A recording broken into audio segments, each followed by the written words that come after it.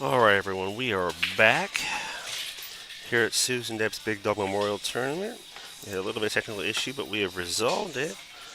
And we have Sek Wong, Secret Wong, and Phil Squires, I believe, coming to the table now.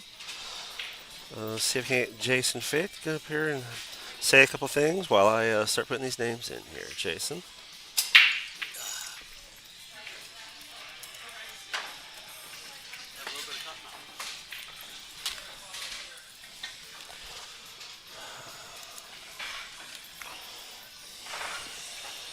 Okay, folks, Jason Fick here back.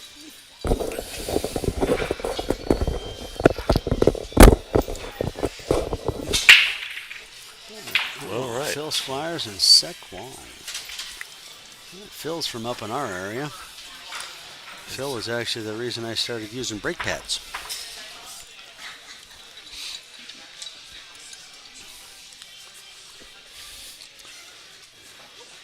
We first moved up, brand new cloth on. Phil broke and drug a draw stroke brake. Put a line like right on my table, brand new fresh scratch marks. Dude. Hello, Sandro Menzel. Sandro over here. Menzel. Yeah, giving us a wave. Ready to take some photos? He's one of the sponsors here today too, I think. He is. Secret warming up just a hair here before they get going. Phil putting his cues together.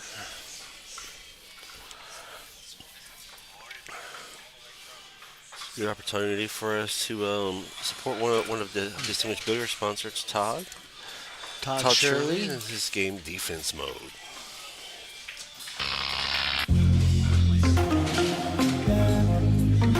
I think that's a cool catchy name. Lucky loser, complete training. It is. That's a nice little catchphrase.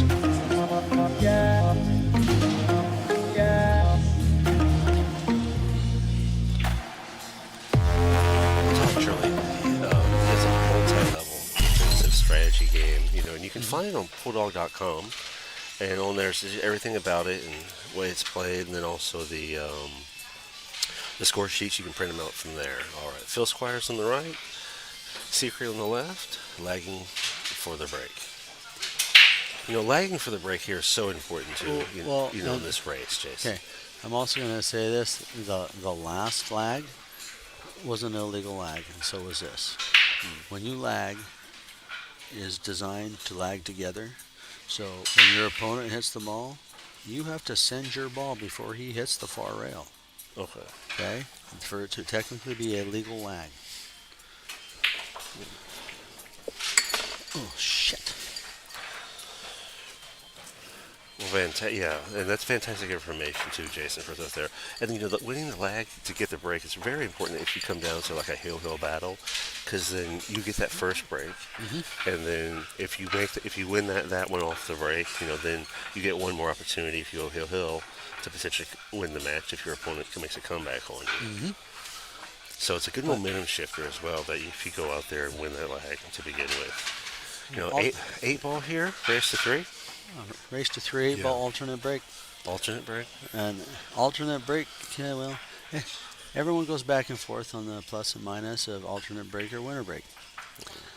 Because, break and run a rack 8 ball is not the easiest feat. It usually takes master level players to do that 50% of the time. Yeah, absolutely. It's 8 ball is a game of creativity. You got to figure out how to work through traffic. If you're the first one and make a ball on the break, you've got traffic to work through. So it's a lot of fun. 8 ball is one of my favorite games. Yeah. And Phil Squires over here peeking over her shoulder.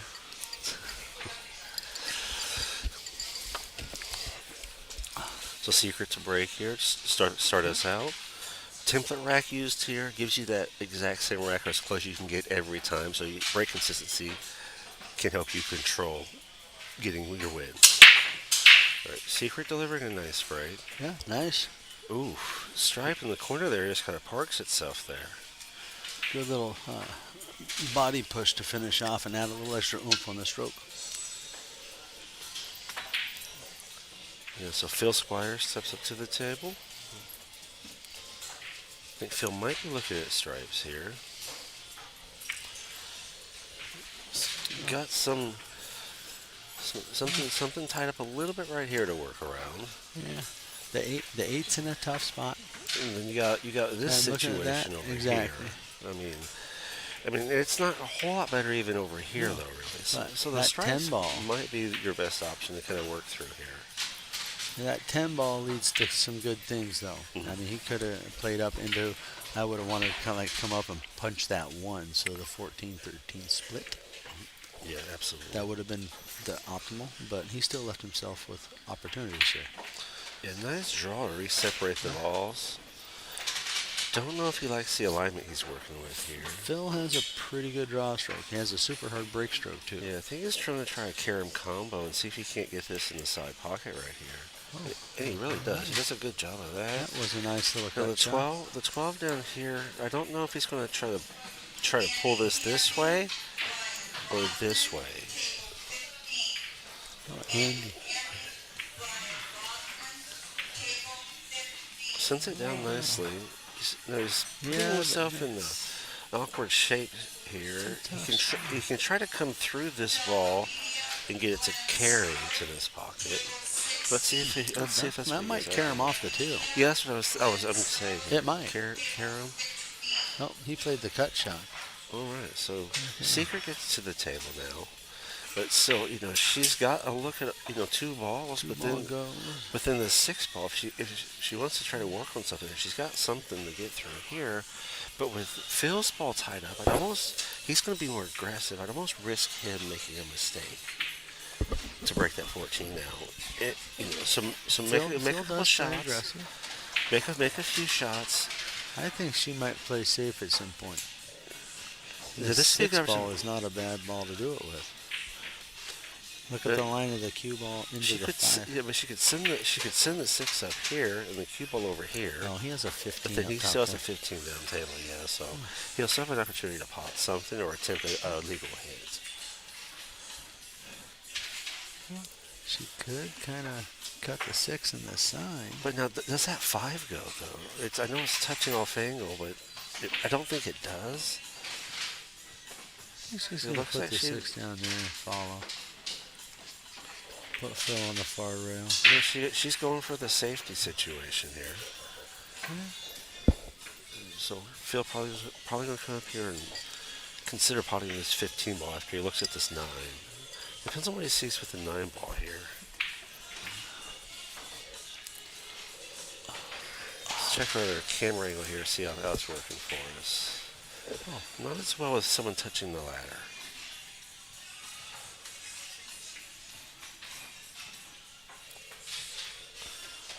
Well, he potted that nicely. Ooh. Well, he got a breakout, but did not get rewarded. No, he did not. He's really put himself inside of multiple ball angles where it's going to force him to probably have to kick at this. That's a tough But one. he could pot it right there. He really, if the opportunity is there. It happened. What happened? Pop the border up. Oh, That's fine. The border can be up. Okay. No one can see that. You can just hit over here and it goes away. Okay. That's borders up because we're selecting that item in OBS. See that? All right. It doesn't matter if the border's up though. You can always just hit it to the side of it. Okay. Alright, so no secret. Phil made a good little hit.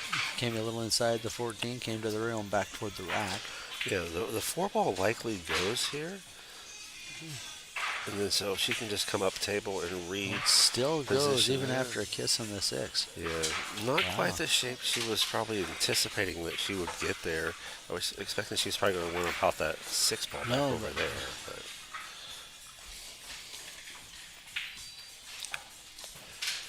No, that still doesn't leave safe.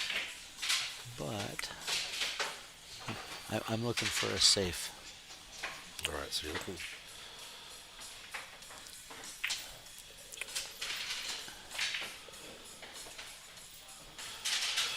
I almost wonder what if you hit the 6 to the rail here and draw off of it to hit the 8 and try to get the 8 locked up right there. It's kind of risky, though, I think. It is risky, but the cue ball is going to leave to the 14. If you hit that the way you're thinking, you're going to leave the cue ball in the 14. But you're tying the 8 up with those. That's what I'm looking at here. I'm looking at, let my opponent get up and, work on what's left here. But with the 8 tied up where it's at, you're gonna have a battle at the end there. But at the moment, Phil's got a little bit better angles on this table. With Phil having slightly better angles on this table with only 2 balls left. You might want to play in traffic here. And try to tie some things up. I think she's going to follow through this 3. Is she playing the 5 on the side? I think she might have been trying to play the 5 on the side. And that's not too not bad. terrible That's at all. That's not too bad for her right there. She wanted the rack off the table. Yeah. So, Phil has a chance to cut this 9. He probably could even bank the 9, but how aggressive does he want to be here versus holding table, controlling? He's going to come full steam here, try to bank this 9 ball off a kick. He does pot the ball quite well. So it leaves the question now of, opportunity to get to the 8 versus the rest of it. If he can play the 14 in the upper right corner and hit first diamond with a little bit of running, it'll be left English for his shot, come over toward the side. I don't know, that 8's in a tough spot. Yeah. But still, that same route that I'm talking about could lead to the 8 in the side if you can get around through the 6-8 spot.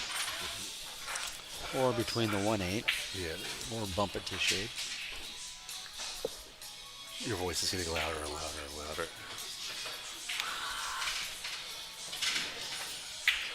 I did not hear that.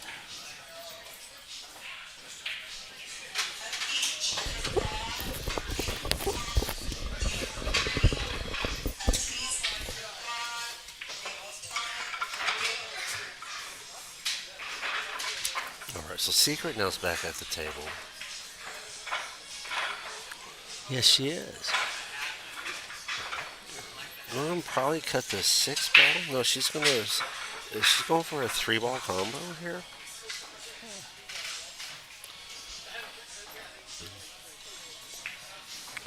No, just a safety play. That's not a bad safety. She does leave the face of the ball open for a bank, but the situation could be worse. Well, So, it looks like there's room to maybe hit that bank.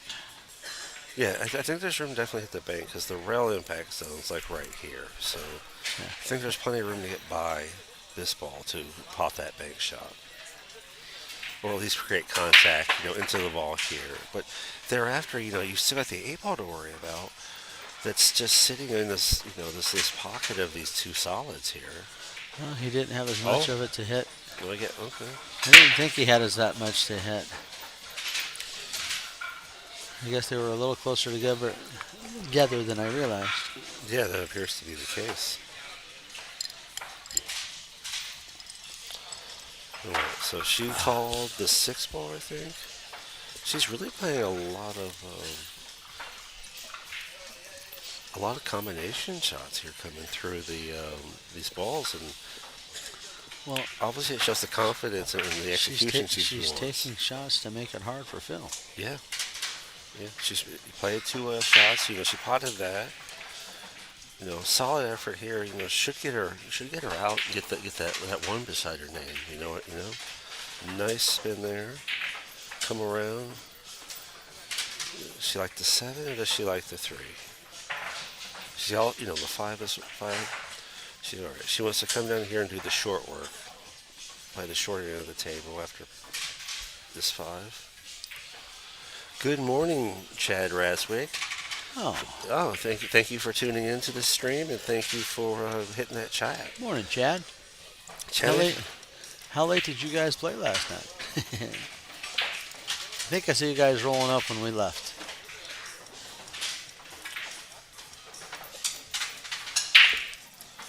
Yeah, Chad. Don't share the stream. let's get out there and smash that subscribe button. Uh-oh. She gonna get up there? At least she left a hit at it, I think. Well, he was there till 11. You guys in the temple back. It's not back underway yet, Chad. I think it's going to be a little bit later this afternoon. It might even be this evening. No, I think no. I looked at the board. I think they'll start a couple of the first matches around 1. Okay, so And I think I saw that the point match was like 4. okay. I can double check on that and get more accurate information for you here in a little bit. Thank you for that information, Jason.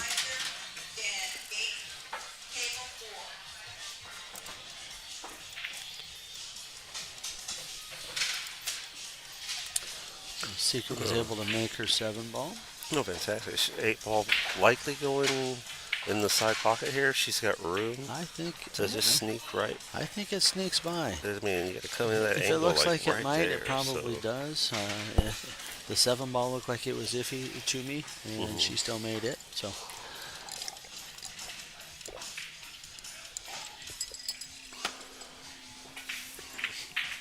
Nice roll, nice drop nice too. shot. So Secret, come out here strong to Secret moves ahead 1-0. yeah.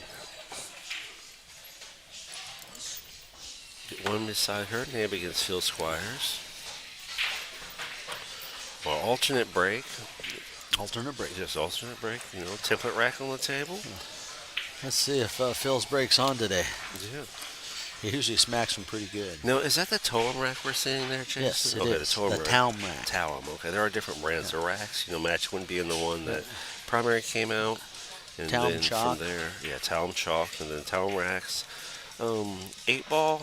I think the town rack's a good rack for 8 ball.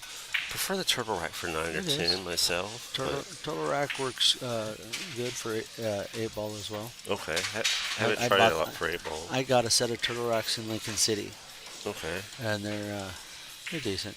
Okay, now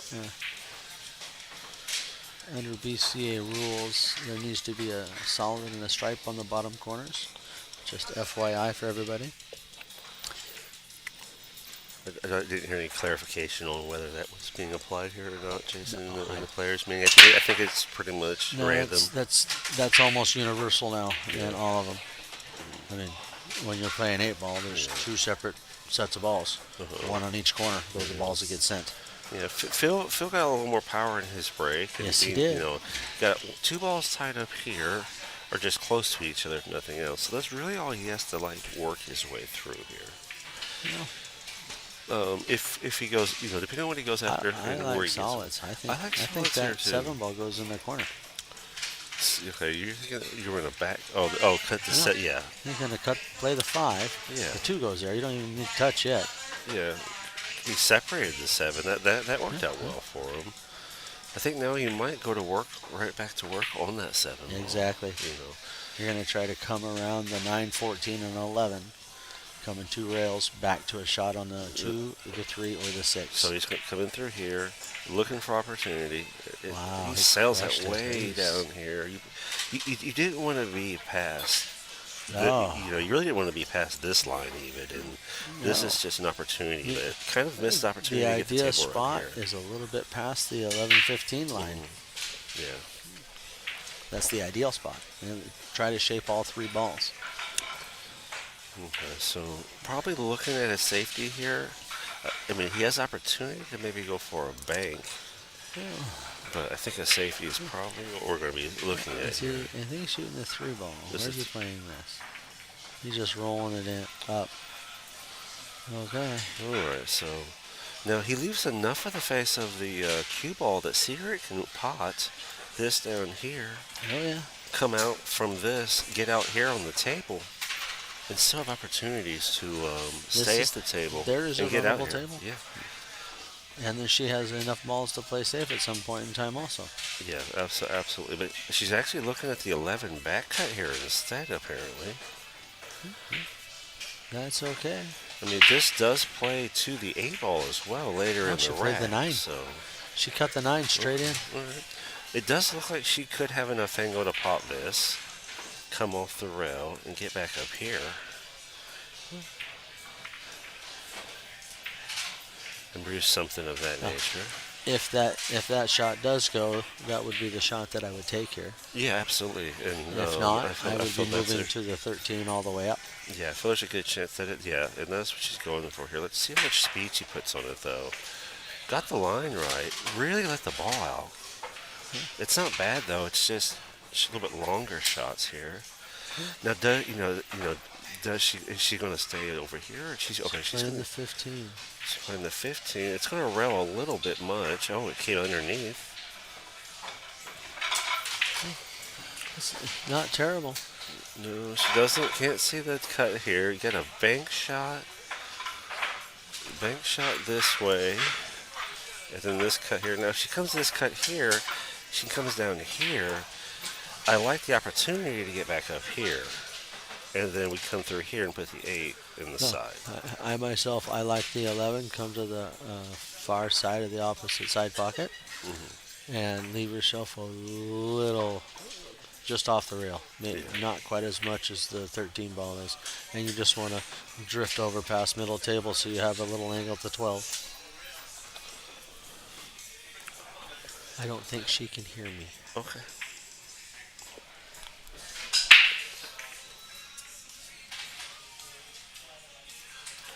I'm not going to take Evelyn's comments to heart, because what she heard was us commentating about her mistakes while she was over here by this table. Okay. We just had a couple other players pitching it last night, so because we don't have the equipment we had before, we're just trying to make the adjustments. That's fine.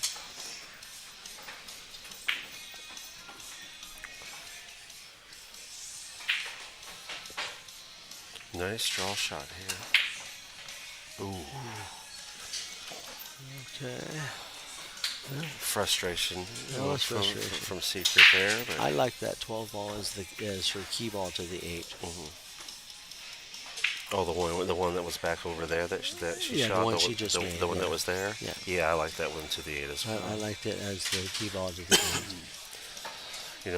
The Phil here probably looking at a draw shot. He does have a Well, he's got some angle. I think the angle means I like the means a 6. rail. Yeah, you make the 6. We're gonna get some rail. I don't know how big he's gonna go on this. He can go 2 rails if he goes real big. Well, And he sells it back up though. he did. He's jumping. He's dipping his shoulder before he shoots. So I think Secret's gonna come inside on this and get back out this way with it. But it Yes, might, if you have the punch, I punch this with a little bit of right and dead ball. But there's a chance it's going to probably sell out more like this. But either are good opportunities to hold. I would like to hold some inside angle to keep coming off the tangent line this way to get to that 8 ball.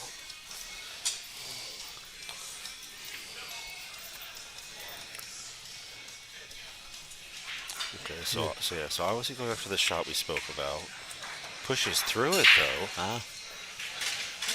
Really makes the ball a little more awkward. At this point, is this her pocket? Oh, what is she going to do with I that? think she has to go to this pocket here. Man. And so you cut it to this pocket. It comes off this way, and then you end up back down here. Let's see what English she uses and gets production here with this. We're in a position here now where we're asking for a little more outcome than we want.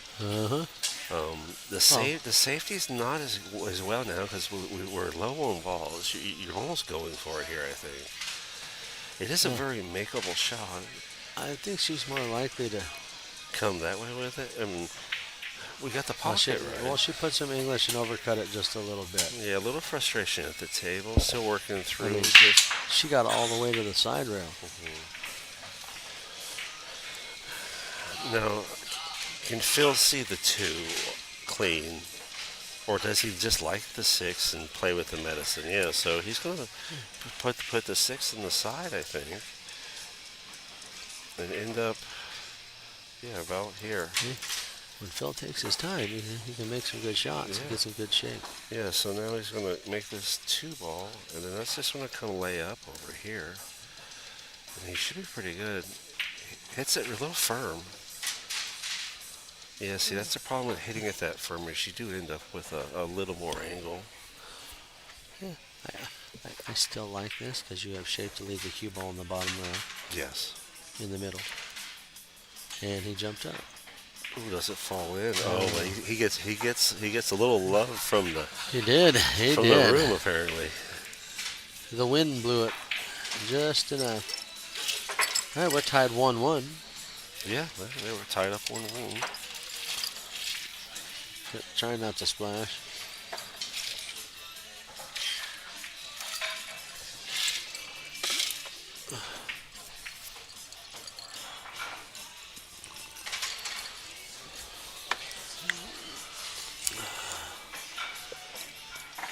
And there's another Wong here too, Willie. Okay. I wonder if they're related. Unknown at this juncture. Okay, so Secret get up here for her break. So Phil answered. Phil answered off a couple mistakes. Yep. So now Secret can step up here and see if she can't produce a break, get it out, or get table control. Try to get right back in it. Get a number 2 stacked up right beside her name there. So. We'll have to take a peeky at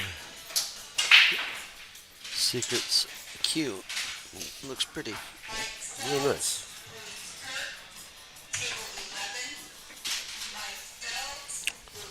All right, Secret to break here.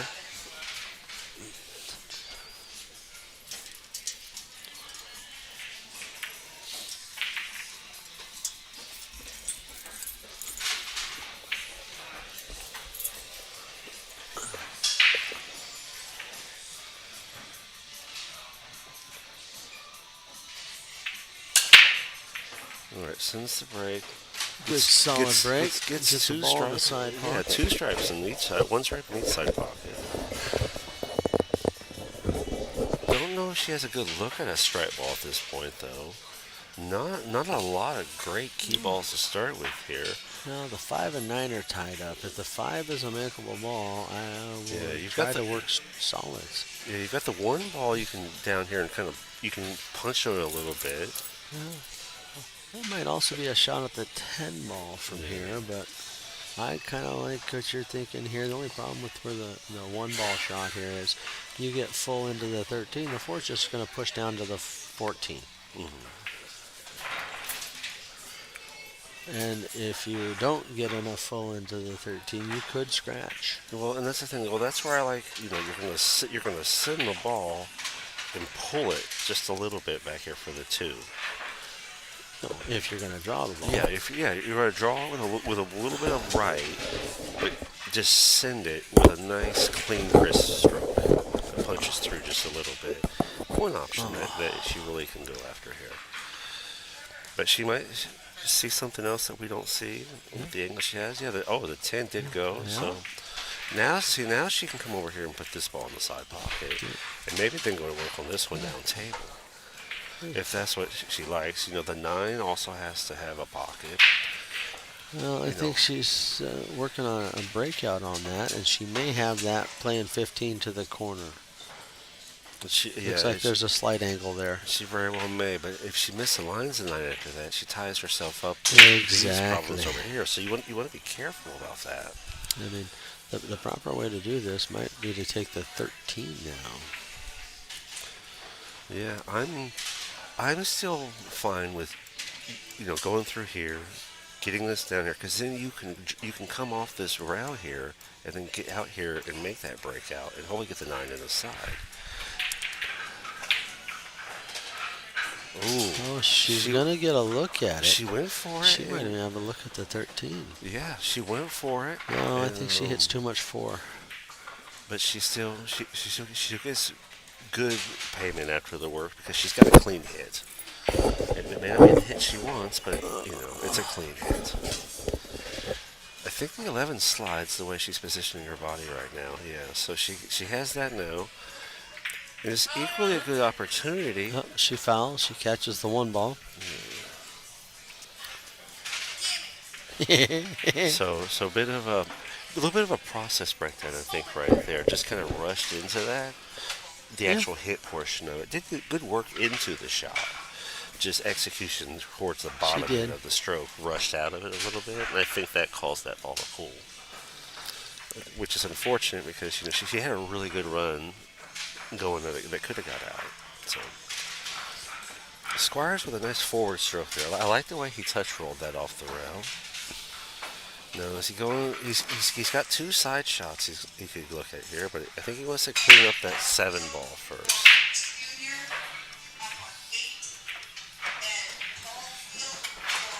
So pots that gets a little bit on an off angle, perfectly manageable.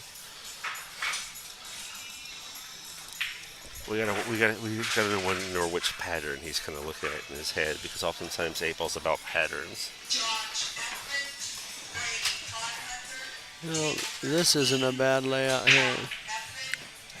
I think I played the 5 to the 2. Yeah. Or if he sells it just a little bit much, he can go to the 1 ball. He might stay and hit this 6 ball and just give it a little bit of a bump draw out there. I think that ball moves a little bit more than just to there. Even on a soft roll, I think it's almost between the 1 and 2. Yeah, I think he's going to have to go. He can come around. He's hitting high. Now he's hitting low. Yeah, I think he's going to end up something like that. That's better. Yeah, there we go. Much better. Oh. See, now I like the 1 here, I think, first because the angle I do correction. not. You don't? I like the 2. You like the 2 because it's straight? I'll just stop it. Yeah. So the 8 goes in that side, goes in both corners. You see he'll draw this over here? Yeah, he could. Yeah. I mean, he left himself a little bit of an angle on Let's look at the angle. I think the angle actually a little bit better. Yeah. I think his drift angle toward the bottom side of the 9. About like that. But it's probably going to pull further to over here. No, he's going to roll up through it. Oh, well, he lays it up. He gets up there on it. All right. So, but now, Secret would like to do this, for the pop this ball, but that's out of the question kind of now, I feel. Yeah. So draw shot here. She can punch draw this back here. Take care of this. Send that down here. Come back off the rail and probably put the 8 back over here. I mean, that's one option I see that she has. There are several other options because she can go forward with this too. Then you end up back over here, and then you get a different look at a layout.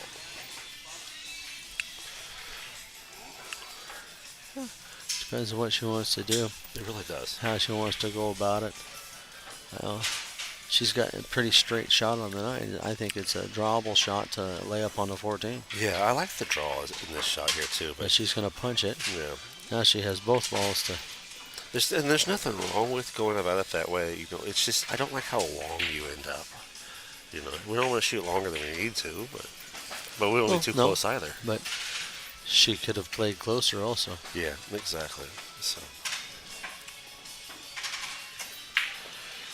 Oof. Look at this. Oh no, he's going to see a peeky. Yeah, he's got room I think here. he can see all of it. But now we got some shape issues here. Because the first pocket he'd probably want to go after is this one. Yeah, Phil is looking at it. I wonder if we're going to see him come off and kind of get 3 rails this way and just lay. I don't think he sees that much of it. I think it's a stop shot, and you play the 8 in the lower left. Well, you think he just comes in like right here? Yeah, just stop it. Well, yeah, if he can see enough of it, he's kind of lining up for that. Just a little draw off the pocket. I think he just hit that like light medium. No, I guess he had enough to do that. Yeah, he went. This right here is the shape that he should have been playing with the 9 ball the first time when he rattled it.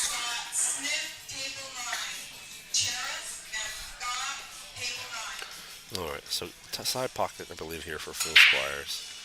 Well, And he missed it, though. He caught it as he hit it, too. So, all right, so secret now. I expect to see just a do come off this and get over here. yeah, I wouldn't use any English. Just get down here. She punches the ball a little bit There's enough there for pocket cheat for any kind of speed. Yeah. No, it's a forward or back here for her. You know, you come off the rail. She's okay. She's going to go inside spin, maybe. Come to this side of it. It's pretty good speed. It's pretty good speed.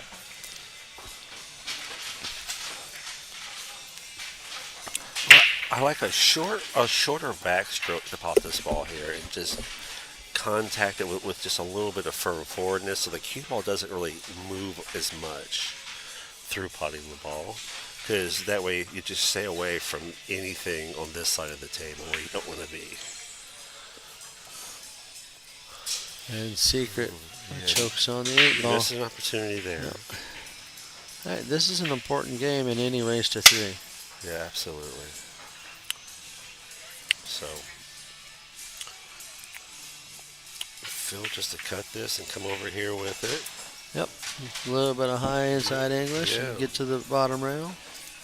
All right, so this puts Phil Squires on the hill here With the break. with the break. If he produces a breaking run here, he can seal this thing Yeah, he out could. all the way. This is still an A side match, so loser of this match is going to go to the B side and play some 9 ball. That's a race to 4, I believe, on the B side. I'm actually excited to watch B-side action. Yeah. You're probably going to see a little more safety in the 9 ball games, a little more care of stuff. Maybe some people going for some early 9s, trying to get the cheese.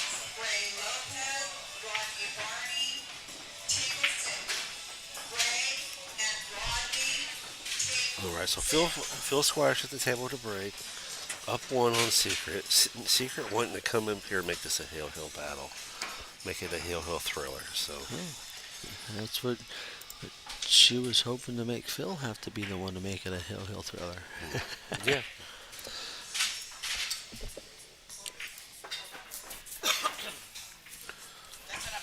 So Phil making balls in the break. yeah, nice powerful break by Phil. He's got plenty of start balls. Yeah, I think he's gonna like the stripes on this. Yeah, well, What do you they think, all Jason? look decent. I mean, realistically, they all look decent. The 3 balls got pockets, 6 balls got pockets, 4 balls got pockets, 2 and 7 and 5 all got pockets, as do the stripes. Nothing's touching, nothing's on a rail. He has room to work. I mean, this is a dealer's choice, basically. Yeah. I mean, I will say that. He's got a good start ball. Looking right at the deuce, if you so choose, but the 12 ball, I think, is makeable. The 10 ball and the 9 ball have shots. All right, so he's got the 2 on the side. He might pull this back for the 5, unless he wants to do the 7 now. I think he is. Yes, yeah. So he wants to pot. He feels like he wants to pot the 7 now. Might be looking at the 5 at this point. When he comes through this 5 ball, yeah, he's going to come off the Now he is. angle of the rail. I think you're going for 4 ball shape here. Yeah, I was trying to get a good read on the 6-3, but Ooh, I thought he was going to get away with that. he would have had the 3 shape there, but he doesn't have that now. So now Secret comes through the 11 shot. I wonder if she just holds it to put, was it like a 12 down here or 14, whatever ball that is. Or if she has a different idea of the outcome she wants to produce. If the 14 is makeable here, I might choose to take that as opposed to the 11 here. Okay. Might. Depends on how good of a shot you have at it. Yeah, Phil's ball being over here in this pocket Exactly. isn't helping her percentage to get out. Doesn't mean that it's not there still. All right. Well, Runs into something. yes, she did. Looks like it's unless she sees an angle that that she likes. She's got Well, that maybe 15 might play on some the safety side. option. Well, this one here. Oh, 15's right by the 8 ball. Oh yeah. Right in front of her. Yeah. This 15 here. Yep, Might. I yep, don't think. no. I don't think it goes by the 6. I don't think it does. Well, I think the bank. Yeah. she has the bank. Yeah. She's got to go for the bank here, and she's kind of got to sail it a little bit to get it back across into something. If she wants to go. I don't know if she wants to go into the 15, but. Because with Phil's ball still down here, you basically draw a line across that pocket right now because there's not a lot she's going to be able to do to get into it. 13's the only one has an opportunity to do that. And that becomes like a carom kick where this has to get out of the way and get the 13 underneath it into the pocket. If she gets to the side of the ball.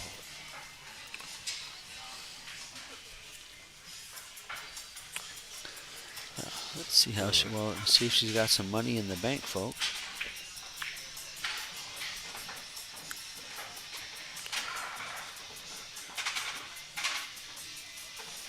She says maybe she touched it a little bit. Yeah, she rubbed the 4. Phil says it's okay.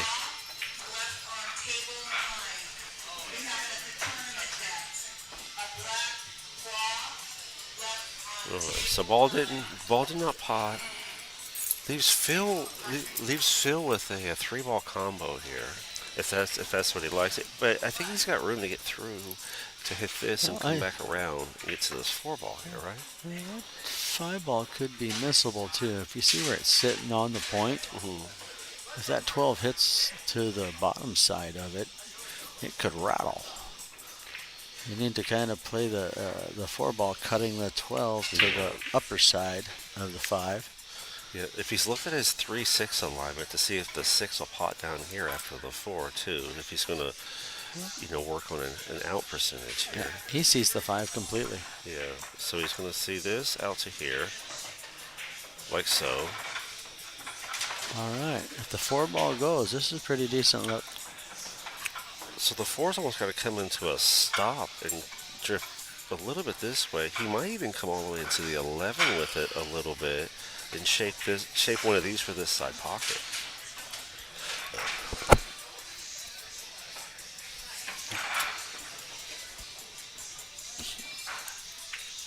And that's all.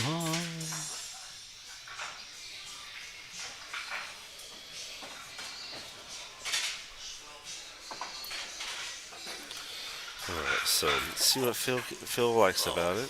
Phil's taking his time. Yeah, he really is just getting a gauge on it. He could seal this up here if he gets out. Yeah, he was worried about that. Yeah, that's why I missed it. Yeah. I feel like he didn't get full commitment and then just let it go to execute the shot. A little indecisive. Yeah, just really went into it. That kills me. Yeah, it can get anyone that does it. It doesn't leave secret. Particularly magical because I think maybe she can look at 2 different cuts here. You got the 14 here, or 14, yeah. Then the 10 or the 12 ball goes here. I think the 14 is playable. Yeah. But she may not want to play it. She may not. She might want to put Phil in a bad position. Yeah. No matter what. But. Yeah, the angles to work with here. I mean, if you want to put Phil in a bad position, you play the 9-ball. And she is. Maybe that's what she's doing here.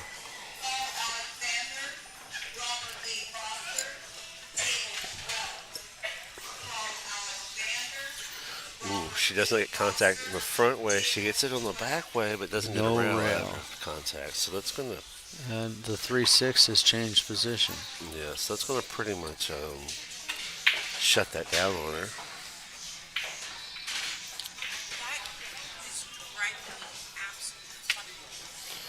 Yeah. A little bit of frustration from Secret on the sidelines.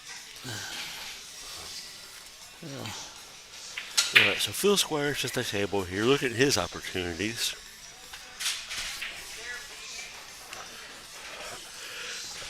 Do we put the 6 in here, Jason? Is that what we do? And get the 3 to carry him off the 11? 3 here, 4 here? Well, possibly 8 right back in the same pocket as before? I think Phil should line up a little bit so he can draw that side pocket shot and bump the 8 and then take the 3 in the same pocket. I mean, Okay. the 3 does go down here, and he can draw across. All right. But Well, 8 now- ball has to be played here now. he's got to come this way to get the 4. Yeah. Just a little dead ball with maybe just a dead tiny bit of draw Yeah. and a little left English. I'd call this like a rolling draw shot, basically. And he's going to just Yeah. bump it. Oh, okay. I thought Phil likes to put a lot into some of those shots. I thought he was going to have a little bit of a He medium just hit, stroke he with hit the no, soft follow. no dead at all. He just hit it dead in a little follow. So now he's stuck with a bank shot, I believe, if he wants to try to win this right here. Because he's got to bank the 4 to here. And when he does, he's got to clear through here to shape that 8. I mean, or if he can get wider with it too. If he comes wider with it, he might be able to go this way to get to that 8 ball. But he's going to leave it in her hands. Yeah, he's going to lay it up here. Leaves her a 15 ball shot or Yeah, a that safe 15 shot with down the 12. here. Really a nice opportunity too if she gets that in, because she could look at this combo. She should look at this combo now. She And- shouldn't look at it at all. You She don't- should follow that ball and play safe with it. Okay, you want her to Just want follow, her, just fight follow for this better ball. shape. Just You know straight into the rail and follow it. I think that's what she's doing here. Yeah, even if he gets a look at the 4, what's he doing with it? Oh, he's cutting that 4 right here. I think he's cutting it and he's making it too.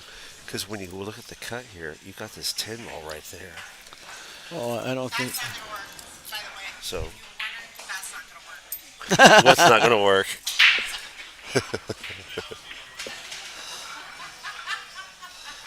In my head, it worked out. Oh, No, he we were does- on board with what you were seeing. Are you pulling a moment? All right. A lot of shit right now. It's not fucking All right. So Don't talk to me, Secret. Focus on this game because you got a good opportunity here. yeah, she does. Just about Yeah, every she- shot she can keep Phil away from looking at that she, 4. she has exactly what she needs at this moment. See, this is the type of out right here, Greg, Mm-hmm. where every single shot that you take and leave, you don't leave Phil a single ball. You don't let him look at it. Don't let him think about it. I mean, it's set up pretty for that. She should have drawn the ball, but Well, the question now is here. I think is does she want to shoot the 13 or does she want to cut the 9 ball on the side? I think she's looking at the 9 ball on the side. cut the 9 on the side. Yeah. You know, we soft it for the 12. Yeah, soft it for the Yep. 12. Unless she might Play the actually, 10 down. Yeah, or is it the 10? Okay, but she might go after the 13 now. No, she's going to go after the 10. I like the 10 better for here, just because the 13 you're going to send the cue ball that way, and that's not going to be very helpful. No, that's The 10 ball here, the 10 goes down, and it just drifts right up here. pocket speed. Yeah, it drifts. And she plays safe. Oof, she plays safe. All right. I thought she was going to go for it, but you know, Phil doesn't see this, so just so, like, for the record, that's not so. She wants it on. She wants it on recorded. That Yeah. wasn't supposed to happen. yeah. Secret? Secret's not keeping any secrets. No. No. No. That was so bad. You should say that too. Tell him I said that. Well, apparently, Secret's calling her own commentary now, telling us it's just bad. We're just gonna hand Secret a mic and she can take over and play. All right, so she is keeping Phil from having great opportunities here, but now Phil put her in a less desirable situation, so she's going to have to just read safety here, I think. I think so. I think you hit flat into the 10, so the Q and the 10 float to the rail, and the 1 goes down and pops the 4 to the bottom row. Okay. You see that? See the line of the 11? Well, you want the 11 where? You want the 11 here? Yeah, the 11's going to drive straight because they're so Yeah. close no matter what. It's going to the inside of the rail on the 4. Yeah, you just got to be careful of improving Phil's. Well, Position, you though. could make it. Yeah, or you can make it or improve it for him and set him up to get shape on the 8. So I don't like the percentage on that. See, I liked over here when you punch this ball right here. Oh, you put the cue ball over here. And or if you called that, you make it, and That then you stay wasn't at too the bad. table. I guess she did, but not a lot better still. Still sitting just, you know, I think you might be working on this contact, sending this 10. If you catch enough of the inside edge of this 10 here, can you send this 10 here and hold the cue ball in a box, like right here? You see what I'm saying? But you got to get the cue ball to not run into any of this face side or the back side of this 11. She's going to play but safe. not going there with that level of safety. That's the one safety I was looking at there.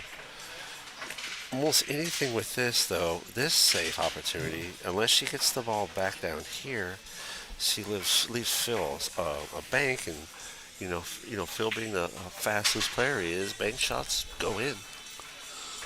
So He's missed 2 of them. they don't all go in. But when you're in this situation in a game, then your opponent makes the bank. Just trying to get it hill. Yeah. Well, I want a hill too. We all want a hill battle. Those are the ones that. Did yours are go the hill? thrills.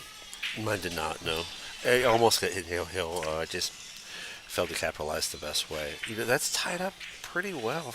No, they're frozen. That's makeable all day long and shapeable. Yeah, it is. Speed control for Phil.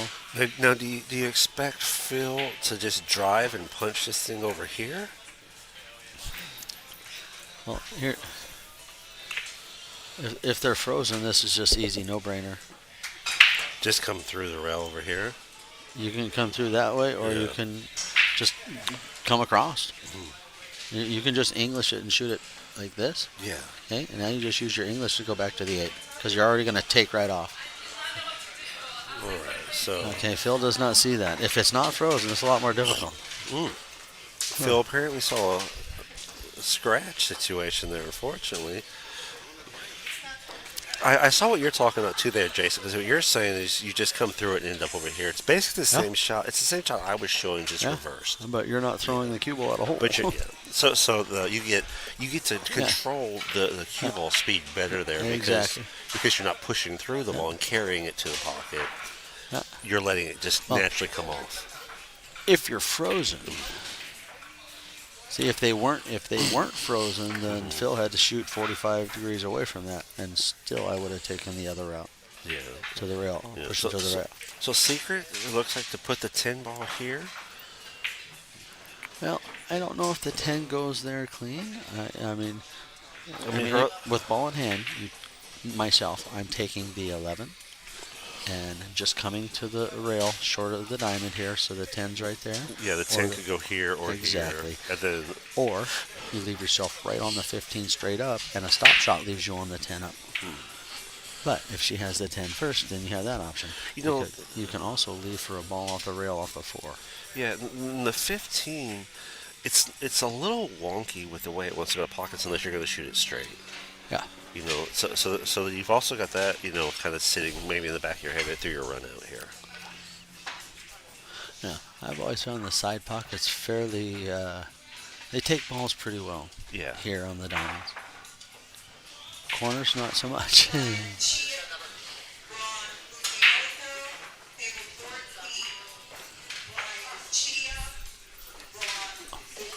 And that's the 13 next to the 10. I thought it was the 11 on our camera.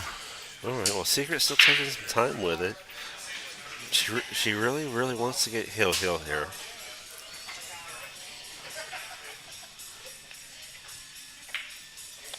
All right. So she pots there. Now down table, and let's use the 4. Push off the 4 at the 11. If it doesn't go in, hopefully you tie the pocket up and keep the battle going. Right? Is that what you think we're doing here? She's playing it down. Yeah, you play that down. Yeah. Great shot, by the way. Yeah. See, now with this 11 here, she gets to come in right in Perfect. through Yep, here. exactly. Come off this, drop it in, hopefully, and then You want to hit. And that's going to you give wanna us hit the up long here. rail first, though. Yeah. Yeah, absolutely. Yeah, you're aiming right before the point actually, and that's just going to drive Phil's ball up over here. And she just puts a little draw on the ball. Yeah. 'Cause, going to the rail first, you're putting more angle. So So she gets perfect. there. She followed your line Yeah, perfectly. exactly. Look at that. Yeah, excellent. Well Looks played. like well we're executed. hill, folks. Yeah. Secret reaching for an extension for her cue more than likely. Oh, yeah, no. She does. Playing smart. Yeah, her extension, an Earl Strickland size extension. Yeah, just about. Yeah. All right. So she sends that home to take it to Hill. Phil Squires probably sitting over there thinking a little bit about how he only had one ball, but he could never get to it, really. Secret held the table shape. He had his for this round. opportunities. Yeah. I'll just say that. Okay. Race to 3, 8 ball on the A side. Race to 4, 9 ball on the B side. 3 and 2, right? No, 3, 4. But it's 9 ball on the B side. A race to 4, 9 ball. They're tied 2-2. Yeah, they're trying 2-2. Yeah, this Two is to two. yeah, this is their Hill match. This is for all the marbles right here. Yes. It's a race to 3. Yeah, but she got it. Yeah. So. Hey, Blake Baker. We believe we saw it was around 1. Yeah, I think the first B-side matches, there's 2 in the same round to play to the 4th. Get into play for 4th are at 1 o'clock. Yeah. Yeah, and David Liu, I don't know which shot it was you were talking about, but yeah, there was a couple nice shots there by Secret to get back in this thing, take it to a hill battle. This is an A side, 525 under. Winner continues on the A side, loser goes to the B side. Yes. Of course, you go to the B side, you get to play 9 ball. Well, yeah. If you're an eyeball player, you're going, hey, I'm just going to blow Go to my the first match. B-side. I'm going to go B-side by 9 ball. Yeah, absolutely. All right, so Secret gets the break here too, on the hill, won the lag. So I wonder how they have the final formatted. I don't know at the moment, to be honest, but you know what? We're going to know when we get there. We'll probably know ahead of time, I'm sure. Yeah, Blake Baker, you didn't make it back over here again for this thing. Should Yeah. I miss seeing you? I was expecting to see your name on the list, Blake. Okay, you're right. You're on the break, man. A lot of good. Secret in the background talking about she has no energy on the break and too much energy when she doesn't need it. How was her tournaments at the Fleece? Oh, great, yeah, Yeah. It's more just a couple players just lagging behind, showing up on time, and a few things like that. But that has nothing to do with her. She's actually implementing potentially charging people for the time that they're wasting, not being into the tournament as they should be and stuff, and just That's not a bad thing at all. just to enforce rules. If people aren't going to follow the rules, then you have to apply enforcement to I keep agree. things at the level that you want them at. And she works very hard to run tournaments in our area, and we all appreciate it. And it's a lot of frustration a lot of the time, and anyone that runs anything like that knows all about it. So, Secret decides to take the 4 ball on the side, roll down here, has a look at the 7 and the 3, I think. Yeah, you got this problem here in the middle of the table. Well, to deal if with, you though. follow that 3 up and around, that might go past the 14. I can't see good enough from here. Yeah, I think the 3 looks like it goes no problem to me. But you hit the 3 and you come through it maybe. But you got this 8 ball little situation to consider. You can come under it here and maybe get down on the 1 ball if you wanted to shoot that long. But 3 balls are really light angle. Yeah, it is. She's going to the side pocket though with this 7 ball. It looks like here. So she's going to try and drop the 7 in the side. That'll come out here. She's got to get out there pretty good unless she's going to take the 1 ball. Okay. Well, Okay. good dad move, Blake Baker. Yeah. Much respect, brother. Much respect. All I focus on right now All right, yeah, that sounds reasonable, Blake Baker. Sometimes responsibilities, need to happen. So Phil Squire's going to hit that on a draw. I thought he wanted to pull a little more out of that. He does potentially have a side pocket here, though. I'm pretty sure that's what we're going to see him go after.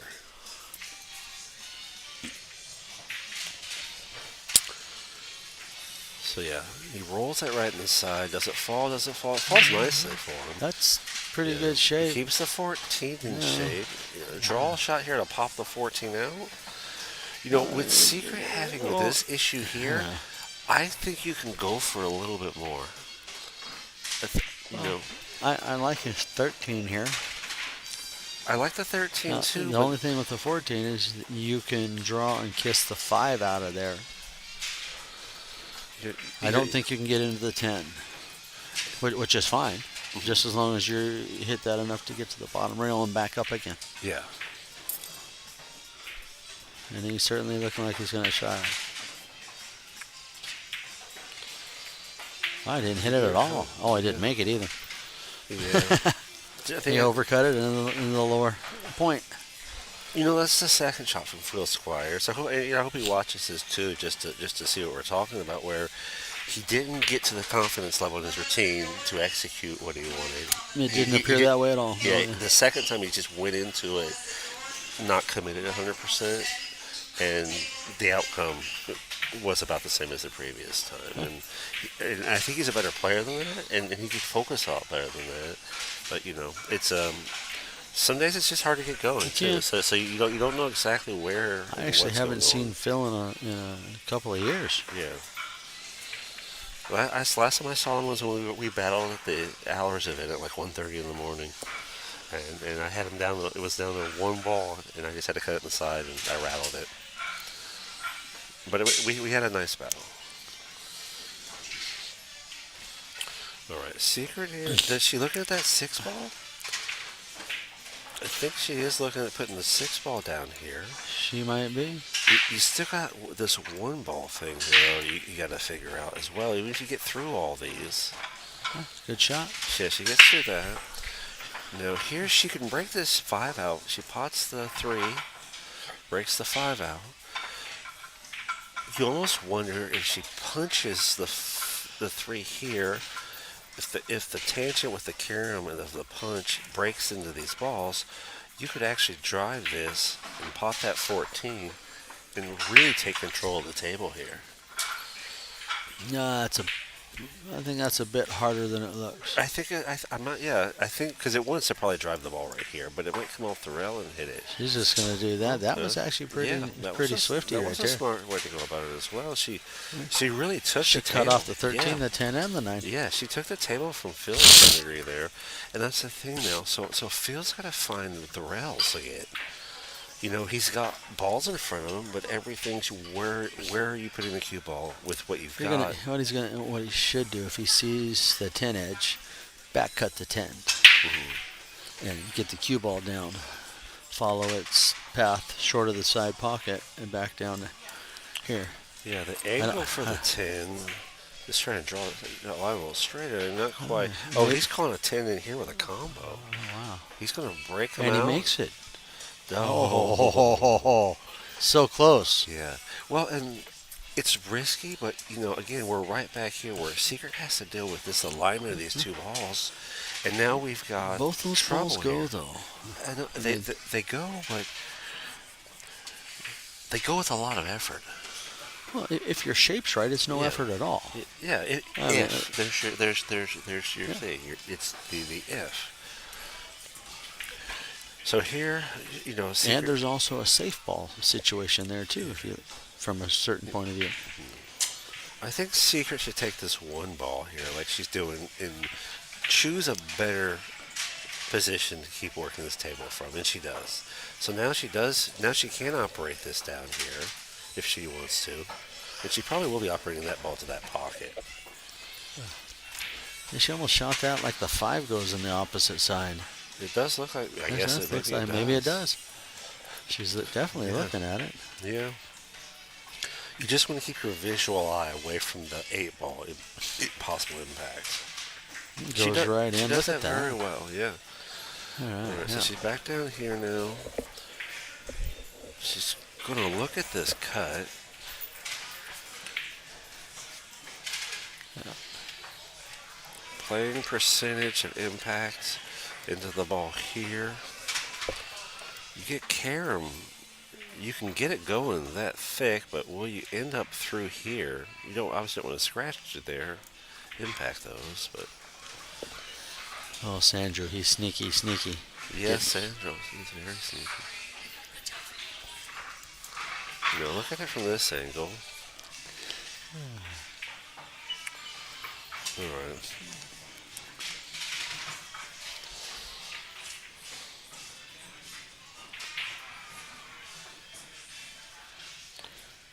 See, this is the situation where I said in the right position, play the 3, but you turn that 7-2 into a safe. Yeah. And you play it with that intention as Yeah. well.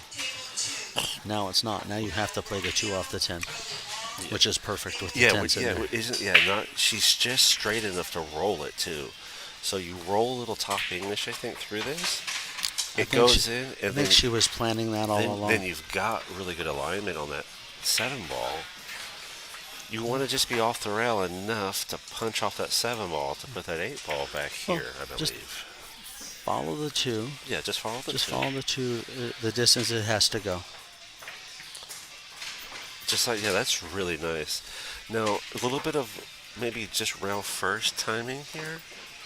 No. Just a hair on the rail with the cut, just so it slides out. If your stroke is perfect, Yeah. you play a flat hit into the 13.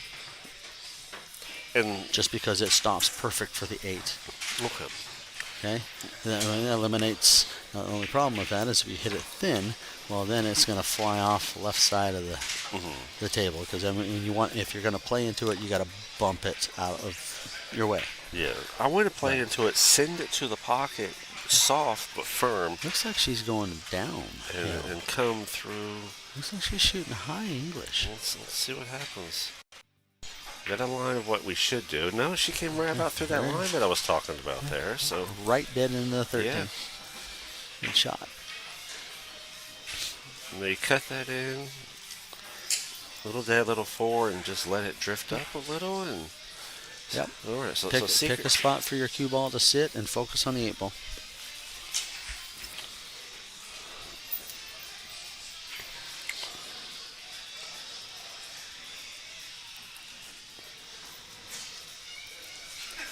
So secret here, pots this 8-ball. She can go ahead, take a victory over Phil Squires here. Yeah. One early match.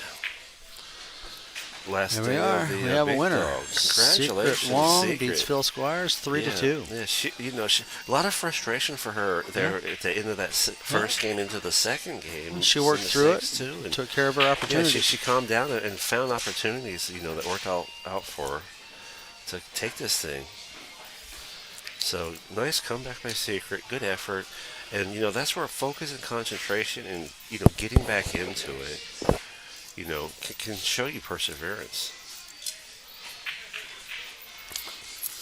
All right, so now we'll wait and see kind of who's coming in this See thing who's going to next. throw us up here next on Yeah. the stream table. I might be having to play here sooner than later, so I'm going to give the helm back to Jason. So I'm going to get off the mic here for just a minute, and then I'm going to go maybe find some food real quick. I need to go to the bathroom. Okay, you do that, Jason, and then I'll be right back. I'm going to run some sponsors and some ads and stuff here, and Okay. then we'll switch out. So. Did we erase some of that video? No, it's permanent secret. You can review it later in your free time. You can also watch the fact that you did come back and win. You did come back and win, though.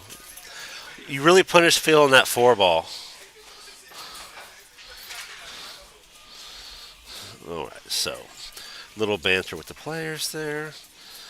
Let me see if we see what's starting while they're figuring out what players are coming with here next. It's a good time for us to go back out here. go through some Want sponsors to feel here. the Here's pressure of Salado. competition in your everyday pool games against your buddies? Want to send your own matches to Fargo Rig? Download Salado now. Your race, your place. It's time to make your matches count. Salado, the pool players app, now featuring monthly cash. Now, and if you're not prizes. playing in tournaments, Salado's a great way to get your Fargo up. And Code and Read over there at Salado sponsors Distinguished Billiards and Top of the Valley and everything that we do.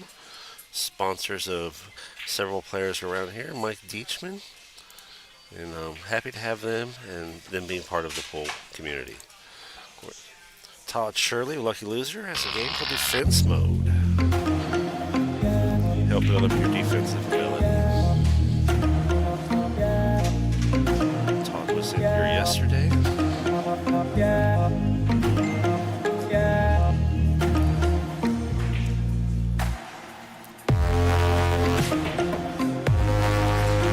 Todd Shirley is here playing today. It's Mr. Todd Shirley. His information to contact him. You can see his game defense mode on pooldawg.com.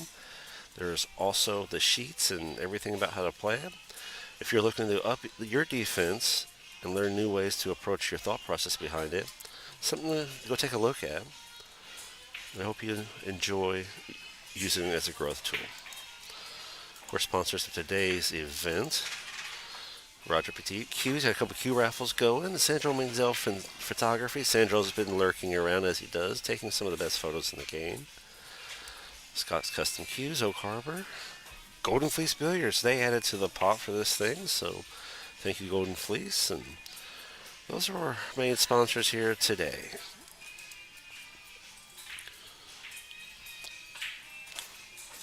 And of course, that's going to bring us around. Kelso Warwick in the house as well. He's got the hair, he's got the laugh. If you know Kelso, you've probably got a smile on your face. All right. So Jason Fick has made his way back over here. Give him the helm.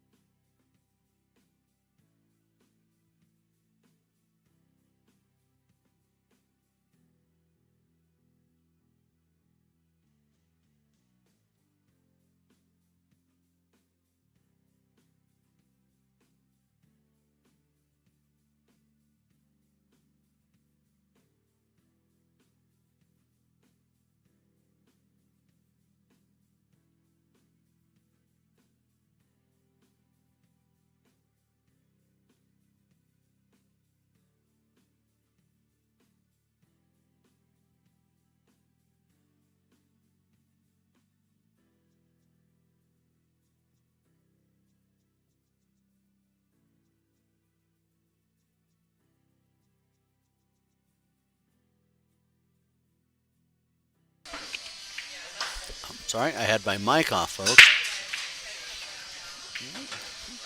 Mario opts to take the 13 in the upper right corner. Now he's left himself a little predicament. If the 10 goes, that's the shot I'd be taking. I think he was wanting to leave himself for the 15.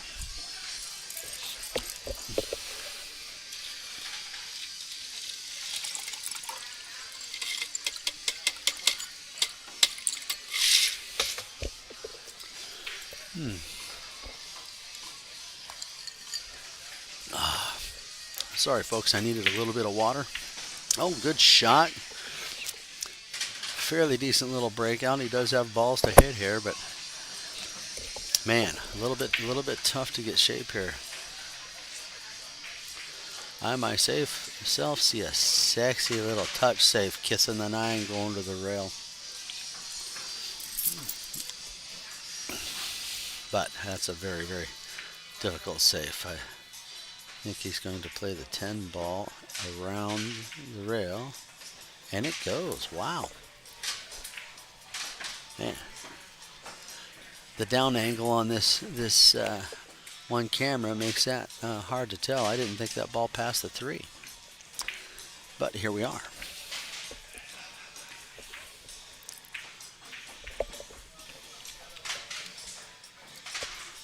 Okay. Just taking a look around the table here.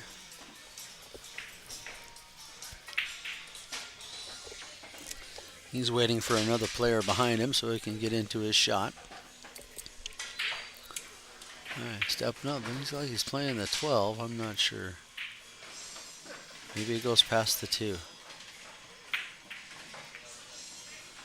Well, it didn't go past the 2 there.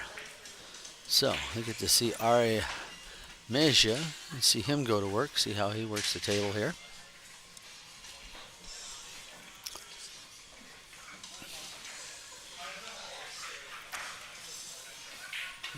Here's Ari's first shot, taking the 3 ball. Looks like he's shaped the 5. So the 5 ball can roll up here and be the breakout on the 6. Can be, if it's hit right. I'm not sure if he's playing any top on this. Looks like he's putting some draw on it. Oh no, he got enough on there to open it up. That was a pretty good little shot. Now, from here, I think the deuce is the right shot here. A little bit of draw, pitch out to the 1 on the side. And then you go control shape to the 7. Then finish with the 6 to the 8. Ooh.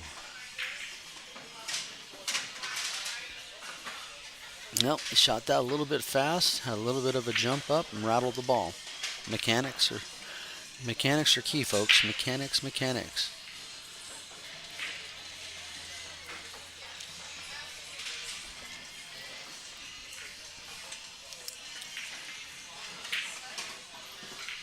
Rattles the 12, rolls the ball around. Well, 7 is tied up a little bit, looks like, but leaves Ari with a shot at the 6. That's a decent start ball. You got to figure out how he's going to work that 7 into the equation. It might go in the lower side pocket on your screen, but that has to be shaped. Shaped, or it's going to have to get broken out. I think he's going to go with the 6, and he's going to try to get shape on the 4 or the 2. Oh, he rolls right down with a nice little top English shot. Right down for the 2 ball.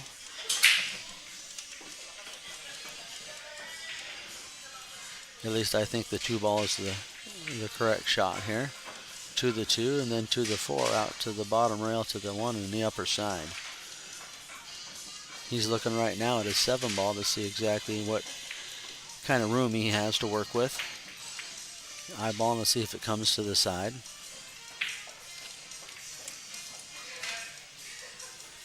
All right.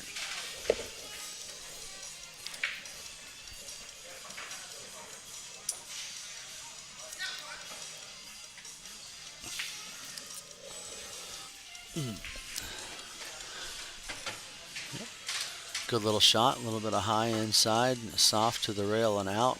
Holds angle on the 4 to pop up to middle diamond plus to get shape on the 1. I don't think you want that high. You want a little bit of downhill run for the cue ball to get down to the 7. And he did that just fine. Left himself with a nice little follow shot. Basically just want to get down to the rail and just come off, and you should be in line with the 7.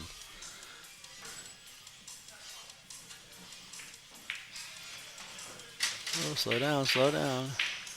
Yep. He definitely has a shot at this ball.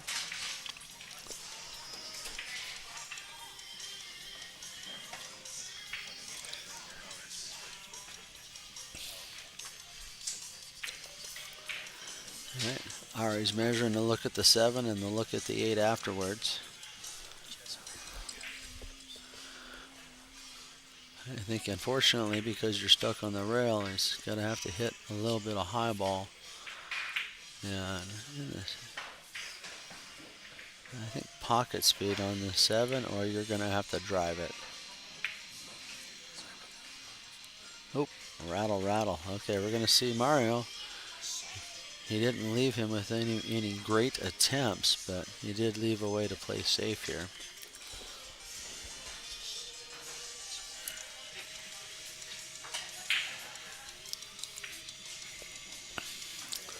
All right, it looks like Mario sees this. He's going to play a hit into the 14, I think.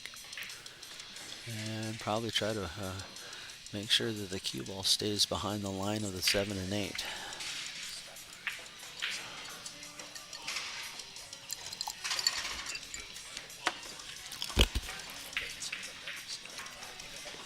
Well,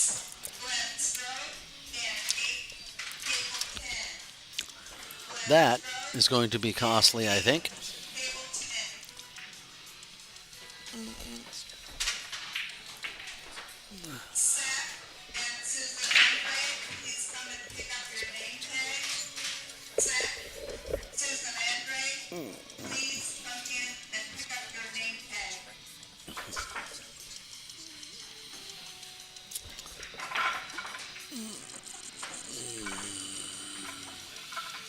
Looks like he's falling across to play the 8 in this lower corner. Well, that was one path.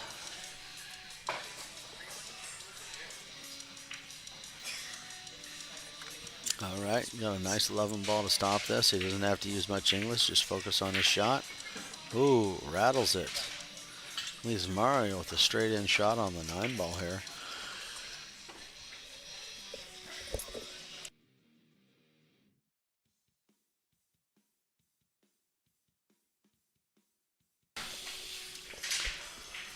Okay.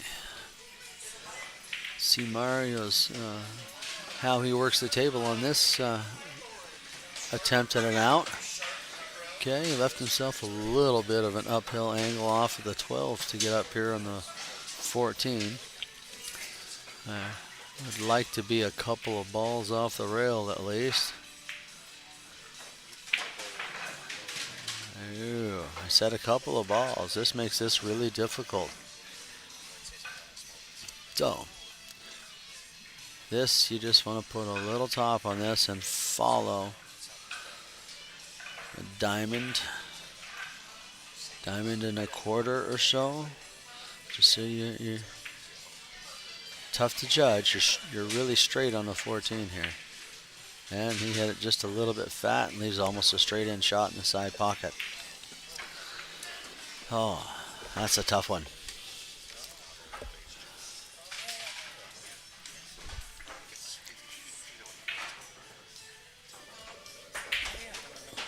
All right, Ari taking his 8 ball shot and drills it.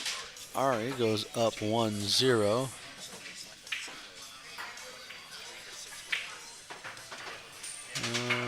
Ari +1. Ari moves, scores first blood. It is 1-0.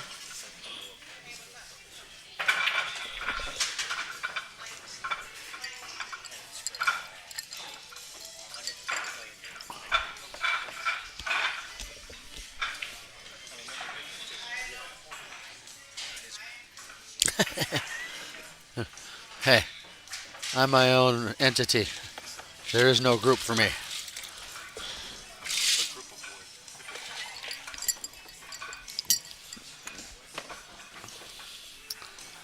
And for all the viewers out there, 1 o'clock should be about the time that we get the open players coming back to play to finish. They're down to 6 players. I'll give you a little list of what's going on there. Oh, here we should have our point match going to be played here. And I need them. Is that why you're trying to call me? Oh, those look good. I might have to order some food today.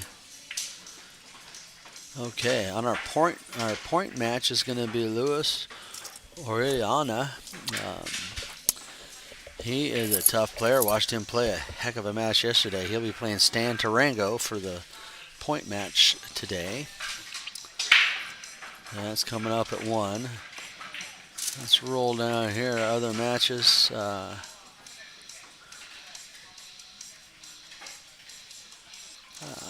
I still need to move over a little bit there.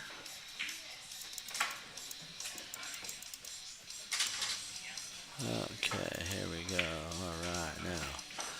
All right, one of our first match, Mark Goodwin and Clay Belvoir will be playing each other. And then Stephen Holm and Dan Louie will be playing each other. The winner of each of those matches will play the loser of the point match. All right, back to this match. Ari makes a nice little back cut on the deuce, leaving himself really good on the 4. He may choose to not take the 4 here. He needs to get some shape on the 6. Fortunately, you need to get underneath the 6 here, or bump it into makeable shot, and that is attainable with the 4.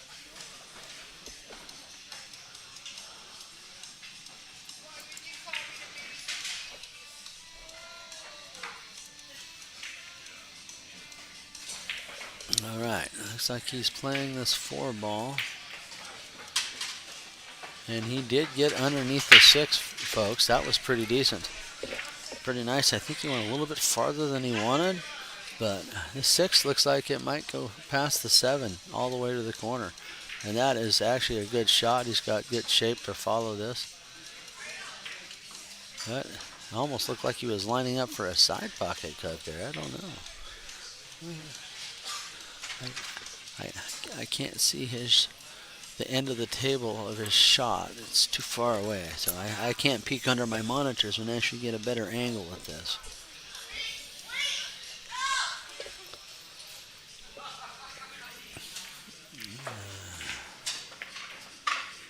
Back cut the 6.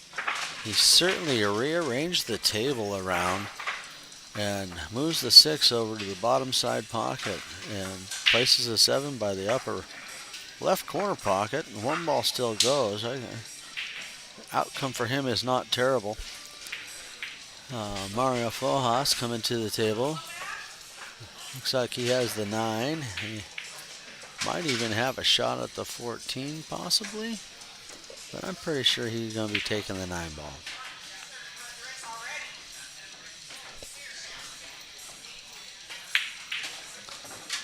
Good hit. Oh, and he comes up under the 10 ball.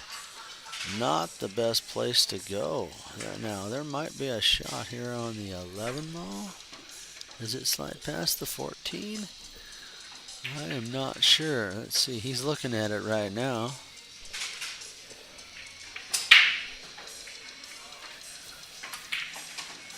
I think not terrible if this goes. He hits that pretty good. Got himself out a little bit of trouble.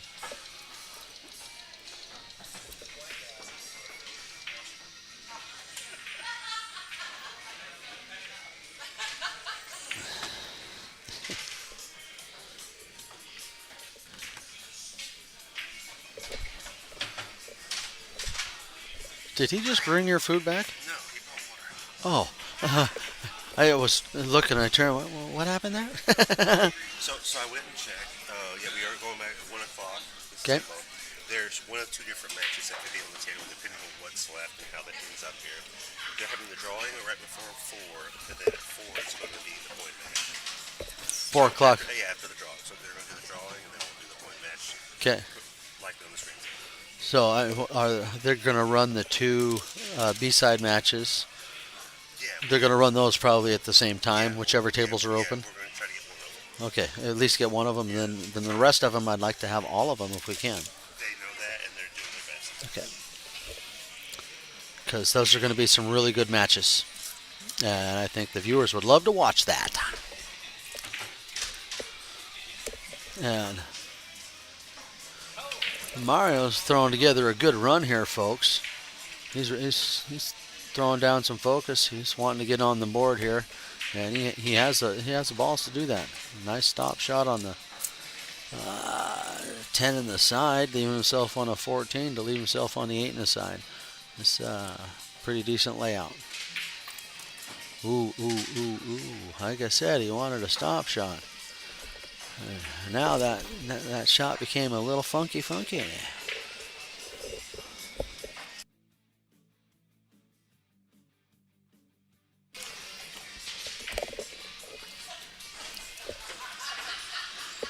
right.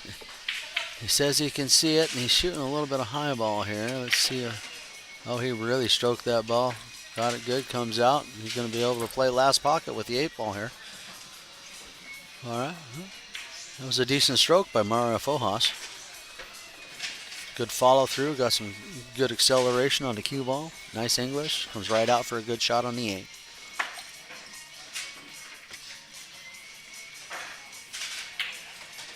All right, folks. We're moving to a 1-1. Let's go give Mario a score. All right.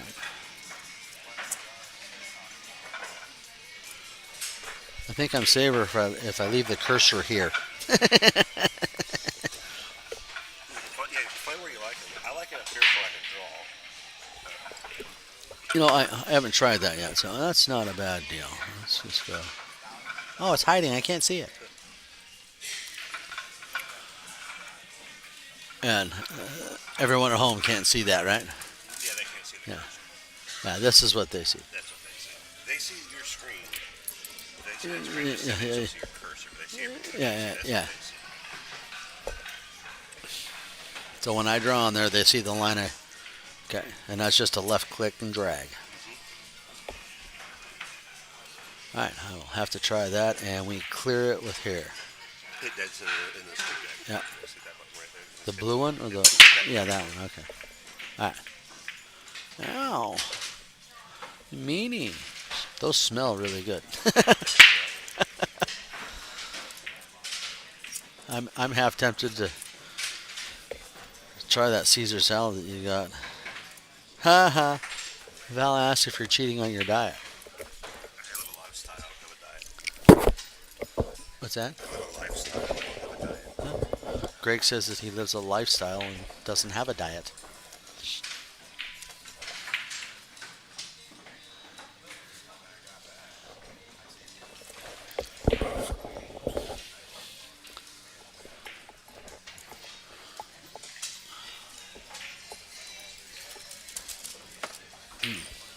Do you know when you play?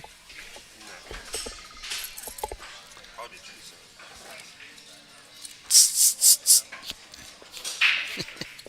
Val says good answer.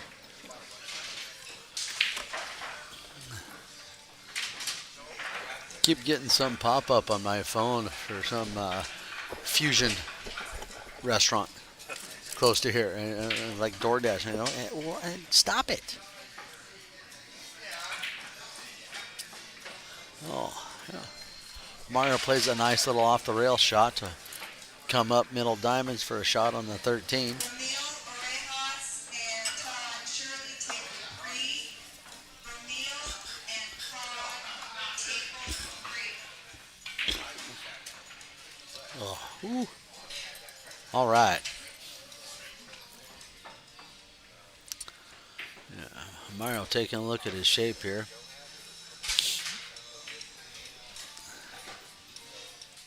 Taking his time, trying to get everything measured in right. Let's see. Get over. Ooh. You know, if the 9 goes over the upper side, that wasn't too bad at all. I think now he's walking over and taking a peek at this.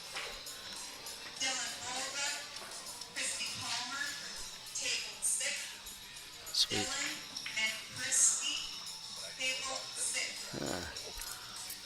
Get to have two of our North End players, Christy Palmer and Dylan Bolduc, are going to be playing right next to the stream table.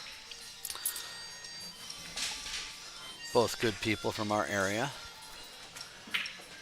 Mount Vernon and Oak Harbor. Oh, good shot here. Mario comes around the table, gets a good shape on the 15 ball. Well, let's see what what he works here for the 9 ball.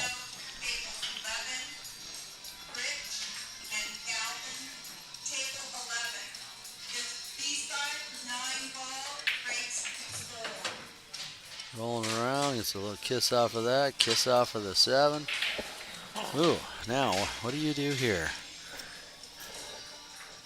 You back cut the 9 to the lower left with a lot of low right and try to get your spin down to the 8. Or you do it the other way. Good luck, Greg. Go get him. Swagger. Oh, that was a pretty good shot. He still has some spin left. Man, that's decent shape. Don't shake your head on that one, Mario. You just focus down, bear down, buddy. This has been a good run. Enjoyable to watch. Did some good work.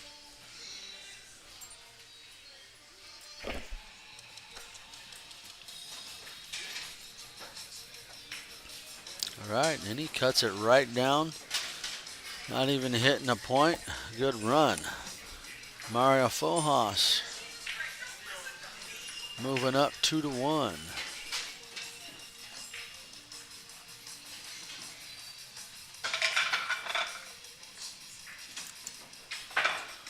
All right, Mario Fojas moves up 2-1 here, folks.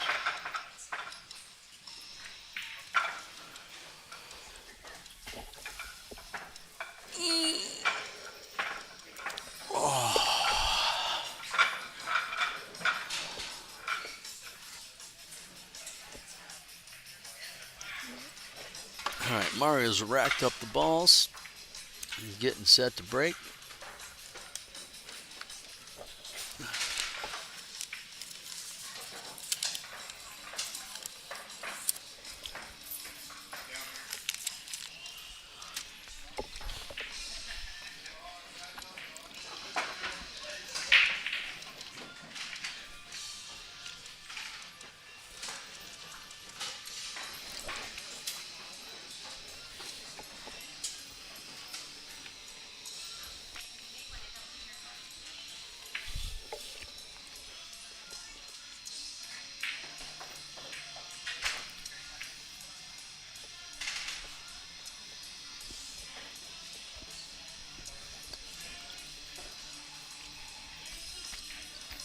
All right, here goes Mario's break.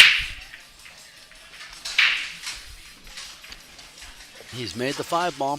He's left himself good shape on the 2. He has looks at the 6, 3 and 1 are right there. Those are his troubled balls. That 15 ball's in the way. He made 2 solids on the break. No stripes. Stripes actually have a little bit of control on some of this, but all you need is a good shot or a good break out here with solids. It's shooter's choice here. And Mario's choosing to take the 7 stripes on the table. He feels he can work those a little bit better than the solids. Well, now he's got himself down to where he needs to. I don't think that was a favorable outcome with that shot in the long run. It can be recovered from.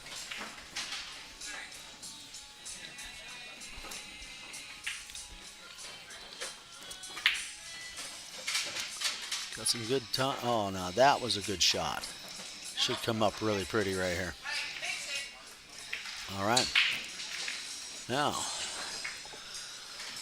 shot selection. Where are you going with this? If that 13 slides past the 15, I think that is my shot.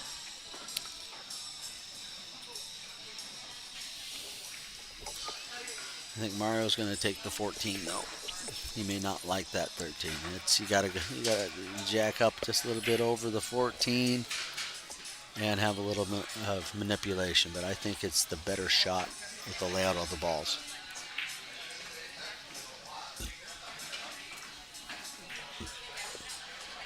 He's jacked up. He is playing the shot I'm suggesting. There he goes. Okay. And no big deal. If that 15's frozen to the 1, this is not a big deal at all.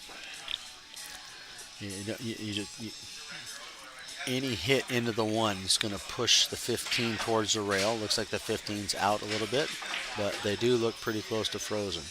So any downhill bump on the 1 should throw the 15 straight in the pocket. Oh, Mario. Okay, he did leave himself a little cut shot at the 9.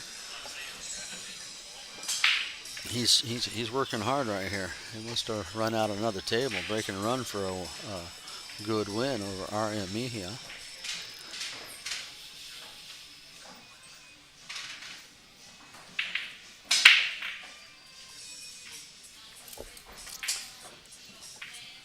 Oh, rattles it, lays it in there, pops the 8 out. All right, well, he has some table command here. Let's see what Ari does with this table. I know what I'm doing.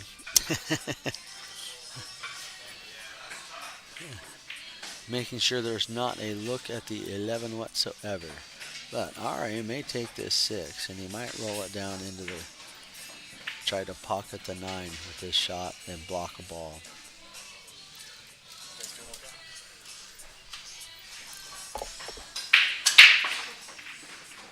And he pockets the ball, rolls down. That was a really good shot, folks.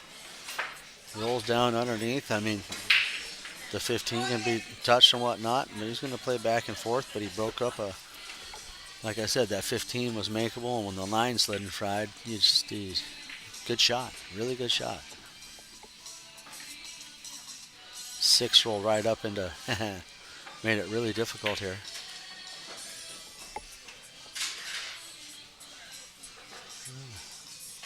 Let's see what Mario comes up with there, because this is a cool little leave.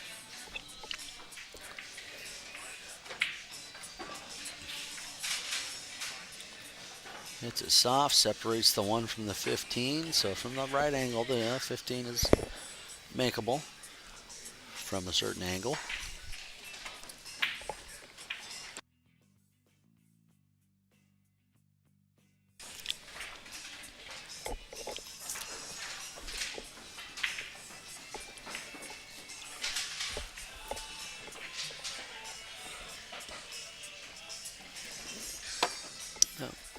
Let's see what Ari comes up with. He's waited for a player.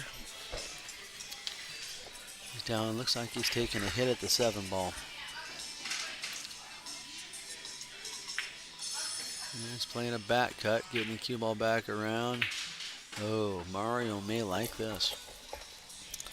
I think there's a line to that 15. A very close line, but I think it exists.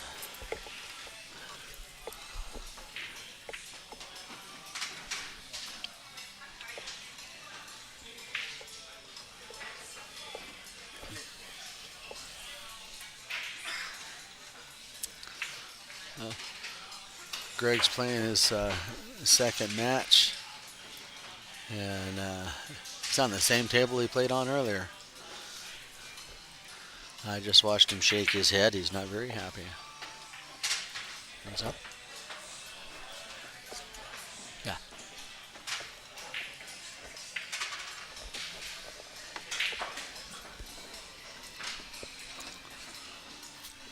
Right.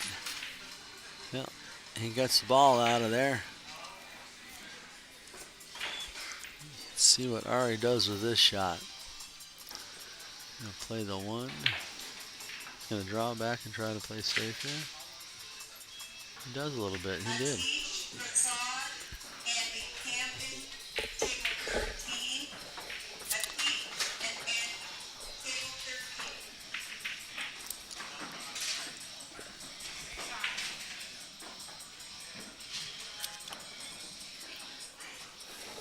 Oh.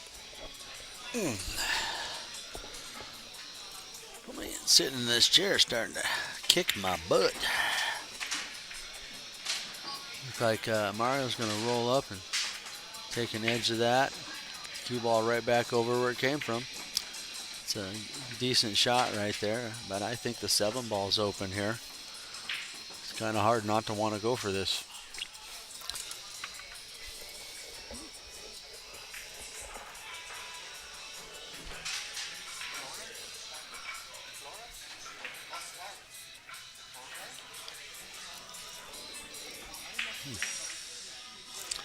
Plays that shot off the rail. I think he leaves a shot on the 15, but 11's still kind of tied up.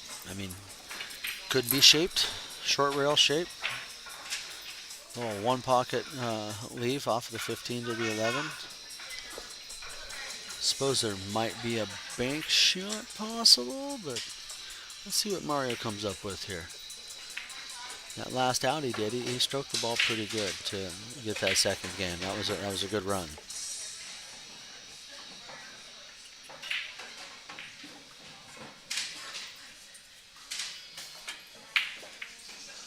Comes around.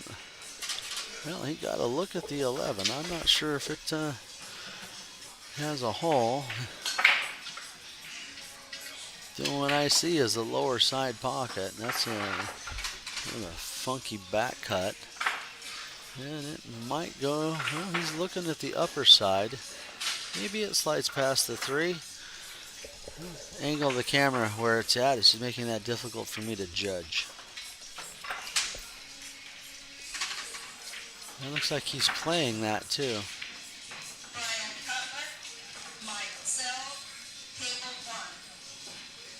All right, here he goes. Wow, he had a little bit more he could have cut on that. He had plenty of room. Man. I can't say anything about my depth perception because I'm not looking at the table physically. I'm looking at the monitor.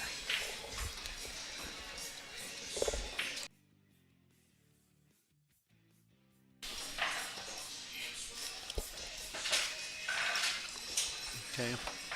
Aro. Shot in the 3 ball. He's coming up. Looks like he's coming around for the 1 ball.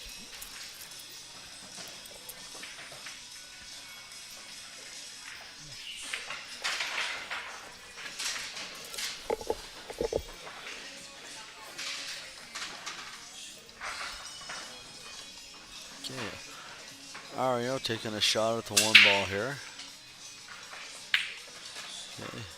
Rolls up in a pretty decent shape.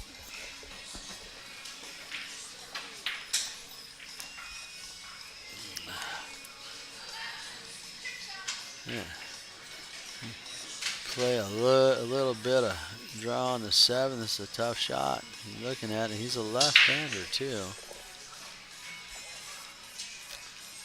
He's going for an extension. Yep. He wants to shoot that 7 ball.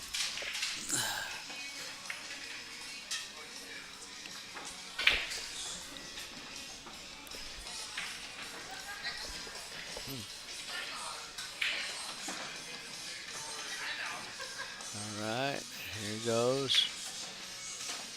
Strokes the ball.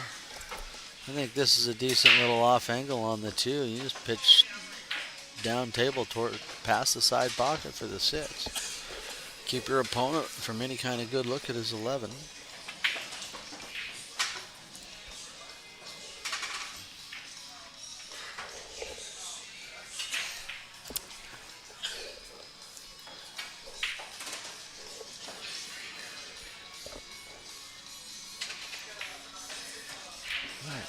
Ari on the 2-ball. He's double checking his look at it.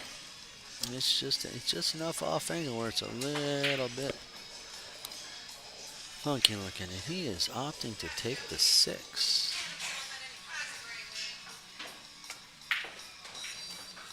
Comes around table pretty strong.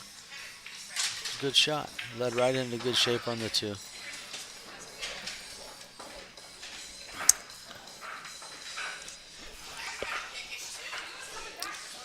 I myself taking the on the 2 and the sign.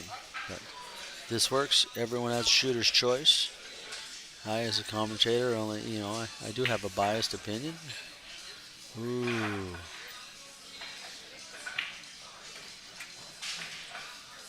Ooh. A little tiny bit of body movement.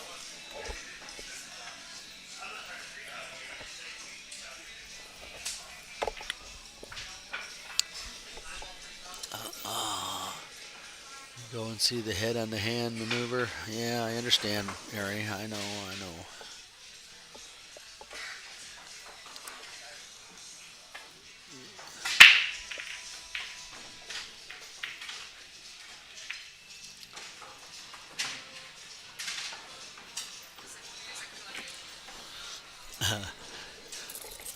I'll have to pass that along, honey, to Ed Caulfield. That shirt is hilarious. And yeah, all moms have asked that question of their sons and kids. Oh. Okay, Ari measuring out his shape to the 8, figuring out how he wants to get on it.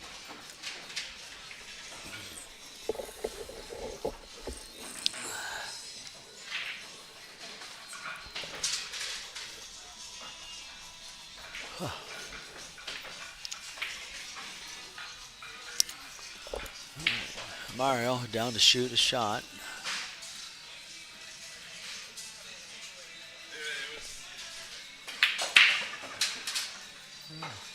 Played great English on that shot to a nice little run into the 8. Yep. Let's see if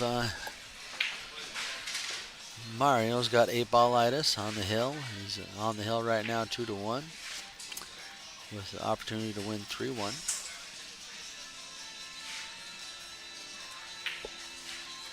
Drills it. Dead center pocket. Stays down. Follows through. All right. We have a winner.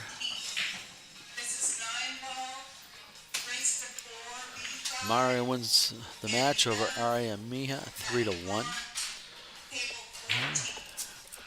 All right. While I await the next set of tables, they have not live updated yet. They will in a second. So,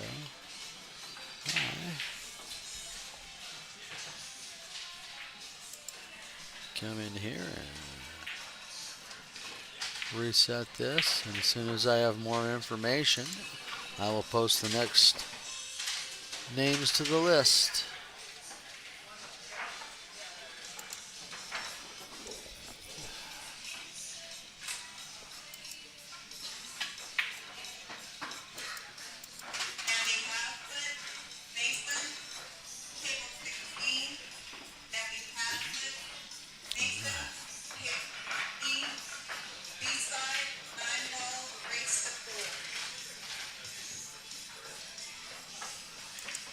Let's go there.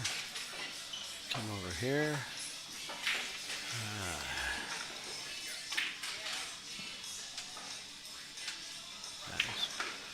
Run up the brackets here and see what we got rolling up.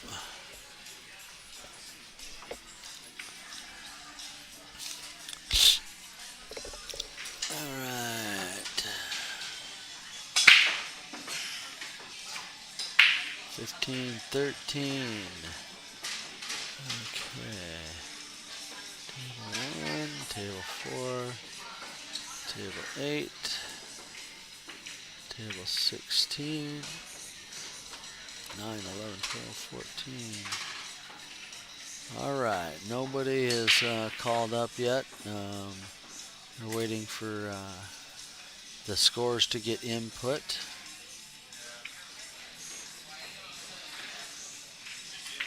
Okay.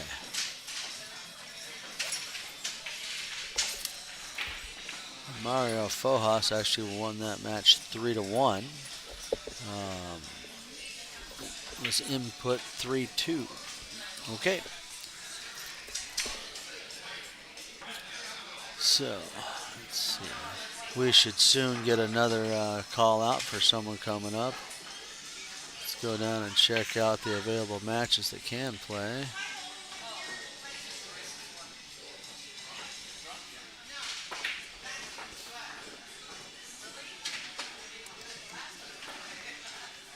Okay, those are the lists. Okay. Oh, here we go. All right. Yeah. Have a couple of strong lady shooters coming up to play here next.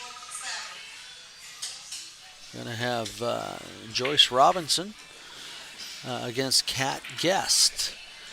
All right.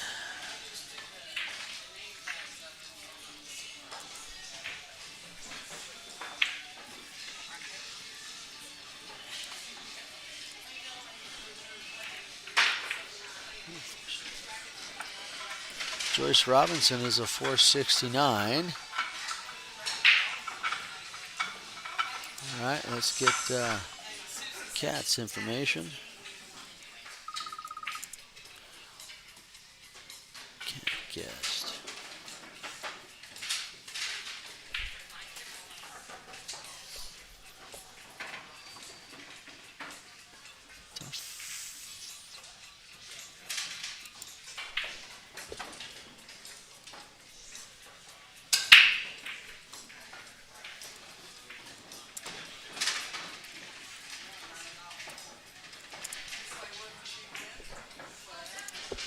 Cat Guest, 515. 515, okay.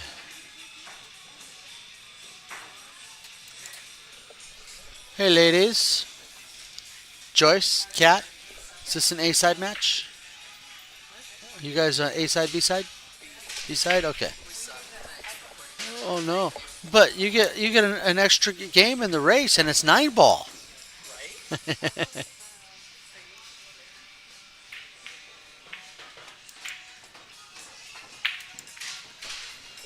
Okay, so this is a B-side match, so this will be a race to 4.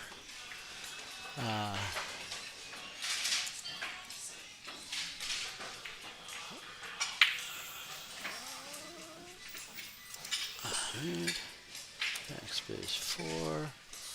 Okay, update info. There we go.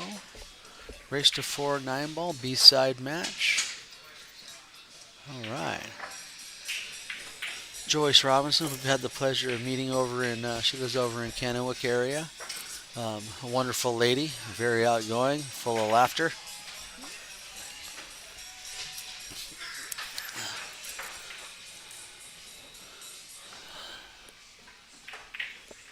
Yeah, it looks like she's getting ready to rack the balls up. Oh no, they're going to hit a couple of balls here and warm up.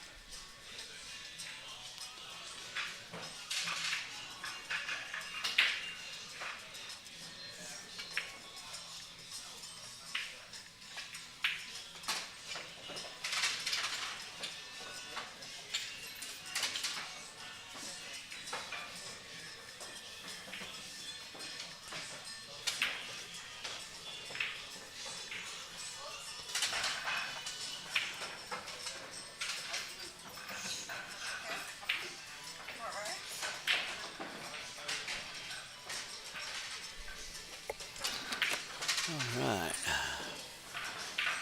Joyce warming up here. Let's see what Greg's doing over there. It's over there playing. It looks like Greg is up 2-something.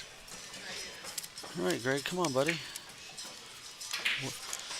Been working with Greg for quite a while now. Greg has ambitions of getting to a 700 Fargo, which set your goals high. Yeah, I mean, set your goals high.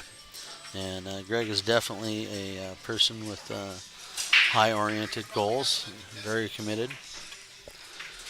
And hopefully, we can get him there someday.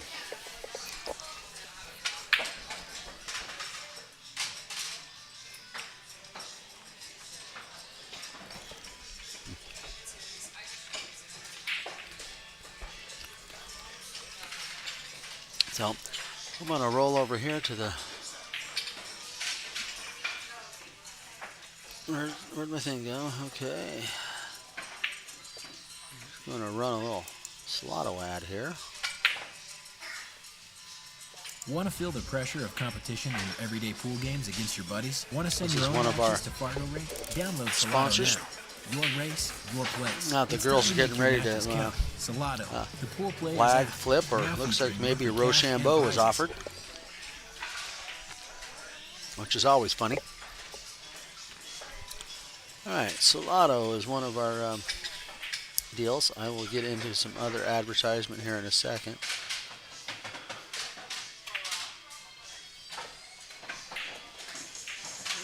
Okay. Close that.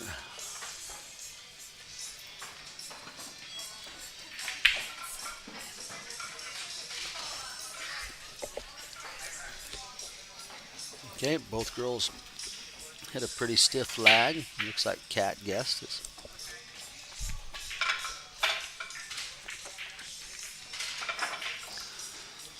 And because the 9-ball counts on the break, I think this is opponent rack.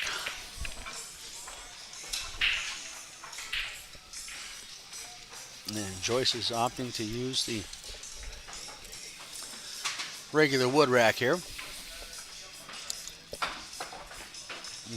Yep. Cat Guest has requested to use a magic rack, which on this table I've had difficulty racking the balls tight, so good call.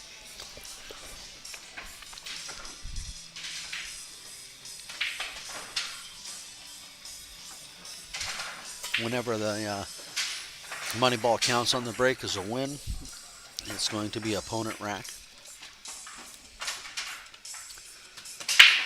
Because I've talked to quite a few guys, if there's a small space down in the bottom, the 9-ball can filter into the corner. I mean, just FYI, you know.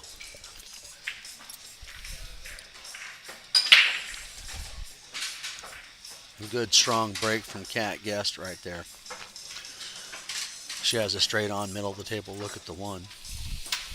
So most people, I don't know if the 1 doesn't pass the 8, it doesn't pass, it could maybe bank to the 3. I have a feeling Cat's going to be playing a safe. Maybe put 1 on a side rail and the cue ball on the opposite side rail.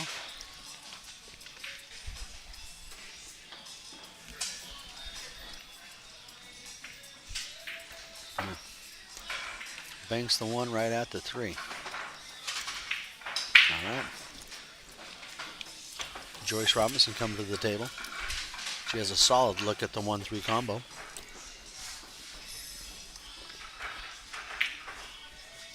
Honestly, that's a shot I'm taking. 3 is almost a gimme. You just like to have the 1 ball either roll to the bottom rail and you come down to the bottom rail. It's all about shape here. What angle she put on the 1, and what angle does she put on the 1 on the 3, so that they can come together into making a shot.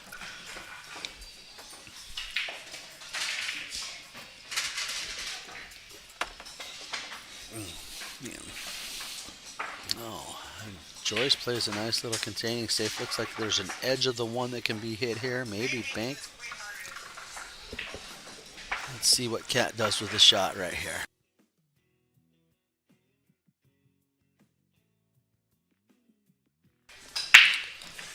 All right, getting back into it here.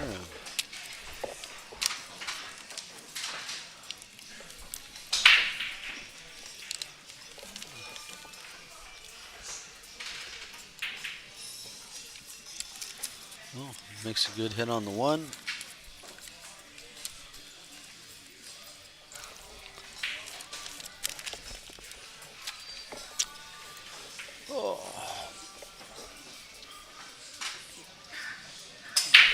Joyce taking a look at the 1 ball, look and see if it goes down table. From here, you're forced to shoot a little bit of mid-high ball at the most.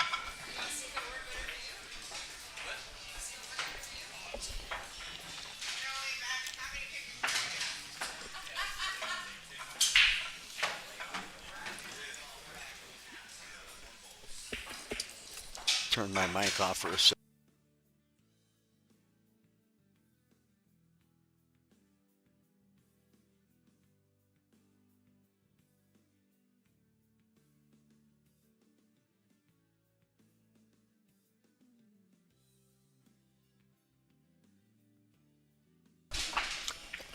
I just wanted to double check with Christy Palmer. She's playing Dylan Bolduc on table 6 right next to the streaming table. Christy's a good friend from our area. Shout out to Christy. She runs a great league. She runs a few leagues. She wants to get a couple more little money leagues going in our area, which is really good. I'm excited for that.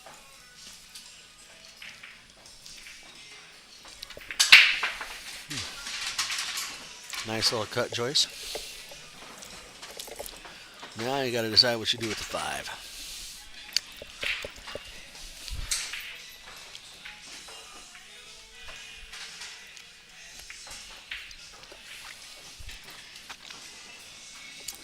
One of our sponsors is Sandro Menzel.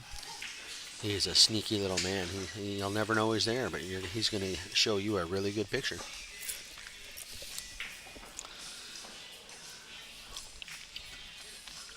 Rolls a 4, 5 up. Difficult shot in the side, but a better shot to get some shape if you take the 5 up to the corner.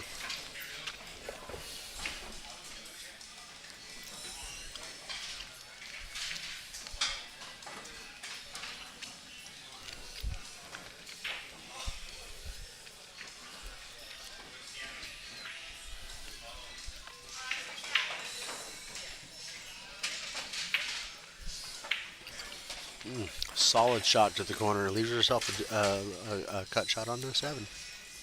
That was a solid shot. Good shot, Cap.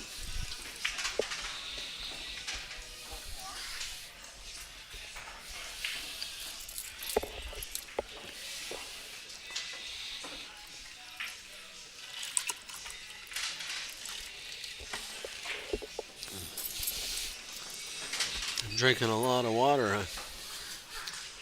I have to go relieve myself more often.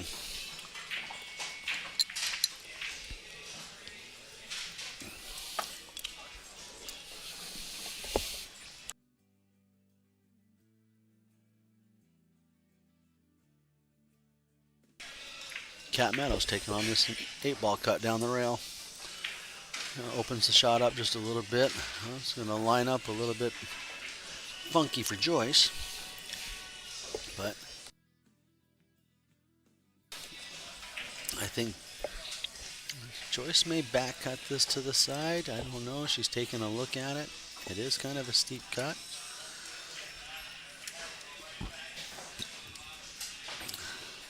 She's looking at the direction of the cue ball.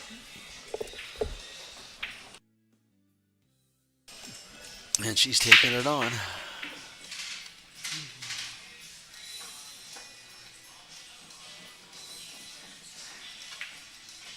And Joyce drills it. Oh, ball's running long. Slow down, slow down, slow down, slow down. Ooh.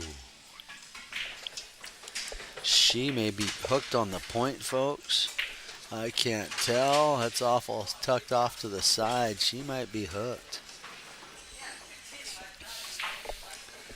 I might have to stand up and look myself. Oh, there might be a little... Okay, there's a fraction there. I think she can hit the 9. I think she can hit the 9. Just barely.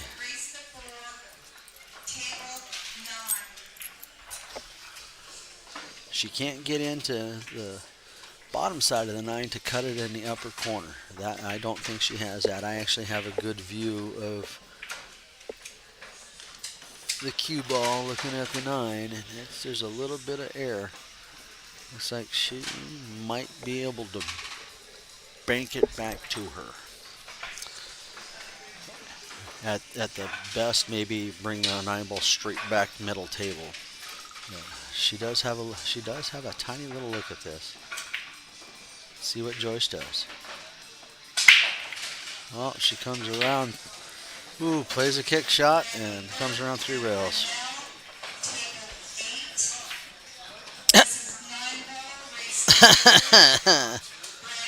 Yeah, honey, I just got your text.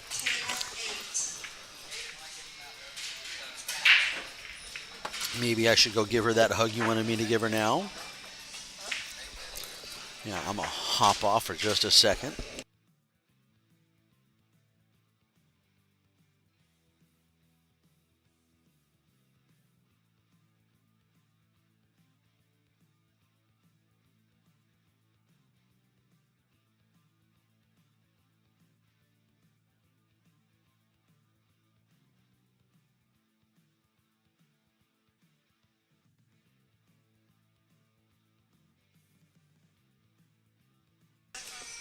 Okay, hug has been delivered.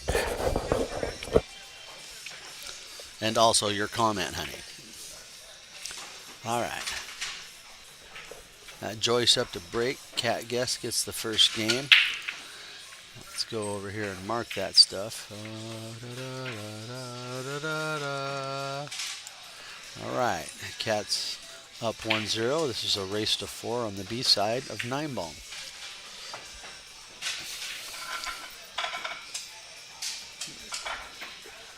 And it's a good concept. 9 ball usually goes faster than 8 ball.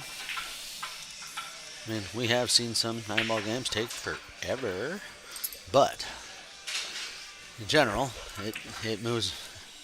Its average minutes per game are a lot better than 8 ball. So adding a game on the B side kind of evens it out. Adding a game in the race. Race to 3 on the A side of 8 ball. Race to 4, 9 ball on the B side. I like it. Ooh, ouch. Oh boy. Man, even the commentator felt that one. I said that a little bit loud, so maybe Joyce and Kat could smile at it.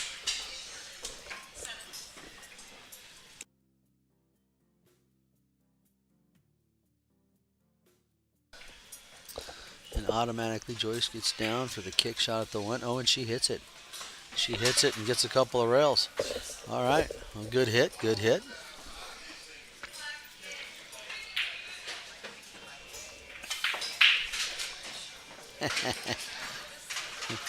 Over here in Joyce she's talking to Jeff Jimenez and Dan Louie. Dan Louie might be one of the matches that we get on the stream when they come up around 1 o'clock. And she leans over and says, you know what I was thinking when I shot that? If Dan Louie can do it, so can I.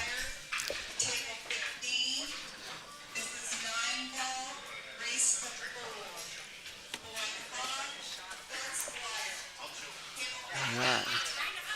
And looks like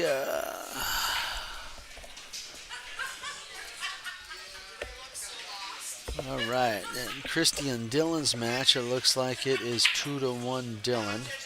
They are a race to 3 8 ball on the A side. All right. Joyce just steps down there and knocks the 1 in like it's nothing. Leaves herself pretty straight on the deuce.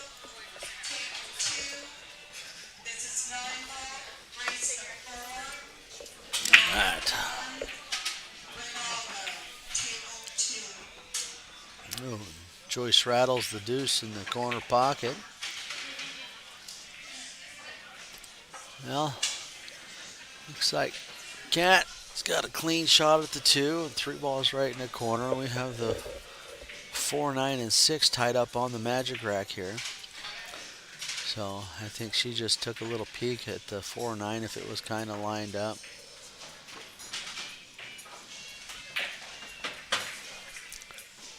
Ooh, bad love there. Cat shoots a little too hard in the corner. Trying to get better shape on the 3. Kisses the 8. Scratch, scratch, scratch. Yeah. She's very considerate. Picks up the cue ball out of the box and hands it to Joyce. Joyce is left with the same little deal. What do I look at here with the 4? Now, with ball in hand, it's a lot easier.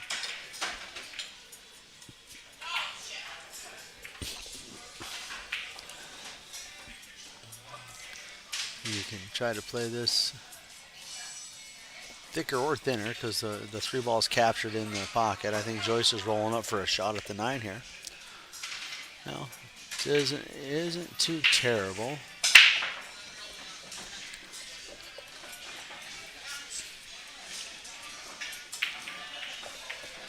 I mean, it's a good look, unless the 9. Well, even if the 9 hits the 7 here, the 4 and 9 separate. So she went for it, kicked it. Cue ball rolls up, and she gets a little bit of love here. Cue ball hides up behind the 4-6 line, forcing Cat to either kick off the bottom rail. Might be able to kick off the top rail, but I think that's a little tougher. The bottom rail has plenty of room to get to it. And you can always come from the long far rail too, which I don't like from here. I like kicking off the bottom, trying to keep the cue ball down at the bottom end of the table. Not a real kick and stick, but you can get some separation here and possibly even kick the 4 in. Is she going for a jump shot? Oh, Cat is going for a jump shot here. Let's go, Cat.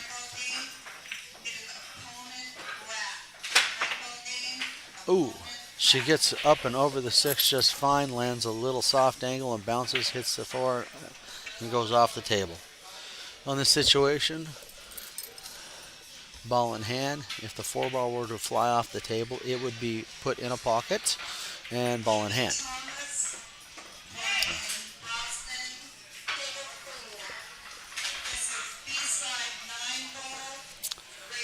Yeah. Honey, you'll have to give a little shout out to Miranda Smizer. She's here. I believe she's playing also. Yeah, I'd be watching out for Miranda. She could probably do some damage in this tournament.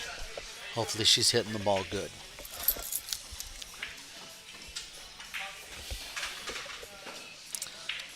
That was a really nice controlled shape shot from Joyce. Took a little uphill angle on the 4 ball. Comes 2 rails to nice shape on the 6. A little tiny bit straight, but very manageable.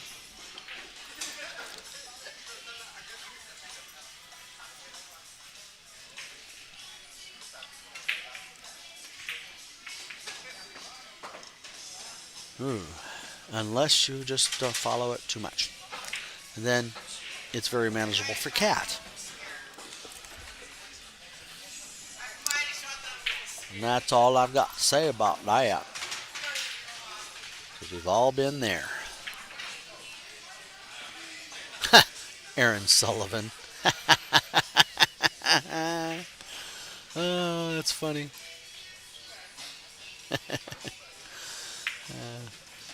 Aaron Sullivan pops in on the chat and goes, Blake, you owe me 50. Winky, winky. Funny, funny. And where are you, Mr. Aaron Sullivan?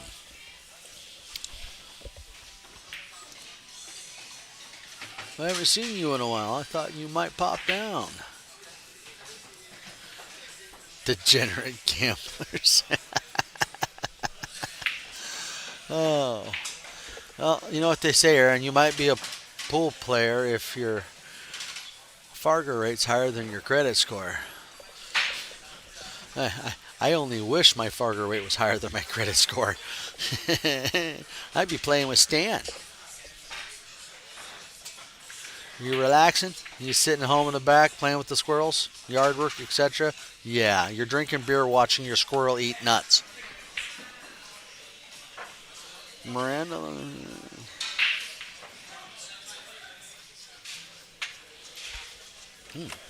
Okay, Val just informed me that Miranda lost her first match in 8-ball and is getting ready to play 9-ball, which I've been informed is her game. Let's see if she can get her groove on and play some good pool in the B-side. Right now, we saw Kat scratch on the 9-ball in the side pocket, giving Joyce ball in hand. I better mark up a point for Joyce there. It is 1-1 in a race to 4.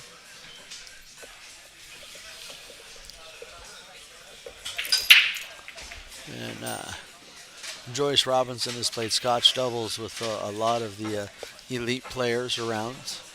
So next to the commentator's booth, we have Stan Tarango, Jeff Jimenez, and Dan Louie. They're all kind of rolling in to finish off the Memorial Day Open tournament, the Big Dog 10-ball. So here pretty soon, it's almost 12:30. So I think our next match quite possibly will be one of the B-side semis to get into play for 4th place. So the loser of the B-side matches will be 5th, 6th.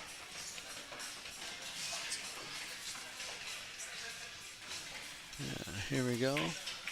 Kat makes a nice shot in the side pocket, dunks the 6-2, gets an open hit on the deuce. Wow, what a shot.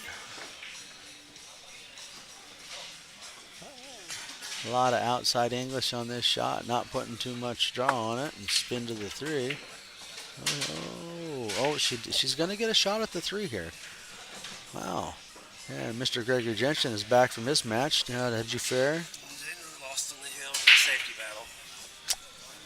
I had it 2 games before that, a run out and a scratch on the 7-ball. I just gave him ball. And he got back in it. He realized I was running out balls, and then every time he didn't like his shot, he just tied me up on something.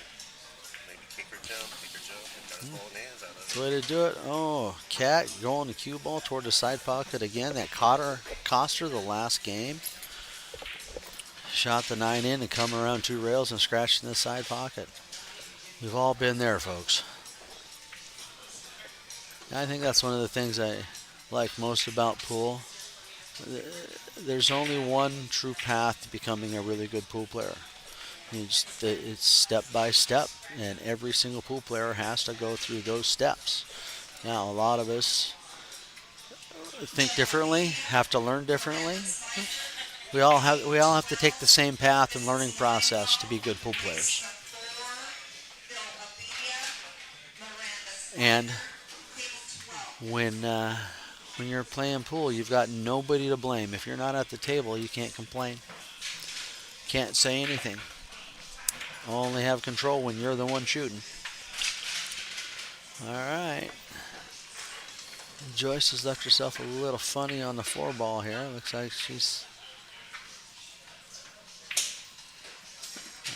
left a shot at the 4. All right. Let's see how well Kat navigates this. This should be 2, maybe 3 rails to the 7.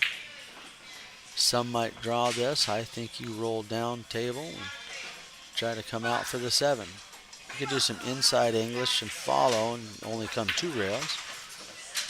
But 3 rails is the normal. This is manageable. This is a nice little shot. Pockets. You don't even have to pocket speed. Medium speed the 7 in the pocket and just roll to the rail with just a little touch of left. She drills it, comes out, has a good shot on the 9. Good shot, Kat.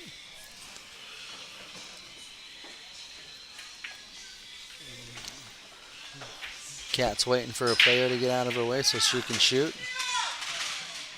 Uh-oh.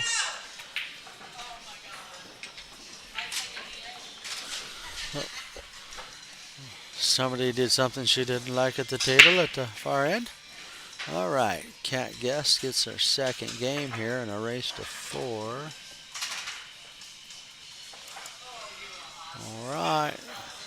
And Kat has the break, so she has the opportunity to go ahead 3-1 here. these short races, it's really important to be on the hill. Puts a lot of pressure on your opponent. But it's also important not to even think that, you have a couple games to give. You get in that.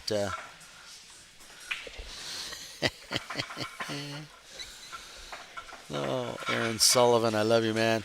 Wish you were here. It'd be good to see you again.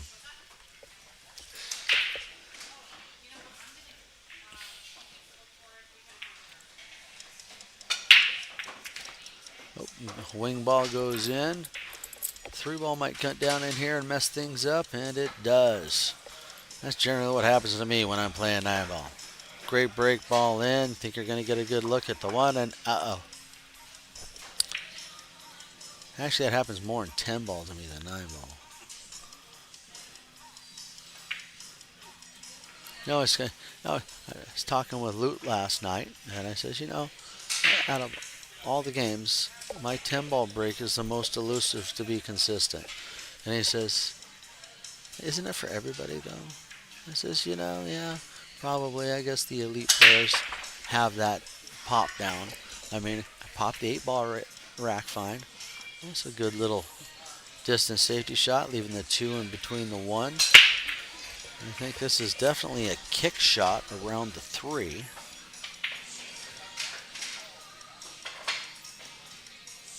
I don't see a way to come around the 2. Yeah, I think you're half diamond. Diamond and a half. With a little bit of running English. Well, she's coming to the bottom rail. Okay, well. Go, average.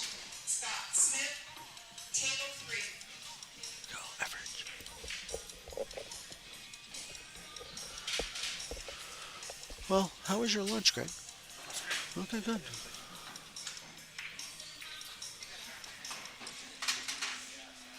Hey, the only positive thing is you don't have to worry about playing. I wish you still were. That's not positive. I wish I was still playing. I know you wish you were still playing. I wish you were still playing. You have no idea how much I'm wanting your pool game to have success.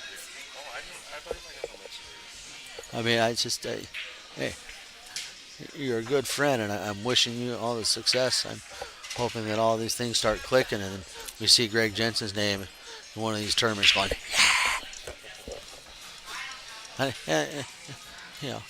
thinking that I know you well enough, you're probably, oh, cool, better video equipment. It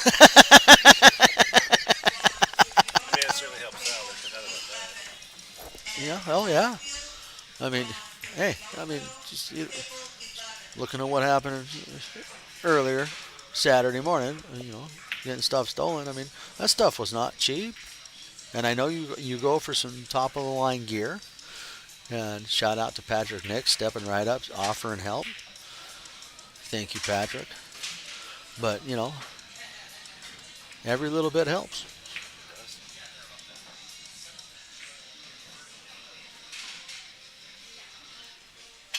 Back in the day, I would just work for beer. Now I work for food.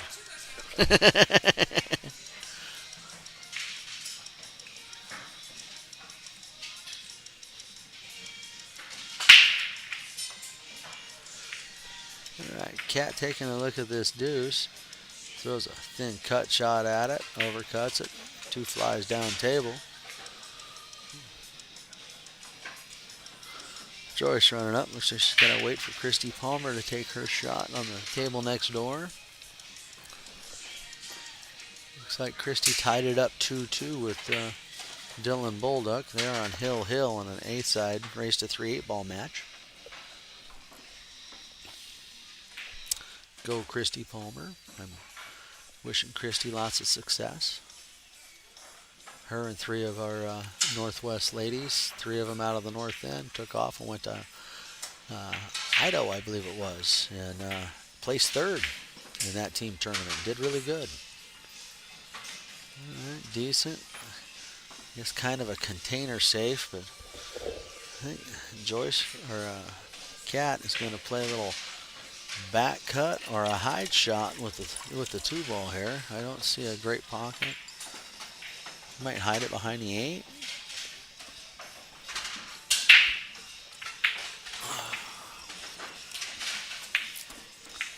She throws it right at the 8. No, still leaves a long, tough shot. I think this is a good opportunity to play the split safe. Roll the 2 up at the 5. You get the cue ball to stop diamond and a half, diamond and a quarter on the opposite side rail.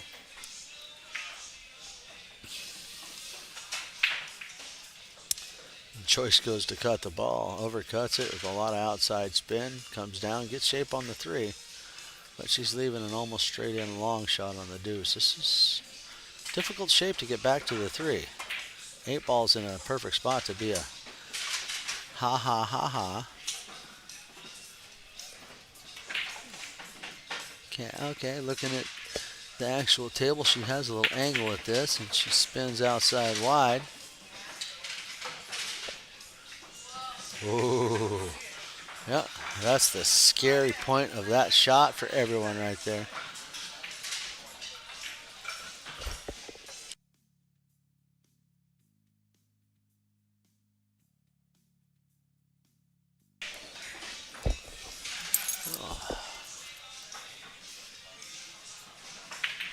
Keep drinking water. I know what's going to happen. I'll be running that way. Oh, what a shot here. Cat called. All she's got is the 8 in the side and just drills it. Not. We're here in a little bit. You'll be tired of being the main voice for a little while, and then we'll switch out. Give your voice a little bit of rest. I'm trying not to over talk, but the water definitely helps. The more I talk, the drier your throat gets. Yeah, absolutely.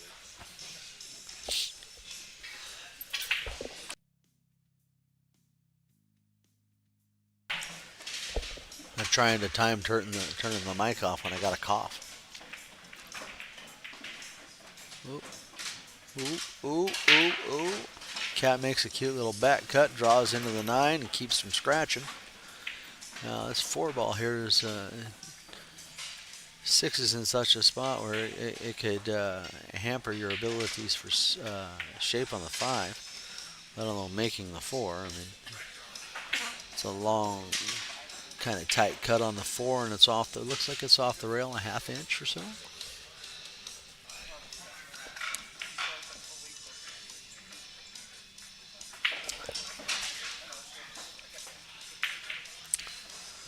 Hits a little bit fat, bounces it. 4 ball comes 2 rails down to the bottom pocket.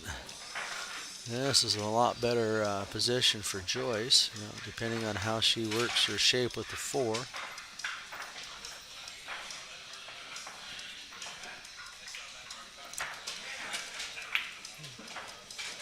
And she hit that with a little bit of high right English, which isn't terrible. That's decent shape to the 5.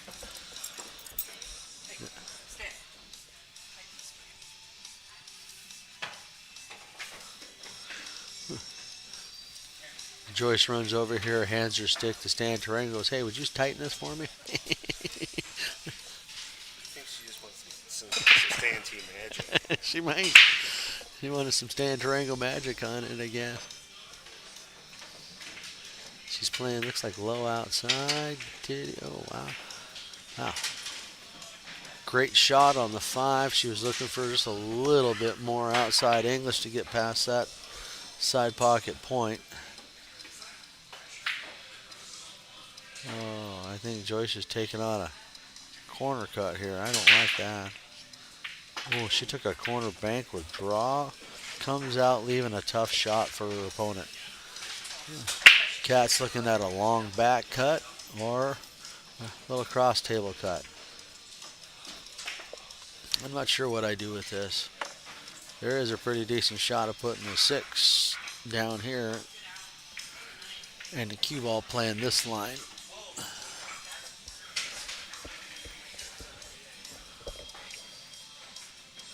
I think she's going to play the cut to the bottom. And she just throws the bank at it, and look at this. Comes out holding holding aces, forcing Joyce to kick long rail or short rail. You don't want to go too deep with the short rail because that'll throw you right in the corner pocket with the cue ball.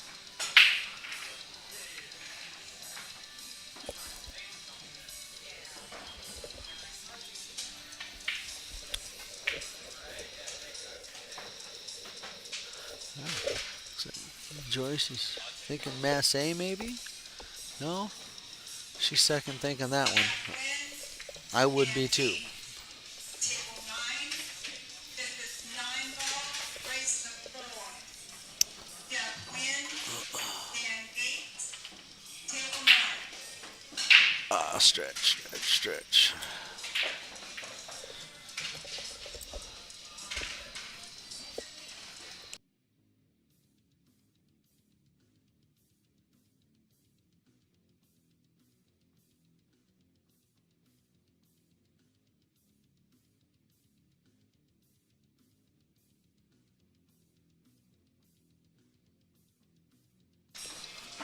Joyce decided to take a short rail kick here.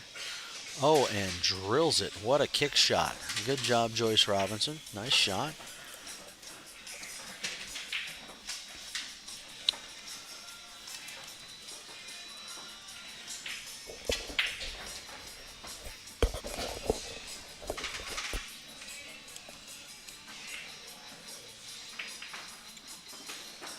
All right, Joyce is playing right in the side pocket. All right, come on, Joyce.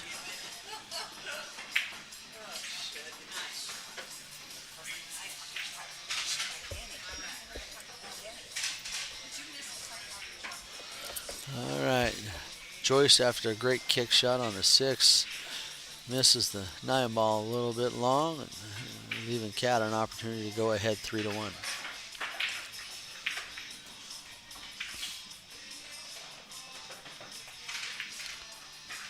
Cat cuts the ball right in, makes sure she doesn't overroll this one and scratch like she did in a previous game. She's much happier with that. Okay, over here. So Cat has moved ahead 3-1. She sits on the hill with a 2-game buffer, forcing Joyce to need 3 more games to win before she gets one.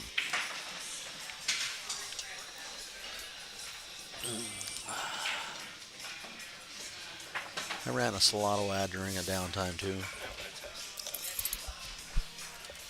But the other ads and sponsors I didn't get to. Joyce and her Cat came right up.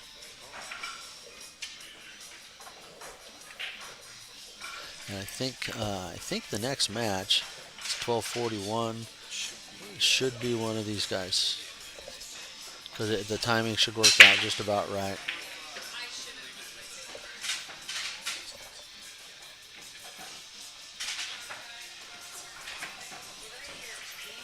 I wonder who got that match over there. Did Christy or Dylan get it? Dylan's putting his cues away. Christy still has hers out. I do not know. I want to know. Oh, I guess there is. This too.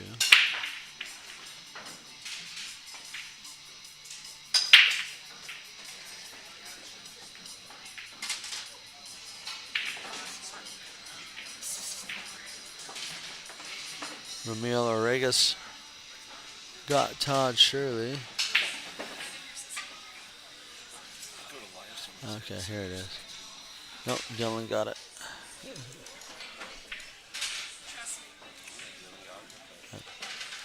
So I think they're rolling into a lot of B-side matches. Boom, boom, boom, boom, boom, boom, boom. They're already playing. Yeah, they were just blowing through them. Well, they're going to roll in, and then there's going to be a whole second round of these waiting to play. There already are some. Already some ready to play. Well, I know we're going to see, a match hopefully here at 1 For the Open, I think I'm going to... back out with another match. I might go back to the 9 ball. I'm going to go... Well, I'll be ready to go to that. I'll bring that one up.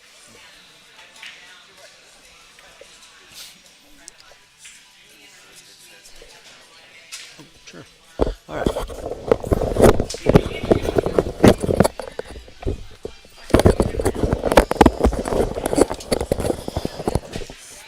All right. Greg Jensen getting back on the mic here with Jason Fig. We're just having to swap headphones around because the coordinate's an issue without the mixer in the middle of the table. All right. All right, welcome back back, Jason. on after switching headsets. Huh? Yeah, the cord length without the mixer in the middle of the table is the issue, so this set has to stay over here. Yeah, that's all. All right. All right, so Joyce Cat- trying to get in this? Or is Cat- that Cat? That's Cat. It's Cat. Okay. Cat looking at a decent shot on the 2. Come out for the 3. Got a little bit straight on the 3. Looks like she's going to play follow on this. Come off the bottom rail and back up for the 4. Not that. I guess she was a little too straight for that idea. A little too straight for the idea. Yeah, I hear Cat on the sideline saying she didn't cheat the pocket very good. So I think she was trying to cheat the pocket out there. And so we're seeing it here. So Joyce gets up here and gets a chance to try to get in this game here again. Yeah, this is a good opportunity with the 6 and 7 lane the way they are. Well, shape the 5. This should be pretty close to tic-tac-toe. Yeah, absolutely. Just get shape. She gets shape on the 5 here. I feel like she's going to be pretty happy to keep going with it. Comes under it, gets not quite a position that she wants to be in here. I don't think that's a position Emus want to be on the 5 ball. Yeah. Not with this layout. I think she's trying a bank shot here. I think she's just trying to get some That kind of a was safety. fairly out of it. containing. Leaves Yeah. Cat with a bank or a cut to the side. Well, I don't know if Cat wants to move the 9 over by the rail, cutting it to the side. Oh no, she won't. Yeah, it's She going to can come slide past right it. past I see that. that now. Little inside that's a touch of punch. Not even punch draw. I mean, Well, you can hit yeah. that dead. Well, as well, when you sit on this chair here, it's nice. Everything's easy. You can do anything from here. Yeah. No, but when you're looking at it from this chair versus that chair, it's a little different.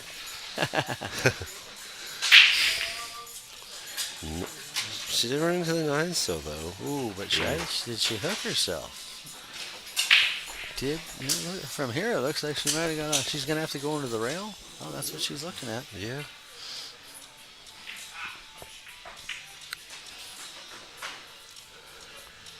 I'd like to take a closer look at her stick. It looks really got a nice design on it. Looks like.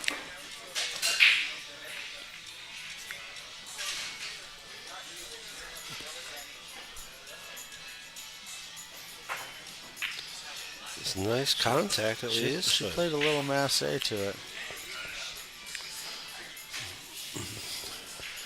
Well, left this a little bit of a difficult cut, but you make this, your ball speed's going to come right out for the Are you going 7. to put some left on this cut, Jason? Oh, You put a little inside on it, or no? Just let it go like it is. Might use a little right, but You like the little right? I wanted to slow it down. because she went there. No, the left, and this is why. Yeah. To come to this rail and then lead. Yeah, well, you play the 2 rails, it'll slow the cue ball down as opposed to one rail. Okay. I was looking at the 1 rail. You could slow it down with Wow, some she left. drills She it. got inside of it too and came around did. it. Just hit it too hard. The inside- shape line it- was great. Yeah, didn't get too close to the rail at least here. You get to see the whole thing. Come on, Joyce. Hits it. Ooh. The diamond says no, and she doesn't Man, even want Joyce it anymore. says no. Yeah. Joyce says, dang it, it's Yep. yours. Gave it back So- to her. Cat just says, hands her the 9 ball and says, good job, good luck. I'm going to go drink beer with my buddies. Maybe so. She may not have actually said that. We all know that, when your pool game ends, most of us, the drinking game starts. Okay, I think we are right about 12:48, 12 minutes to 1. We're going to have should have a solid match coming up here as soon as they tell me. All right, now, how do you clear everything here? How do we do what? clear everything? You have to backspace the top 2 lines. Okay, that has to be done. Yeah, and then you reset from the bottom. Yeah, then go to the next one. Well, I actually have to change just the 10 ball, Okay, so then backspace all of them and just put all new information in. right? How did I go to there? I went down one. That was weird.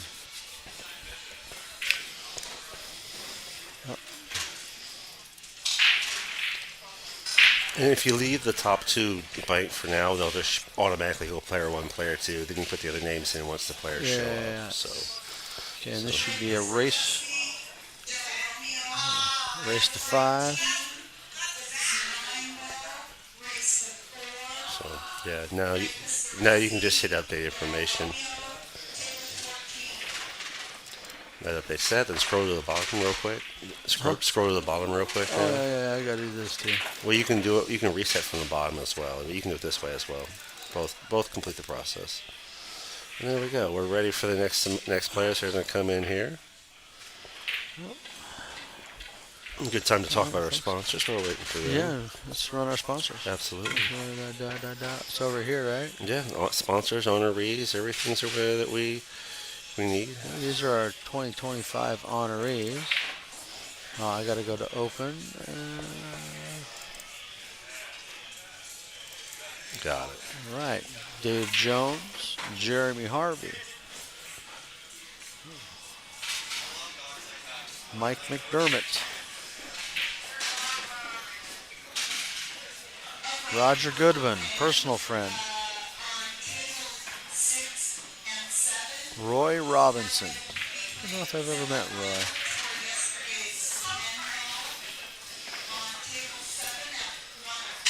Ruben Lopez, Toshi Moriguchi,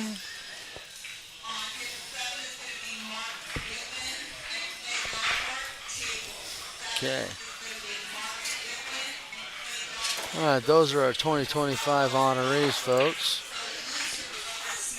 We are coming up. We'll have Clay Belvoir,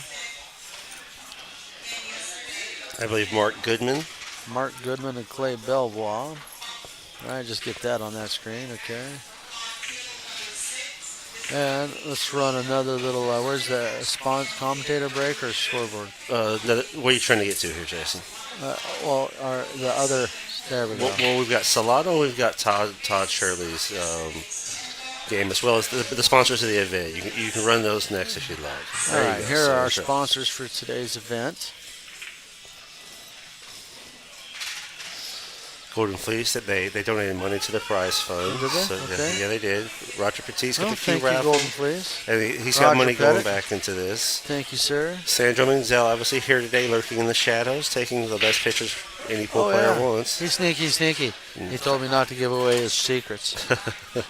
Okay, I'm going to stop these ads. It's starting to run again. Okay, now let's go over here and enter our players. All right.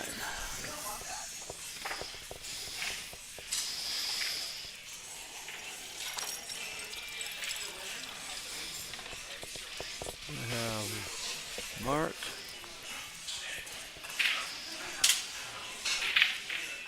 Mark Goodwin. 676. All right. Mark Goodwin playing Clay Belvoir.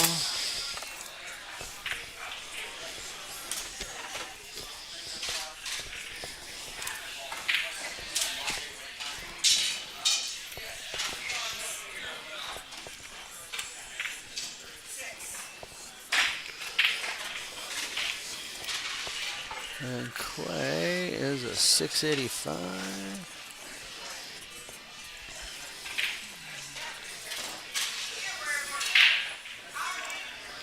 All right. Have a race to 5, 10 ball. 2 and 3 on the corners, no early 10s. Everything must be earned. I think I'm going to turn the commentary over to Greg Jensen here for a little bit while I go to the bathroom.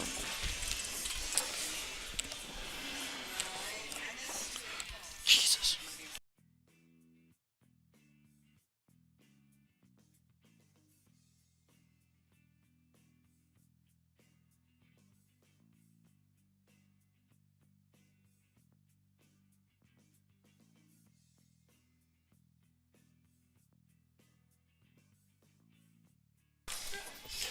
All right, everyone. Hello, Greg Jensen here, taking over the helm. Jason Vick will be back here shortly. All right, so got a pretty close matchup here with these Fargos, Clay Bavar and Mark Goodwin.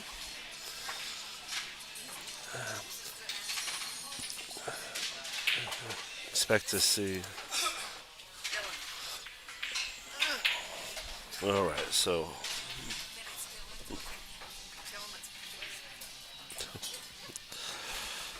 now someone handed me a template rack belongs to another player. Give it back to them in a little bit when I see them.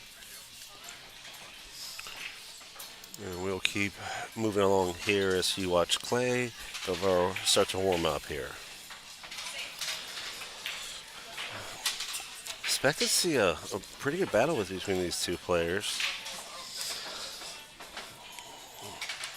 I believe this is B side. So someone advances, someone goes home here. Clay, I think, looking to knock off some of the rust or dust that he had going on a little bit last night.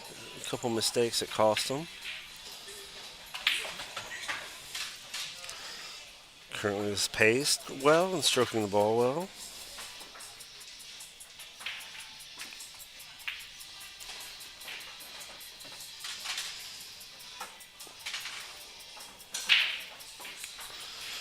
On table 6 here beside us, have the other match going. Let's see what that match looks like on the live scores here. All right, live. So we got Stephen Holm and Dan Louie on table 6. And we got Mark Goodwin, Clay Bavar, table 7. Side by side, 10 ball open, battling it out. 2 matches, 2 people advance, 2 people go home or sit and watch. They're having the raffle around 3:30, I believe, and then at 4 we'll be looking on that point match.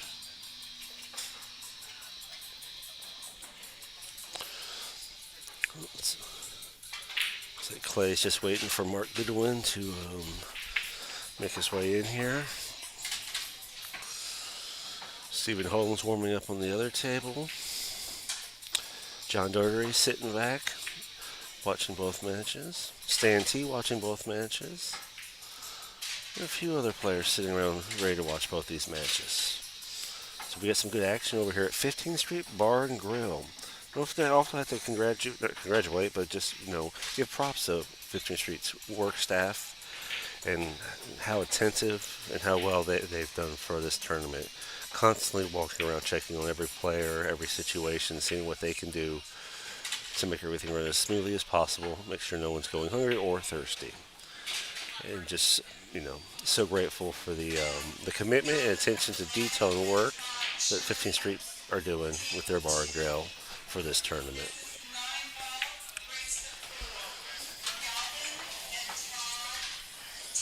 All right, looks like Mark Goodwin has showed up as well.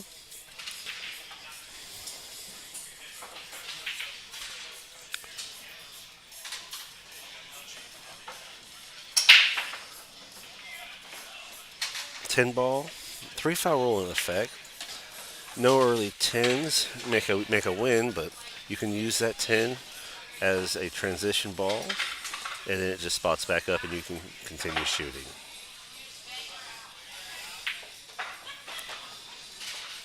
Right, go look at the bracket back over here. See what other action is going to be coming up here.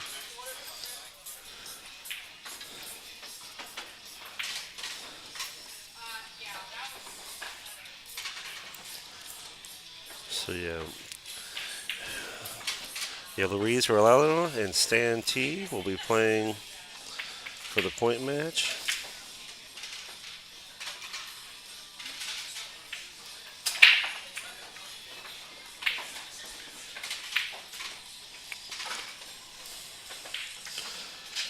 Looks like late last night, Mark Goodwin beat Lito Atsendito to get to this match.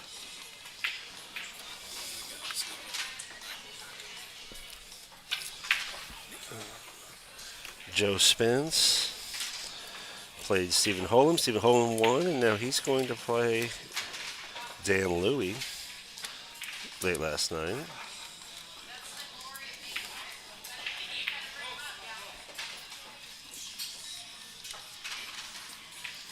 So we should have a pretty action-packed final here as we come later into this evening.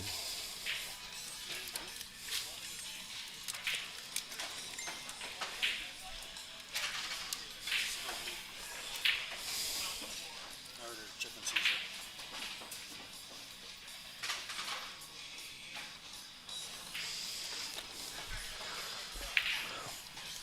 All right, so Mark Goodwin warming up at the table now. Clay just waiting for a momentum to get started here into this match. Both players get equal opportunity to be ready to perform at their top level here in this game where one person moves on and one player does not. So it's a stay in it championship sort of situation here.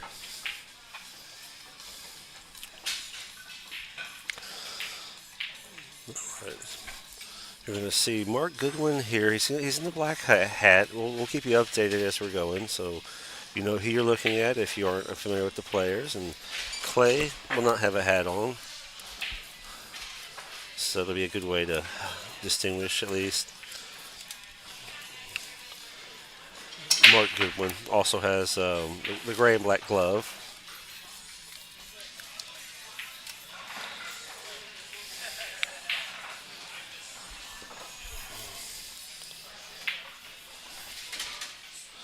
This is going on. You know what? It'd be a good time to give Todd Shirley a look at defense mode game because that's what we're going to see here. It's going to be probably the difference in who wins here is potentially it's run out versus defense.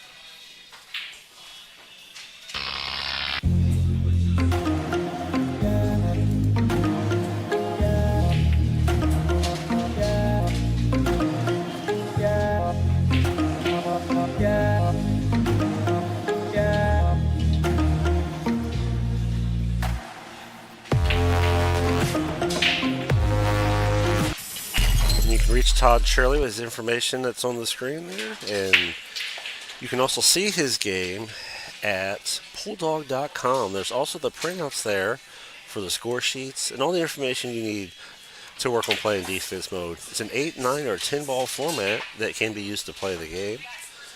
And for anyone looking to improve their defense, put a different mindset between making shots versus when to defense with fellow players above or at your skill level or even below working together to create another skill to keep them improving as a player.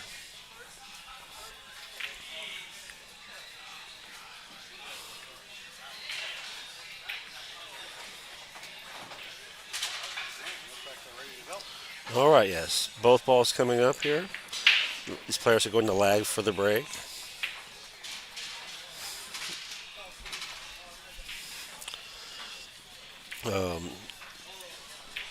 Yeah, the lag being very important here as it signifies who's going to get the first break, and sometimes that's the instant momentum that a player needs to get going if they have a good break with a break and run and or break and table control and get a victory here on their first rack.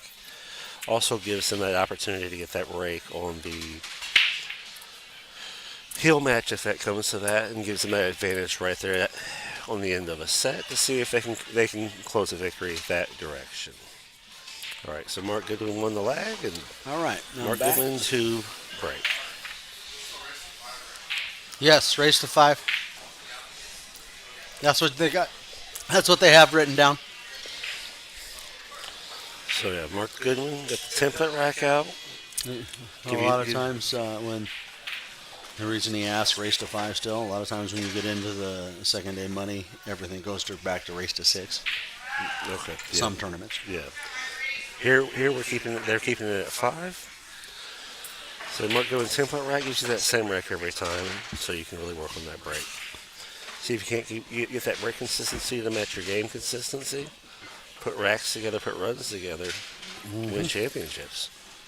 No, you're going to see a good shot making. You're going to see some really good saves today. Oh, absolutely. There's going to be a lot of kick battles back and forth. Yeah, especially if players, if you miss shape just slightly here, you're not going to potentially go for it if it's not going to get you out. No, these guys are going to be playing percentages today. All right, Mark Goodwin, you're at the table, sir. We're championing for whoever's at the table. All right, Mark Goodwin getting ready to bust off here. Show us what your victory can look like.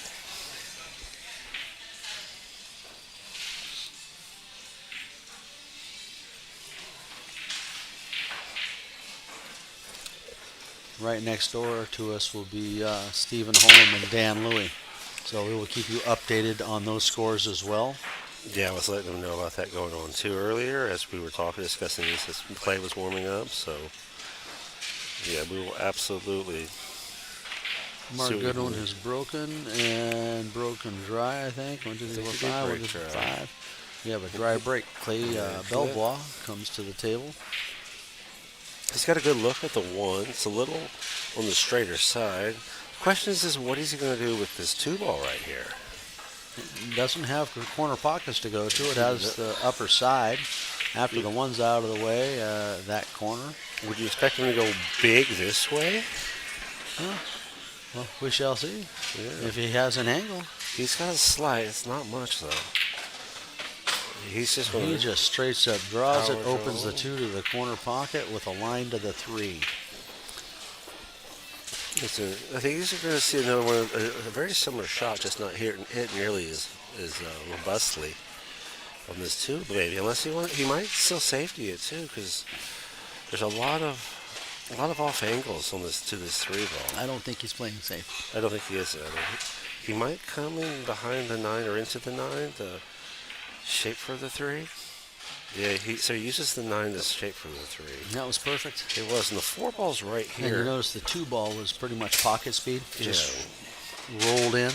So then we've got 4 to the 6. You mean the 4 to the 5? Is By it the 8? 5? That's the 6.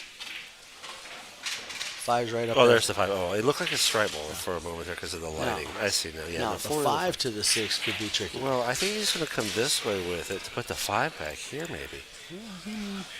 We'll see. We'll see what he might. does. There is an angle there for that. Yeah. He might want to be above it where he's at Yeah. right now. Yeah, where he's going to just draw this out to here or even further. And he just drew it out. Oh, he just drew it straight back that direction. All right. Okay. Now he left himself almost straight in line with the end rail. I think he's going to draw this ball out just shy of the side pocket and probably come back down toward the 9 area. So you think he's coming this way? Not Yeah. that far. Not that far. Short. Early side. You don't need the draw. A little bit of draw for the punch. There's So the get it outside straighter angle. here. Yep. Come this way with it? Yep. About like that? A little more controllable than trying to get across the side pocket first. It is. The stroke to the side spin takes a little more control and just really confidence on not overdoing it. And that's where, when you were talking with Steven yesterday, it's see it, Look feel at it. that, yeah. He overdid it. Yeah, well done though. Now we're going to be seeing Clay bust out the short stick. Yeah, Right to it he goes. So Clay, when you're looking for the jump here, he's only got to jump over half this ball, so that that increases his odds. But then you've got to send this down, and you got to get this thing going up this way, and keep it I would away want to from be on here. that side. Yep. Yeah. So we'll see where he lands on this ball. Right?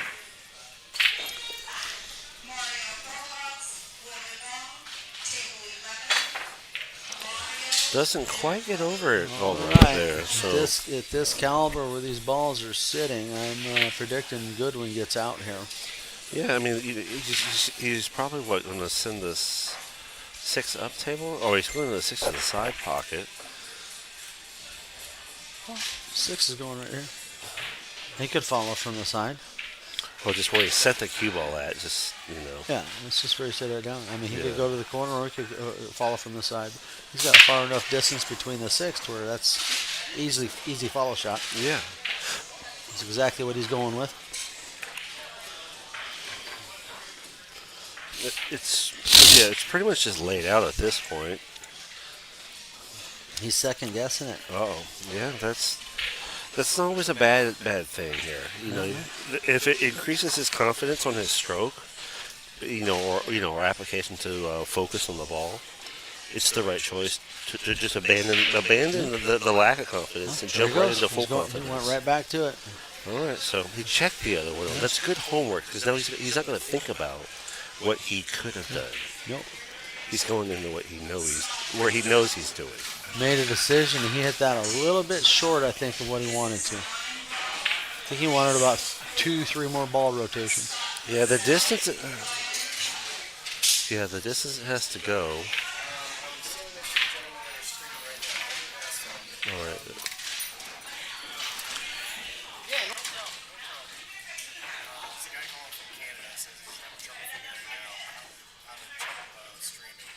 How to get to it? Tell him to go to at Distinguished Billiards on YouTube. At Distinguished Billiards on YouTube.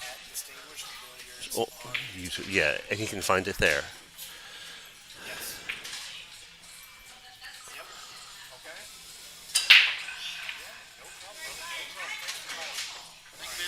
Yeah. Thank you very much for coming in and asking too. Appreciate you guys. Yeah.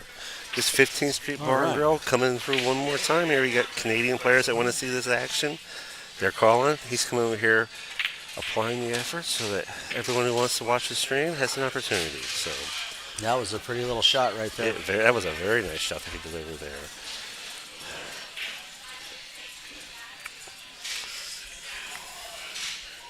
All right. Looks like Just a nice little draw stop shot here.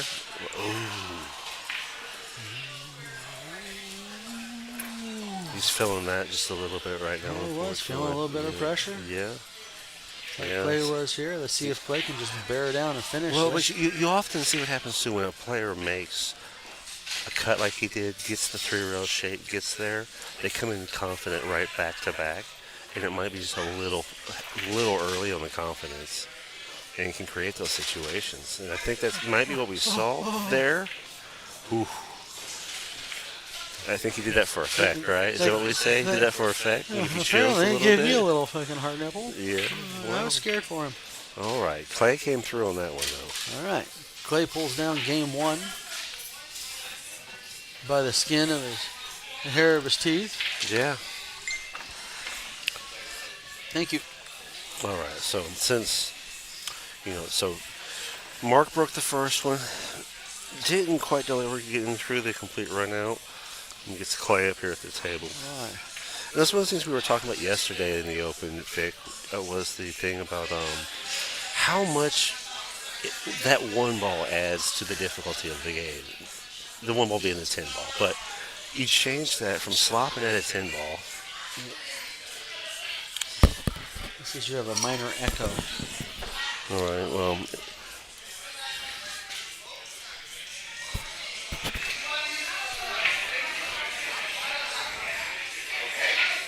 He says you have a minor echo. Okay, well. We'll see if I can just get a little bit. I think it's probably coming from you, Vic. So, but From me, from yeah, our voice into mine? mics. It might be our mics. I'll just turn this down just a hair. Okay. Is that a little bit Yeah. better? There we go. I'll just change the separation just a little bit. We'll see if that fixes that. Okay, I will be stepping out here shortly. I just had my lunch arrive. All right, so I got a don't couple want to things be going crunching on. on the So mic. missed a little bit of the break. Yeah, Jason. Please enjoy your lunch and see you here in a little bit. All right, so I'm gonna see a kick safety on the one more than likely here. Okay, spectacular.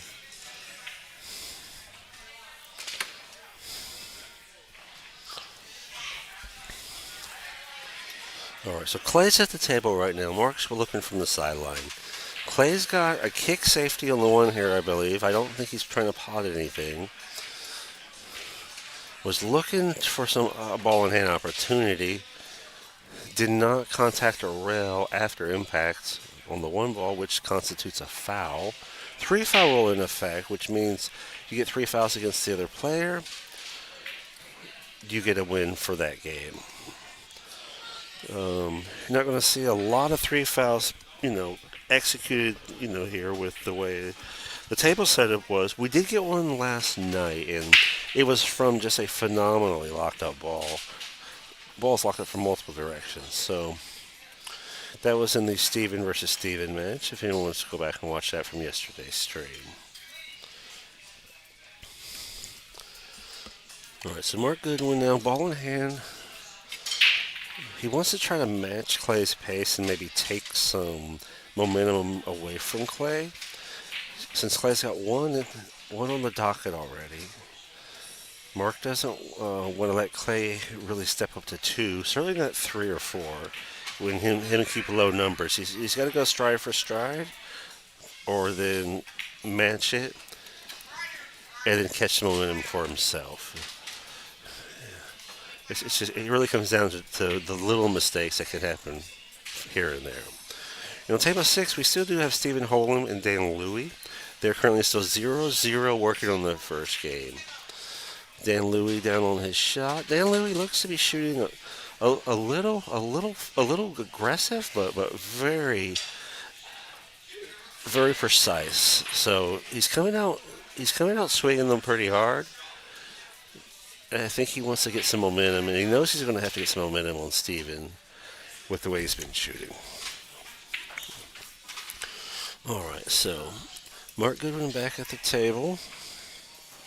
We're still at the table. On the rail, trying to find the angle he's going to need to continue his run after potting this 4-ball.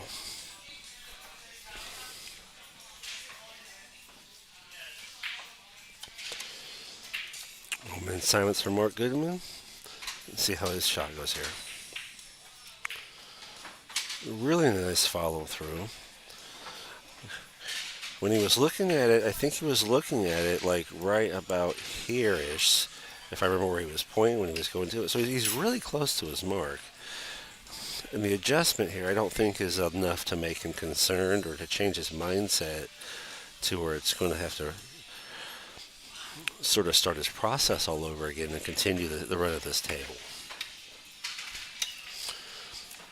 He's probably going to shoot. I wonder if he's going to go forward shape this way, or he's going to come back behind it. Let's see what he does here.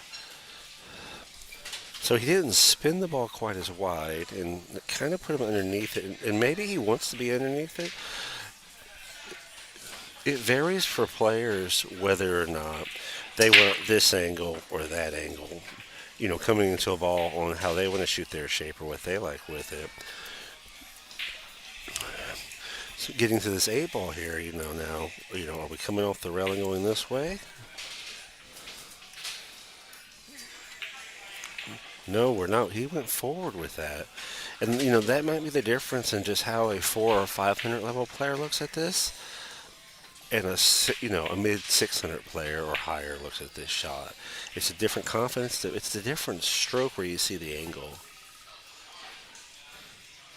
There's not at the moment, George, but I can get that up for you here. Just give me just a moment. All right, let me get this bracket up here for George. Just got to move a couple screens around here to get the...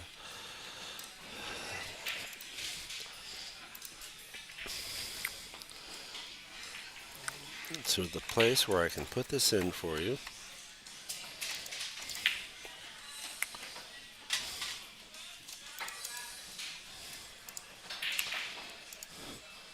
All right, George, I think that should get you to the bracket. If it doesn't, let me know, and I'll look around a little more for you. I'm sorry, George. Actually, that's going to be the 525 bracket, or is it? No, let's see. Go take a look at it, sir. If it's not the right one, let me know. I'll put the other one up. Actually, I'll put the other one up here now just because both of them or for this stream. We're not breaking the stream apart for the different versions, since they're going back and forth, kind of. It appears maybe Mark Goodwin got that rack. I will get that information up as well here in just a moment.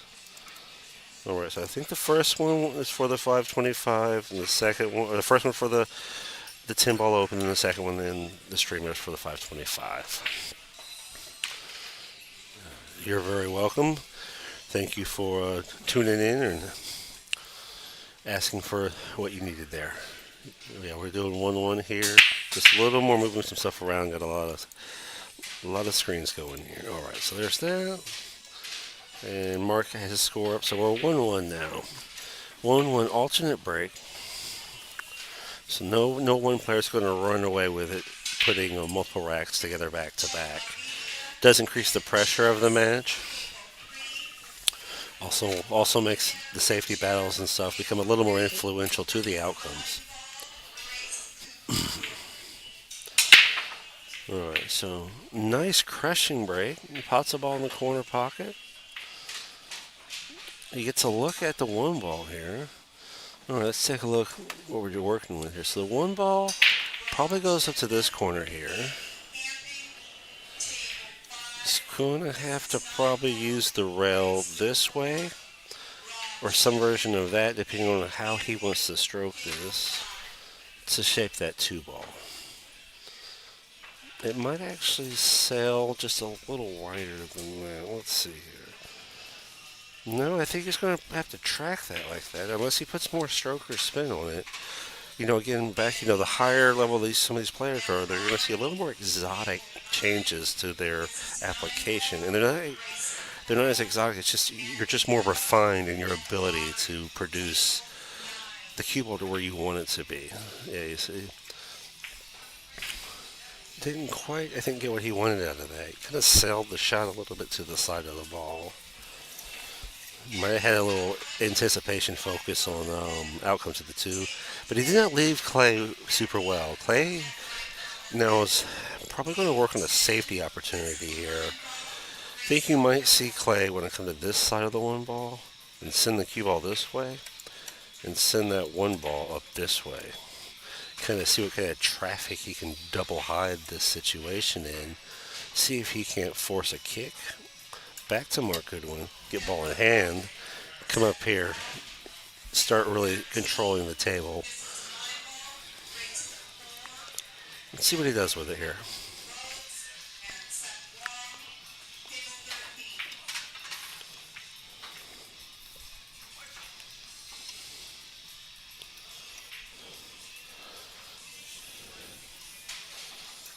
Okay, he's decided to go for the bank because there is an opportunity there. You do have enough window right there to come through and catch it, to get it to the pocket.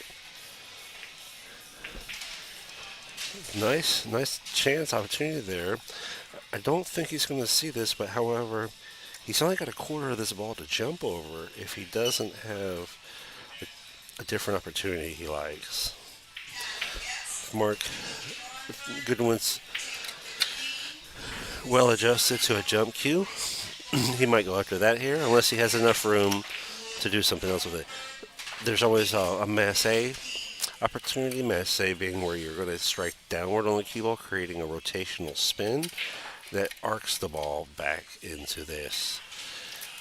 And the problem with that is, upon impact, it's going to keep spinning out, and you don't know if you're going to get the shape you needed for the 2. Whereas the jump shot here, you can really come maybe even to the rail here, if you send it out this way, and be right back on the 2 ball. So you're playing a risk either way, but at this point, you don't want to give Clay back ball in hand. So, yeah, Mark looking at his jumps, measuring right now the angle he wants with it. And once he jacks up, he's just got to feel the launch of the ball to land where he wants it to be and complete that stroke.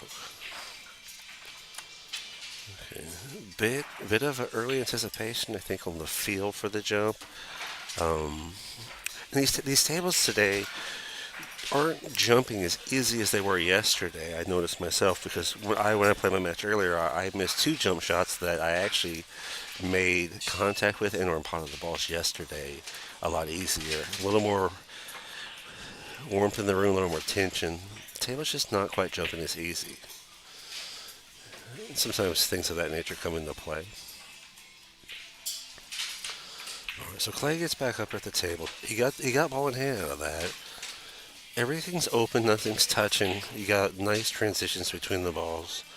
We're really expecting like Clay to put this one beside his name and force Mark Goodwin to start having to put in a little more focus and work to get Clay kind of backed up on his heels. Each player just kind of need to go back and forth, backing each other up, seeing who's going to crack under pressure to, a nuance of degree. To the side here, he's going to send the 6 long. He's going to have a nice 8-9 here, transition more than likely. And then it's just a roll up, potentially from the 9 onto the 10.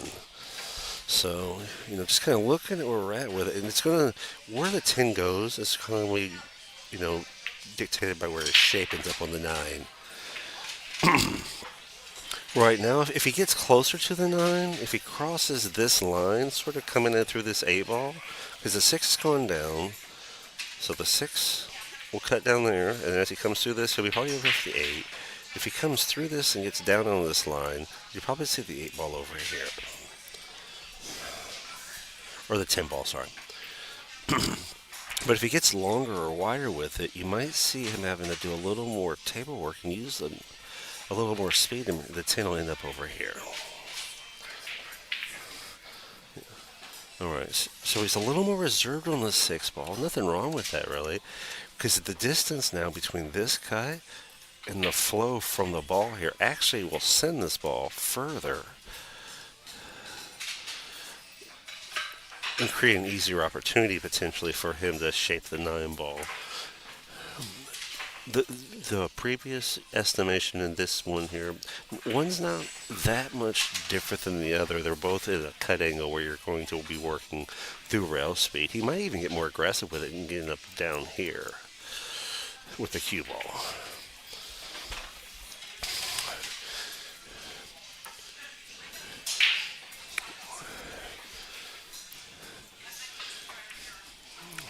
And it's an interesting outcome. It's not exactly, I don't know where his commitment was for.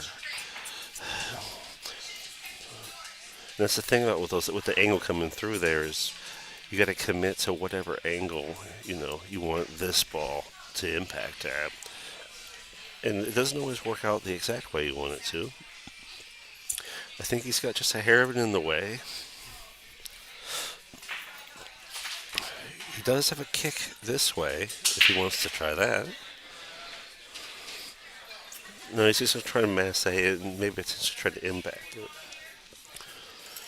But he's getting a feel for if he's going to apply a safety here, whether or not he can make the ball or not.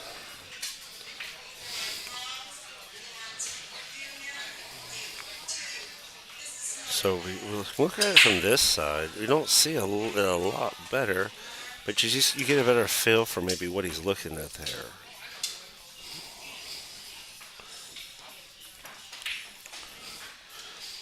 Weighing the edge of the ball.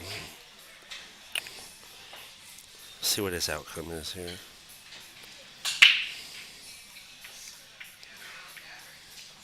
Alright, so yeah, he was going for a little bit of a safe there. And I wonder if he was trying to get the cue ball back here tight. That would obviously make this a very hard situation or low precision situation for them. But however, it's a race to 6. Okay, we've been informed it's a race to 6. Okay, so money is raised to 6 now. We've added a game here. So we've slightly changed. We've slightly changed a hair of mindset, but not really, because no one's really taken off or gotten 2 or 3 games ahead of each player. So we're essentially where we were with a race to 5, because they each won 1. But now, so Mark's probably going to bank this potentially to here, unless he's going to be working on a safety. It looks like he's going to try for the bank. I think if he makes the bank, the 10 is going to be back here. He did not. He went for a re-safety. He did hide the ball. Now Clay does have a kick and a jump opportunity here. A percentage to pot the ball. Spectacular, George. I'm glad you got the bracket. Happy to help. Thank you for joining the stream. I'm glad you're here. Keep passing the stream along too. Let's blow this thing up today. This is a great Sunday to get a lot of people watching this stream. Chat on in the chat box. Let's hear what you think about what we're seeing down here. We're all happy to discuss it. Yeah, that's what I was kind of expecting he might go for as a jump cross corner. It's about his highest percentage outcome he can produce. And, if he doesn't make it, he's probably hoping he lands it up over here on the rail and just makes it funny for Mark Goodwin. Just got to commit here, execute the hit through the ball. Nice punch, nice layup. Doesn't stick it on the rail with the miss, though. He shaped the 10 beautifully through that jump shot. It's just it's just the speed control of the 9. Had he had it on this rail up here, Mark Goodwin would be in a much tougher situation to put a board on the board here. I believe here he's got a cut he can work with. He's got to send the ball just a hair. I think rolling it to the pocket isn't really going to produce a result he wants here. So send it just a hair. Called like an aggressive pocket speed shot. 2 rail shape the 10 unless he's got a different spin shot in mind, something else that he's willing to put together for the shot. Otherwise, he can just work the table speed here and end up with shape on that 10 ball.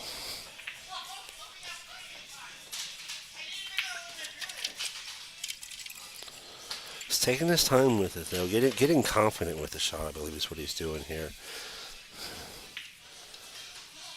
Yeah, his alignment on the cue ball tells me that, he's trying to put some spin on it to where he might be trying, if he's going to come this way inside and put the 10 ball here.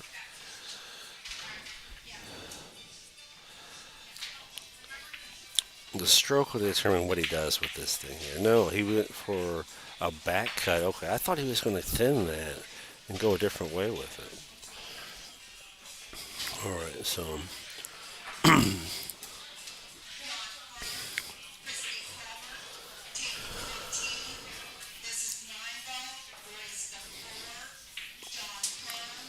Alright, so I think Clay's looking to see if he can produce a back cut out of this and get shape. It's so thin, though, because the impact of the ball is right in here and just this a little past the line right here. So he's just going to safety this, it looks like, because it's going to drive the cue ball or drive the 9 ball to a pocket position.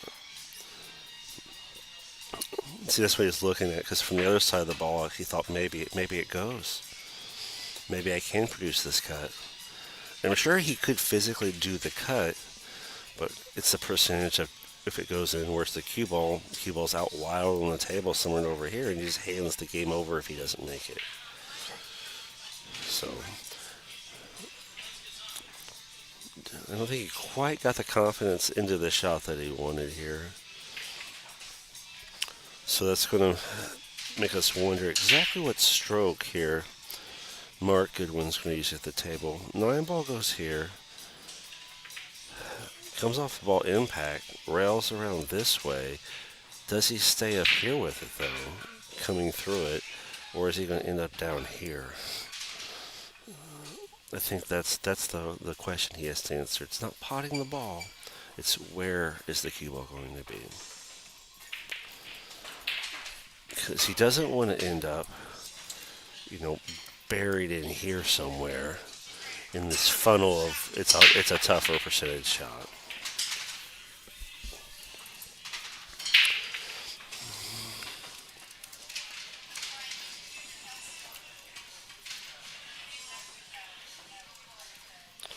Ooh, he weighed his odds on all of it and said, "I'm just going to safety this thing." Nothing wrong with that. Sometimes using that whole table like that, you sell the cue ball, it ends up where this 9 ball is, and then that's not as good either. So,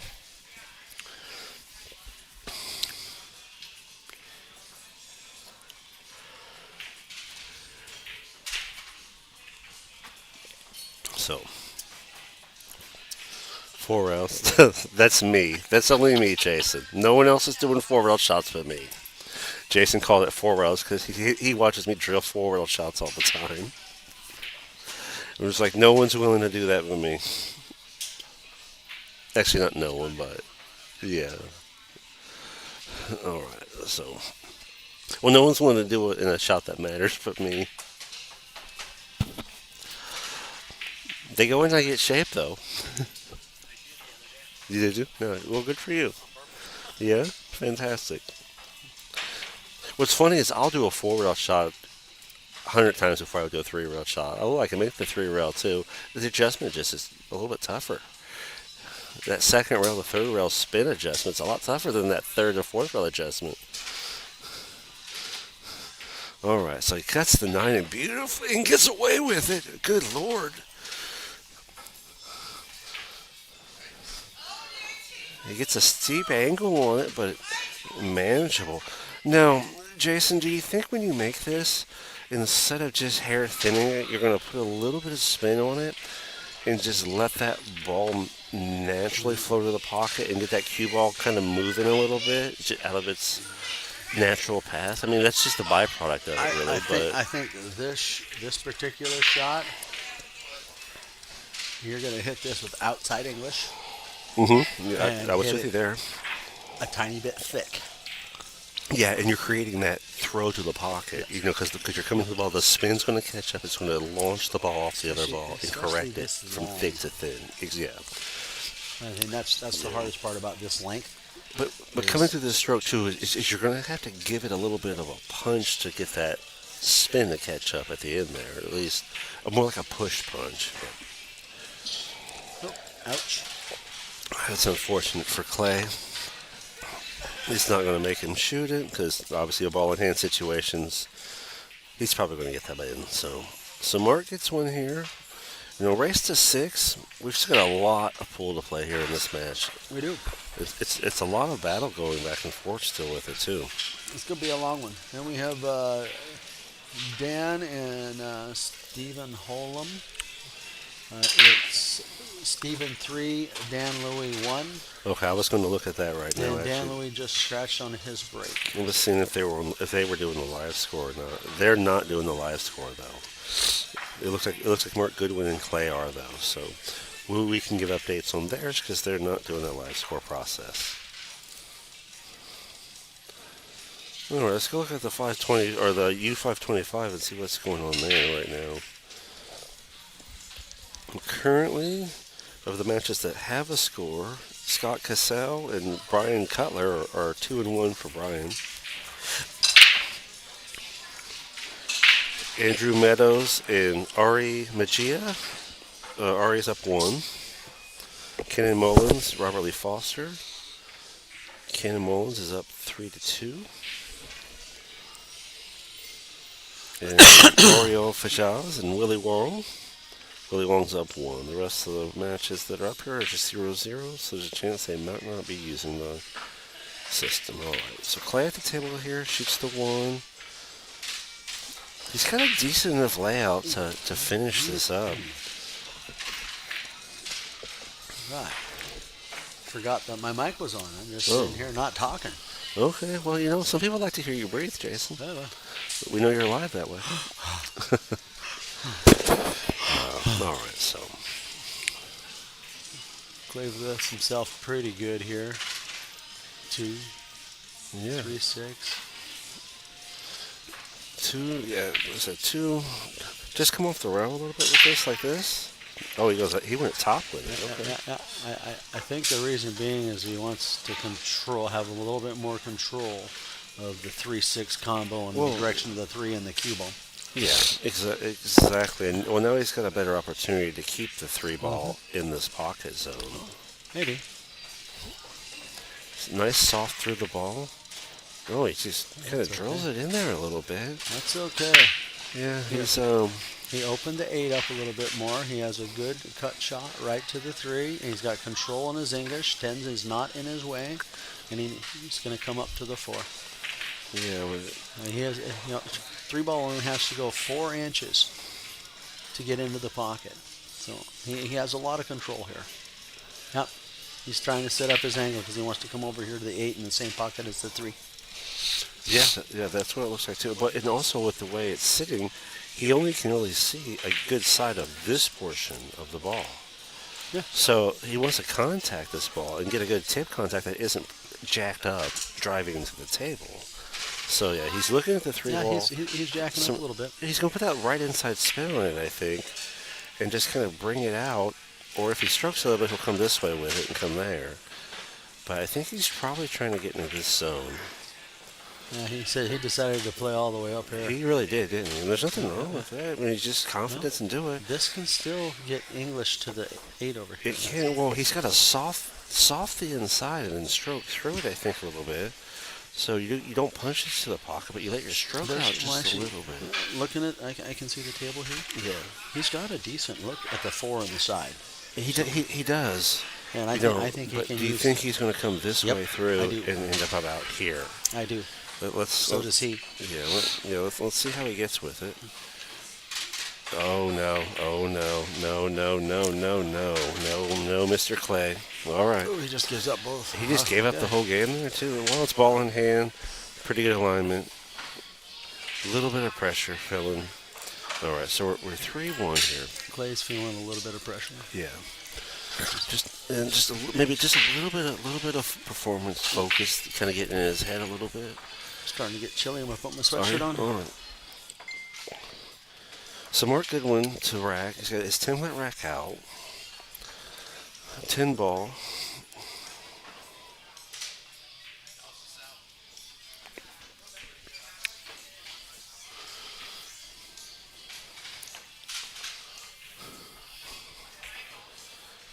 All right, so Mark's up 2. If Mark gets one more here, he's going to really start to make Clay have to go for a little more things with a little more aggression. Although Clay really has been playing with a lot of positive momentum into what he's doing.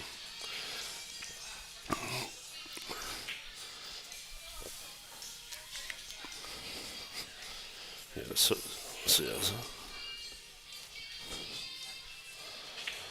All right.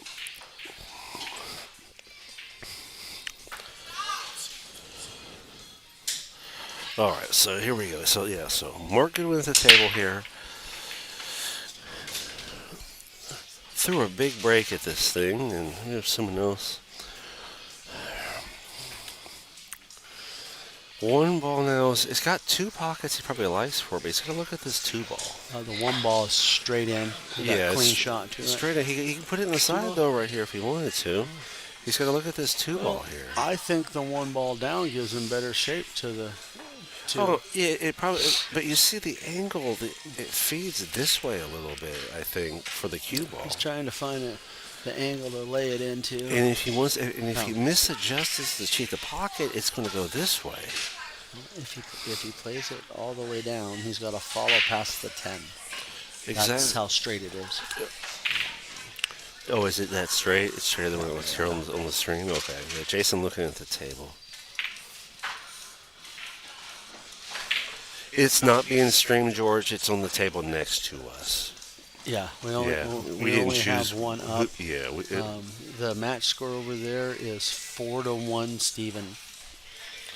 So yeah, but in a race to 6. Yeah, but however, if Steven gets this and as they start progressing, I'm sure we will probably likely see Steven over here. We should see them play the winner of this match. Yeah. Okay. Spectacular. So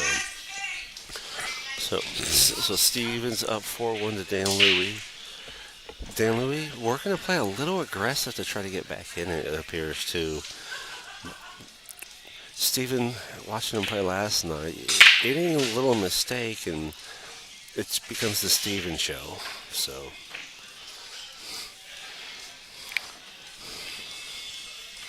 All right, Mark left himself a decent look at the 2 here. 3's just sitting waiting.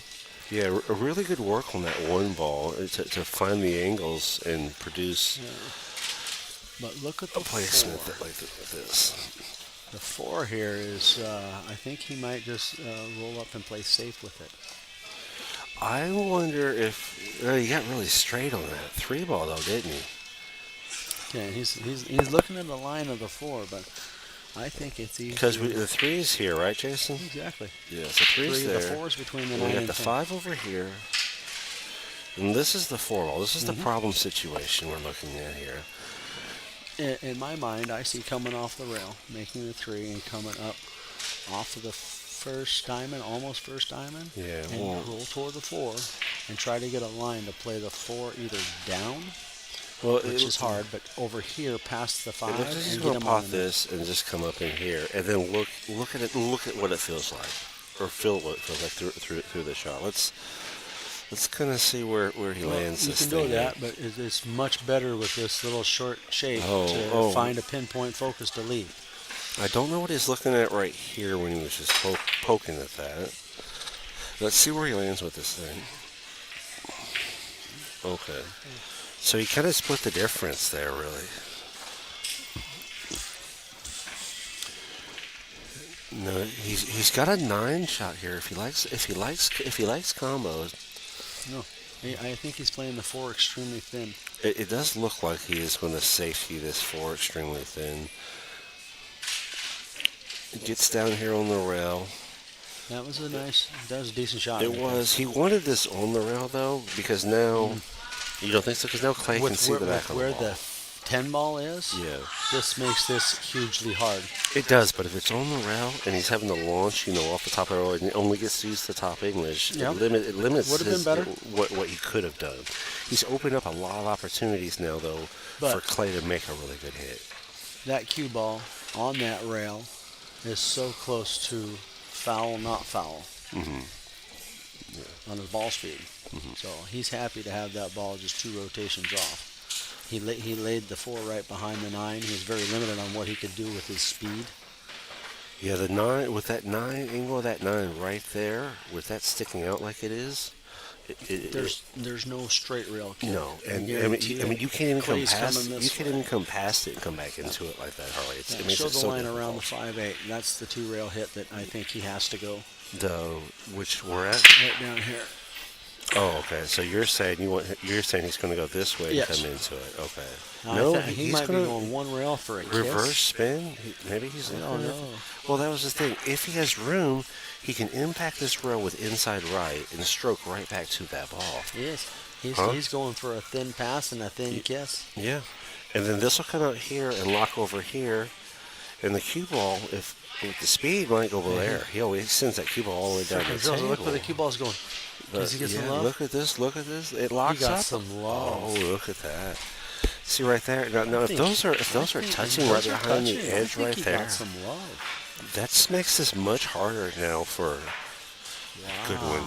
But now Goodwin, he's got all What the a ball hit. right here, though. It I really have to is. stand back and say, what a hit. Yeah, for sure. But he's got the backside of the ball here, so he can come up here and kick this. He can pop this in this pocket here.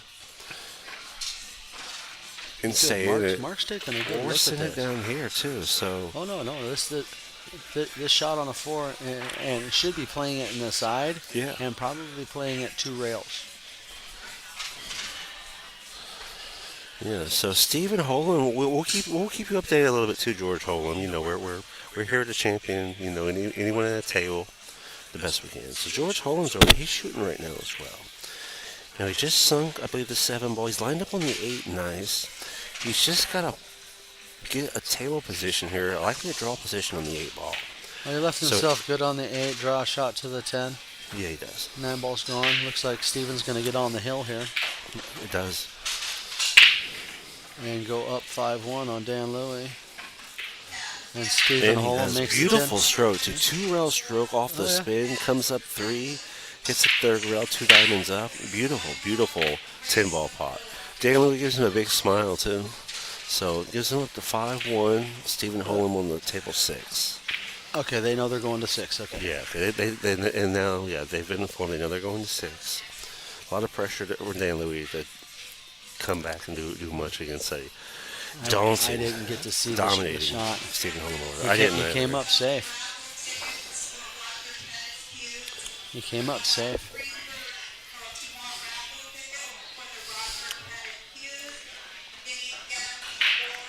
So Clay jumping over the 5, hits the 4. Does he come up with a safety out of this? He got a little bit of a love roll. He did. He came up with enough to not let Mark really do a lot with it. I think Mark has to just counter safety here. Well, yeah, I think he has a very thin hit to the left side of the 4. That's what he's looking at. Yeah, and I think he does as well.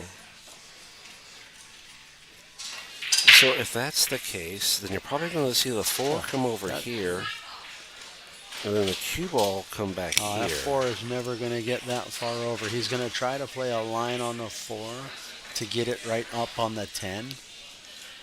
I mean, you think he's going to come this way as into thin it? of a hit, it might just slide down the rail too. As thin of a hit as he's got. As thin as it is, I think don't the think he spin's has going much. to carry over this way. So Maybe. And If he hits it thin enough, it barely moves. But look at his speed, though. So if he's pointing here to get his speed over here, he might just be getting the bank over here. No, he's Isn't it? playing the Well, kick. speed here, kick. is it? Okay. He's playing the kick to the 4. Kick I to got the you. 4. If he gets the impact, ends up over. It's going to be tough on the 5 because the 5 almost back over here after that impact.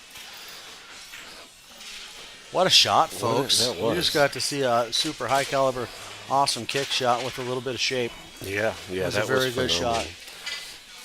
And Clay played a great save. Yeah. Yeah. I like how he really sent the power of the stroke to there. I think at 4 o'clock chalk box. So if that's Patrick Nix over there, which I believe it is 4 o'clock. Yeah, Chad for sure. What a shot. And what a shot to get shape with as well. Some of that natural angle seemed like it would come really close, much closer to impacting one of those balls. But he got through there with that rolling spin. It was really well shot. executed.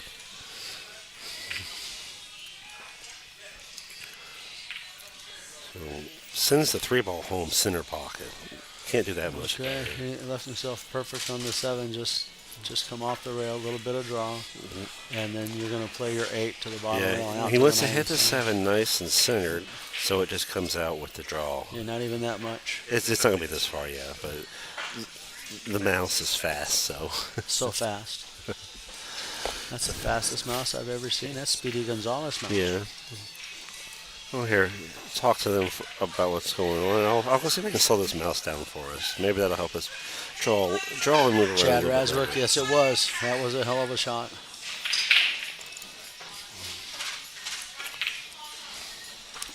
Mark is playing with some really, really good precise play. He played great against me too, Mark Goodwin. All right, so. I had the pleasure of playing him earlier and taking an ass whooping. I could not produce anything on any mistake. Got some good kick safes on him, but I just couldn't produce when I got something. All right, so just see how much this changes the mouse speed here, because come off the rail here and come back out. Yeah, that is actually a lot better. Slow this mouse down just a little bit more even. Perfect. All right, score is 4-1. Mark Goodwin. Clay has just let him have it. So, all right, just a moment, Vic, and I will update that. All right, so we slowly.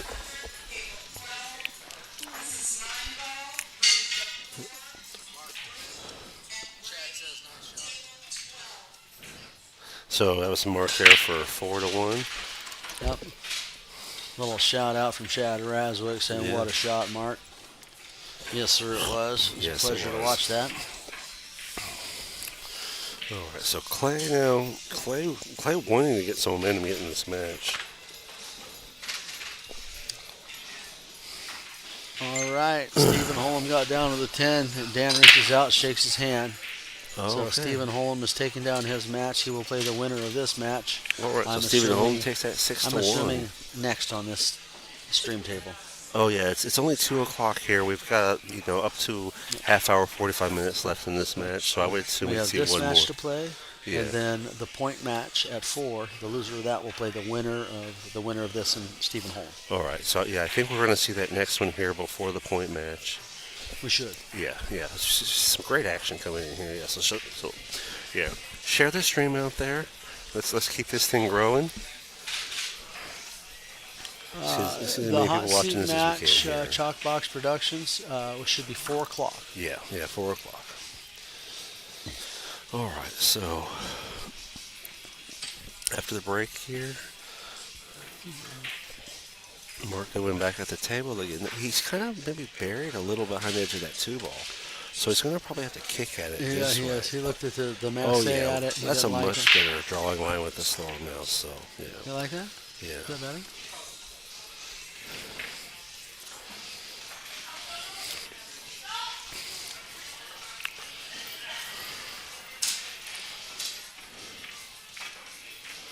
So he runs and he gets there. Oh, okay. He leaves Clay an opportunity here. There's an option, yeah. Now, do you think Clay's going to come forward through this like No, I think this? he's going to come back between the 3 and the 4. So he's going to come back. Yeah. He's just going to come up through here. Yeah.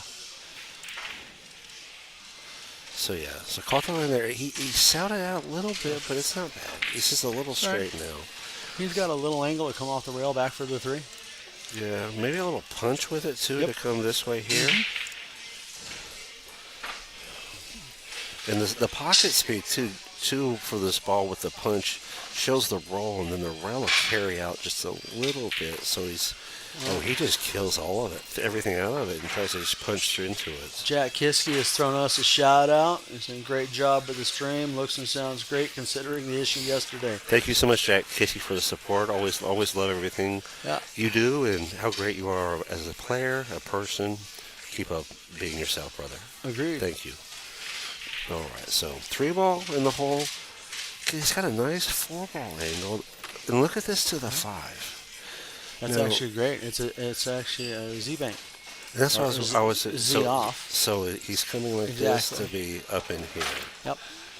So now this angle could change up between these 2 diamonds based on what he does, but It could. got but, pretty close with the that's, angle here. pretty good. Yeah. Yeah. So Let's see.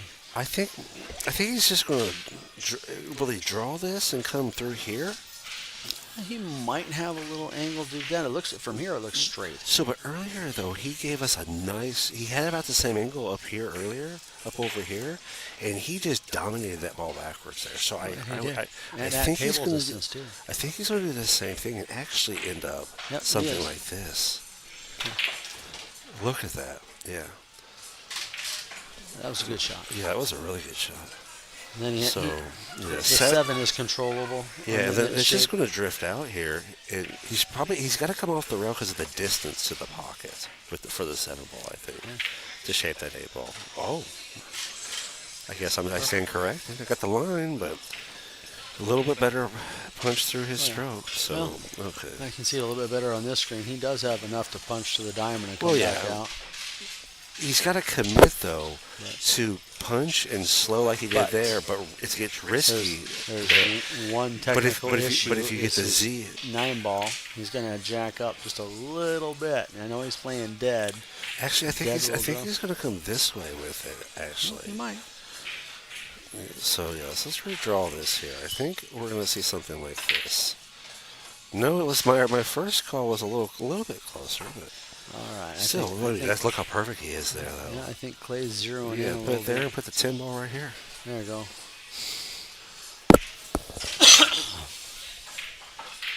Mark Goodwin just nods his head. All right, so Clay gets 2. Good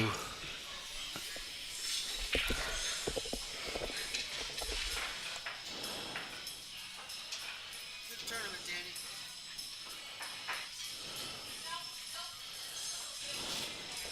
Had to give Dan Louie a little shout out. He just Yeah. lost to Stephen Holm.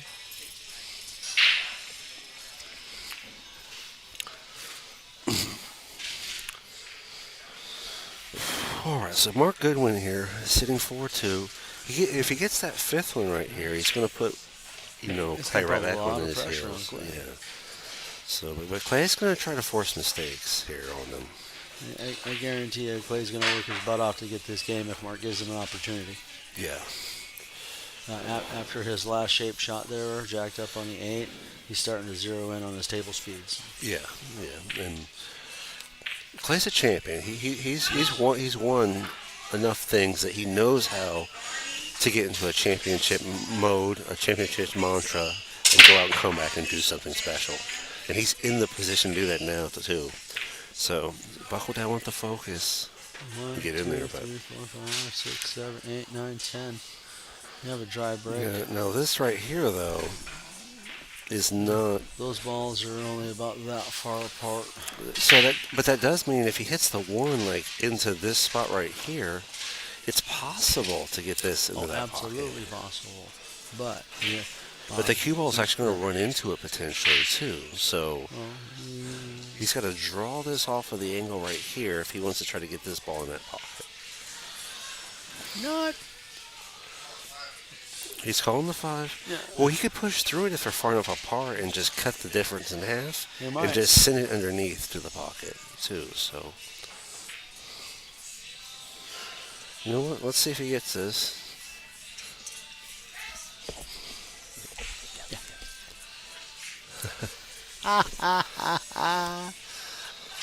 All right, so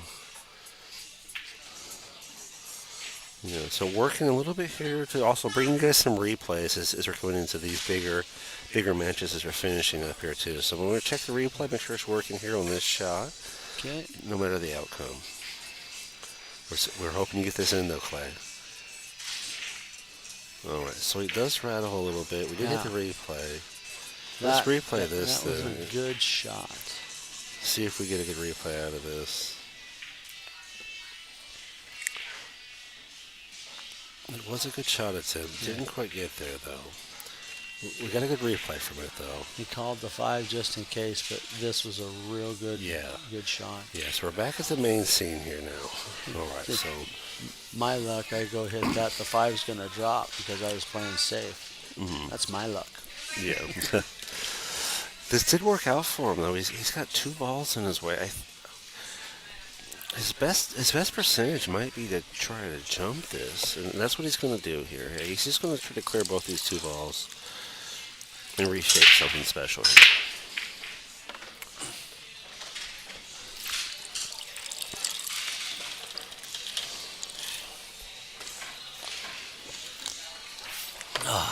He's looking at this angle here. Yes, he's playing a jump back. When you get to this level of jumping, you split this ball into like 4 to 8 different little spots that you're just going to kind of get into it with, or even more. But a lot of these guys do. I mean, yeah, you think about these guys. Now, think about how often Feder Gorst practices jumping. It's probably 4 hours of his day.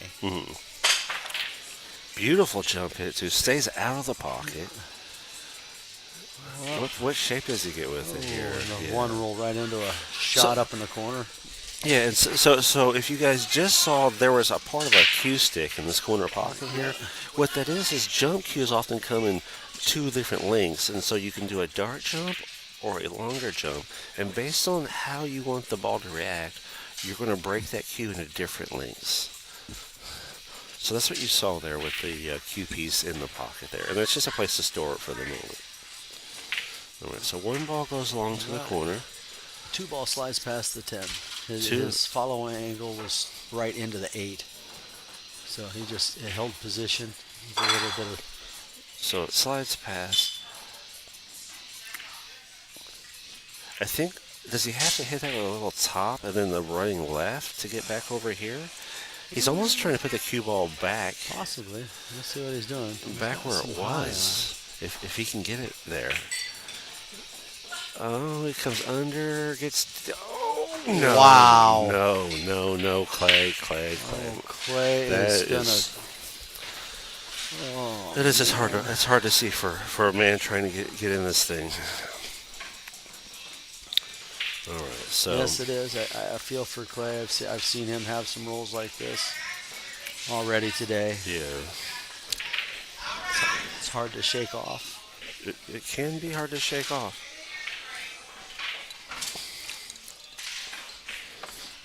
Especially when in this situation down 2-4 Yeah. in a race to 6, you figure right now mentally, fuck, my opponent's on the hill.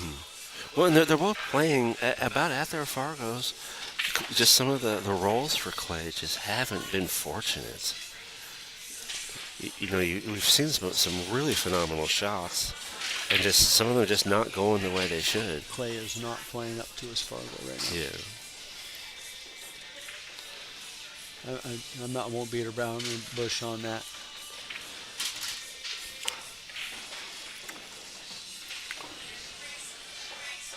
He's playing on the lower end of his average, and he knows it. It's just, yeah, I mean, maybe you're correct there, but I was more wondering if everyone was playing a little higher. Maybe it's just Mark's playing a little higher than his average. Clay's playing a little lower, and that's just a That's separation. it. Mark is playing at average or above, and he's playing a little bit more control. Clay has lost his cue ball a couple of times. Yeah. I mean, it's just simply the way it is. Ooh, Mark's just made his shape to the 7 difficult. I think he's got to draw back to the side. Top side. Yeah, I'm kind of looking He at might this. be able to follow this around, but that's a stroke shot.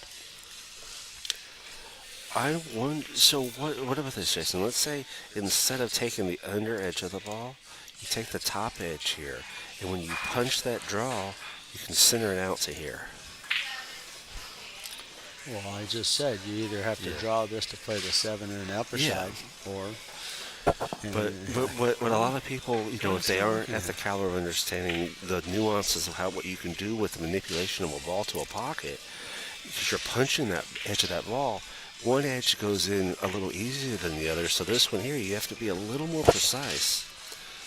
I believe sending it to the pocket because you're more sending it to this part of the pocket, and that's a dangerous place. So you got to get it like dead right here, and let it drop from the speed of the spin, and just get that thing coming backwards.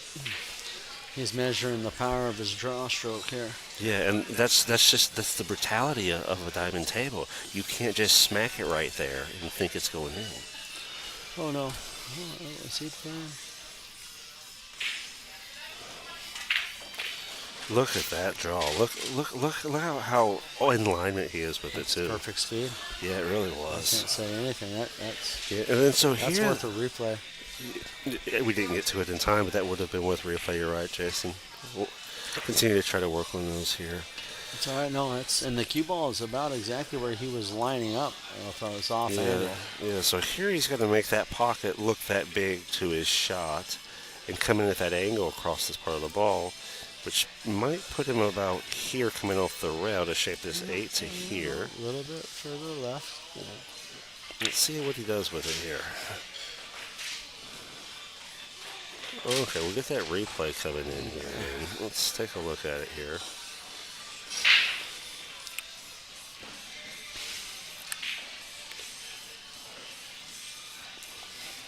Yeah, he does that beautifully. I was a little off where his angle was going to be.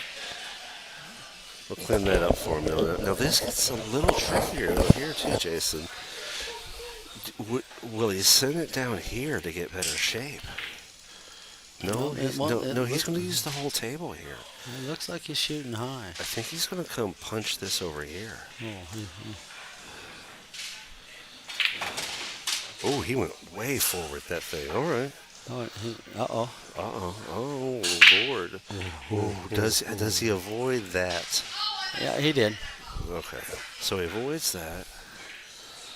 It being in the way. He did. But now he's up against the rail, so he would probably like a little bit of draw or center ball if he could get there, but he doesn't have it here. Oh no. So he's got top ball. He's looking at the angle to come through this with the top right maybe. 9 ball is off the rail. I'm willing to bet he's going to use the rail first. Here, get that 8 ball, something like that. Too straight to go straight on the 9 and count on that. See? Yeah. Look where he's aiming. Exactly. He's aiming for rail first, so he can get out and then up. You just following this straight hit on the 9. From there is no, it's just going to follow straight to the pocket. So he is playing a tiny bit of rail first, and then he's going to try to punch it with follow and get it to jump up almost at the angle you're trying to get to that you drew. Yeah, okay, well, and that's what I see with it. It's just getting the manipulation to roll that direction, and he came under it. Great angle for it, Right, though. he And just gave Clay the gets it game. It's up. 4-3. Right, Clay Belleville had a break to tie it up 4-4. Yeah, exactly. Wow. You know, it's just the caliber of these players. That little bit of a mistake, they know that he ain't gonna screw this up.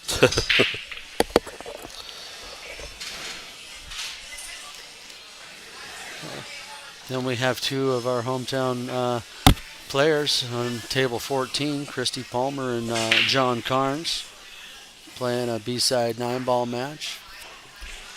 Root for them to have a hill match, have a full match. And check this out: the difference in timing of a player running away from it versus a matchup. Stephen Holm over there, half the time they were done. Stephen defeated Dan Louie. We're still going here 4-3, and they've been off that table for 5-10 minutes now. Yeah, Yeah, this is how tight this battle is over here, and how close these players are taking this. All right, Clay drops a ball in the break. One ball it has a path to the upper corner pocket. And it might have a path between the 2 and the 8. We'll be back in just a minute here, folks.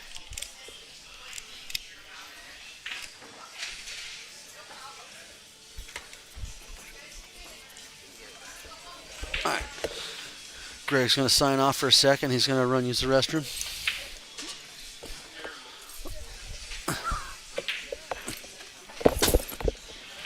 All right. Clay makes the 1 ball.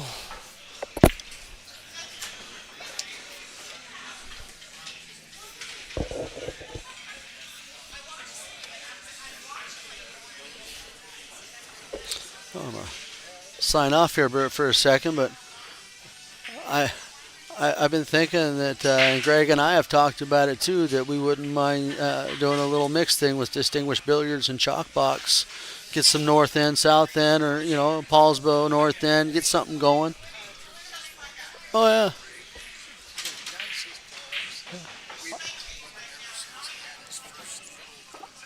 yeah. We sat here for 3-4 hours yesterday, call it the Fick and Nick show. I had a good time. No. Oh, yeah.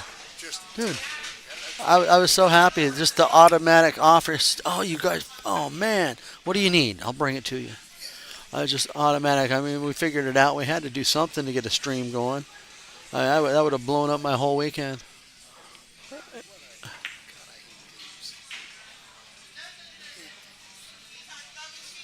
Yeah.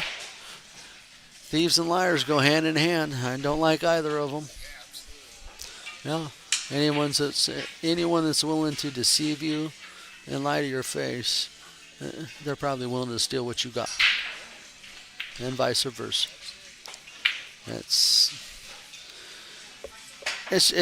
just a fact of life. But Patrick is a quality dude. I really.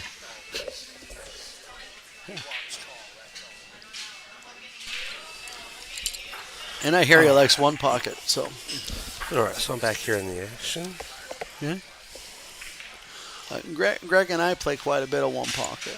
He comes over to the house. I've got a Pro 8 medalist.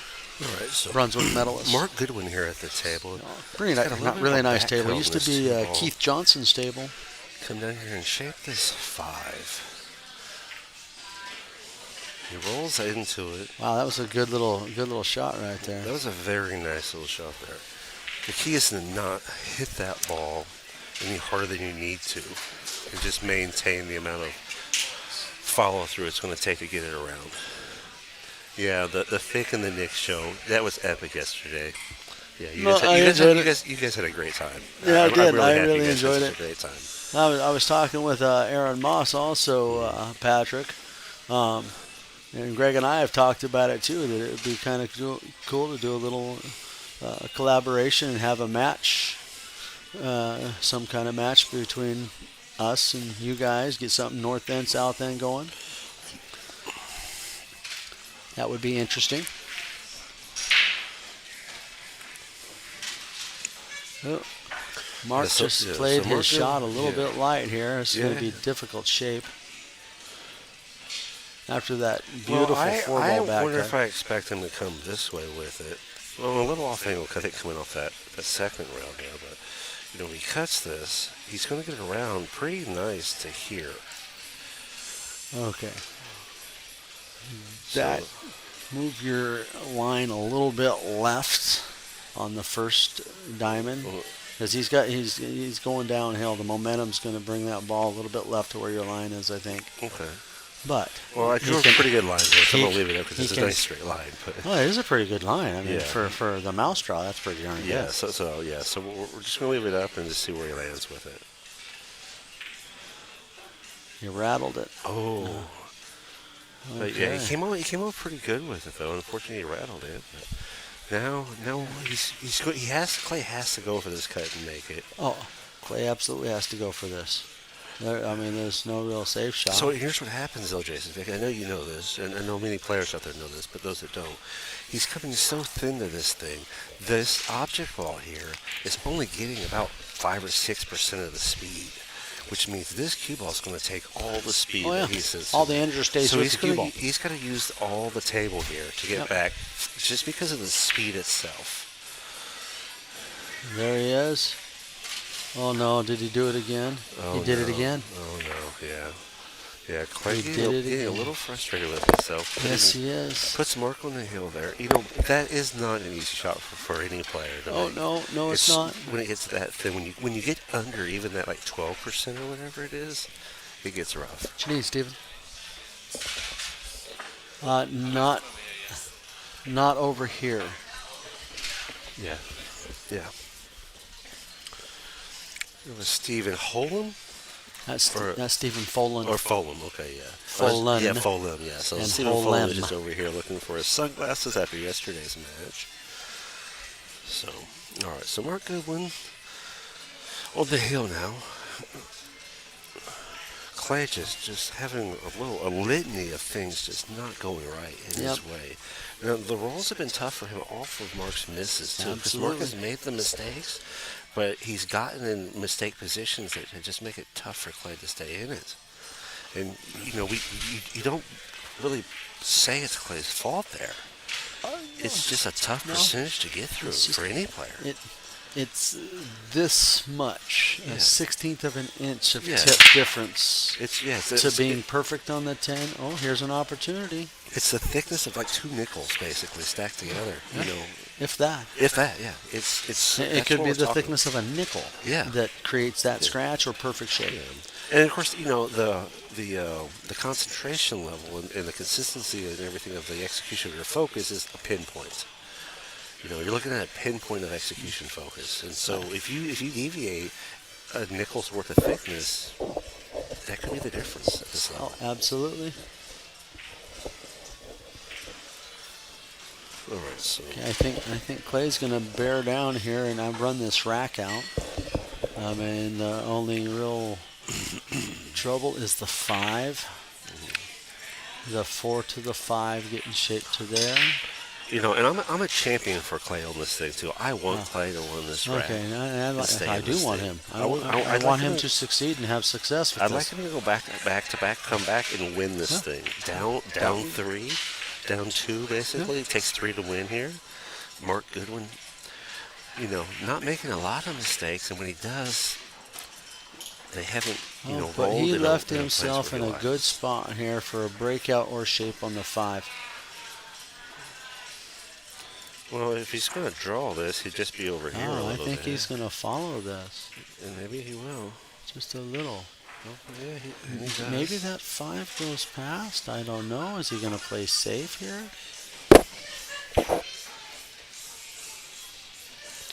Check out the side cam view. It helps a little bit to see. But I think he's cutting the ball. It did go past. You shot Okay. that very well. I'm going to keep my mouth shut. I thought the 5 was a trouble ball. And I was just sit here and watch Clay finish. Oh boy, he got up on the rail. Okay, he got room. He's got a nice, just a touch kick through. Yeah, you just touch this ball into the pocket and just send this over. Oh yeah, this he's way. coming all the way down to it. Yeah, so Wants to get off of this rail beautiful. or beautiful. under it. Come in under this ball just a hair to here, so you draw out. I think that's what he's going to do here. Yeah, look at that. Little Beautifully done. punch draw. That actually Yeah. followed your line perfect, Greg. Yeah, That Meza Magic Mouse. yeah. I'm showing them how to win this stuff, Jason. You know that. Yeah. This is going to have to come. That rail got I think wonky. Clay's going to follow this with right. Come on. Oh, no, I take that. He's just going to come short of the side and take his medicine. Well, that's the thing we talked about before. When you follow with the right, you got to push through the ball to get all the You way do. around. And I end up rattling that high inside shot Yeah. more than I do the draw shot. Yeah. And you All do. right. Congratulations. Clay's got Clay. back to Well done. 5-4. Clay's and I getting think- back in it here. Yeah. All right. And Clay has the break. He has the even matches. All right. So if Clay can give us a 2-pack here, Yeah, fuck back yeah. to back, he's got the talent. He's got the ability. His execution on that rack was flawless. It really the balls were exactly where they should be, off of the bends, off the tangent lines, off the rolls. It just No, you his wanna cheer shot for- you making wanna- and you his wanna cheer shape for a guy was that can do that. very good in this game. Su Sheng Chow, yes, they went to a race to 6 in the money. Or the money matches today. Debbie came up. She had them written down as 5 and changed them to 6, which they should be in the money.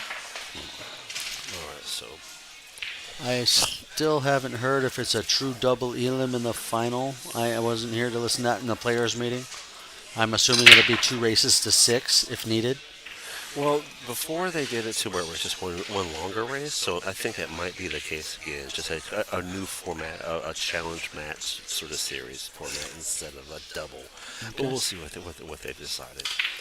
I Greg haven't had been a- informed either. Clay had a good pop off here, but a dry break. So Mark gets to make a decision what he does with the 1 I here. think he's going to make this 8-ball here. Yeah, I was looking at that. Or I think he's just come with I- an 8-ball. Make the 8-ball, roll the 1 up here. Yeah. Push a little top on the cue ball, get the cue ball to come this way. Hey, you're heading that way. I think you use a little bit of left English, but you don't want to hit it hard. No, this is a finesse shot Yeah. with a little. You got to give it a little bit though, because that ball's it's thick. It's coming really thick into the 8-ball. Well, the cue It's ball's not- going thick into the 1. The It is. 1 ball is going to be thinner on the 8. It will be thinner, but you don't want it too thin. You can adjust the thickness because otherwise the cue ball is going to end up way over here. Like that. See, that was a little bit. Yeah. I was afraid of wow. what was going to happen Okay. with that. When you, Well, here we go. when When you we go talk super about thin little with it. little mistakes and stuff like that, that combo had to be played just right to be able to retain some shape. Now he has an edge of the 1 to see. This is a difficult shot. Well, if he doesn't confidently see the side and doesn't want the side, I would expect him to send this thing a little more wild this way, and then keep the cue ball over here. I think he's playing super thin on the 1, sliding it to the rail and trying to get the cue ball back over there. Because if he plays Maybe he the is. shot you're talking about, the cue ball's flying. It kind of is. Yeah, so you're right. I had the cue ball figured out, but yeah, it was not quite as aggressive with the object ball. Now, Clay has a little bit better opportunity. He can slide the 1 up the rail to the 9 and 2. And he's going to want to either use a little. Okay, he's just going to call the 1. Okay, he's playing the kiss off the 9 just in case.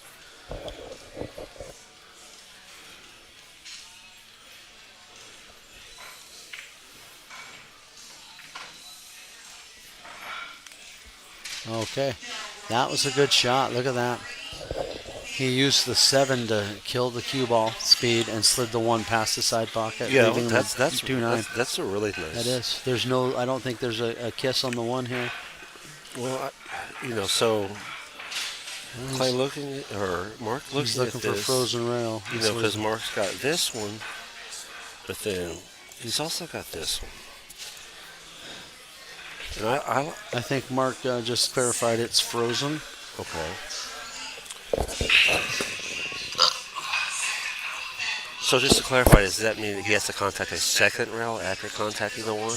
Yes, Because if the cue ball doesn't push rail after contact, that 1 has to hit a rail or something has to hit a rail. Okay, but so he can apparently see the angle of it. So he's going to hit this one thin here, and potentially send the 1 over here.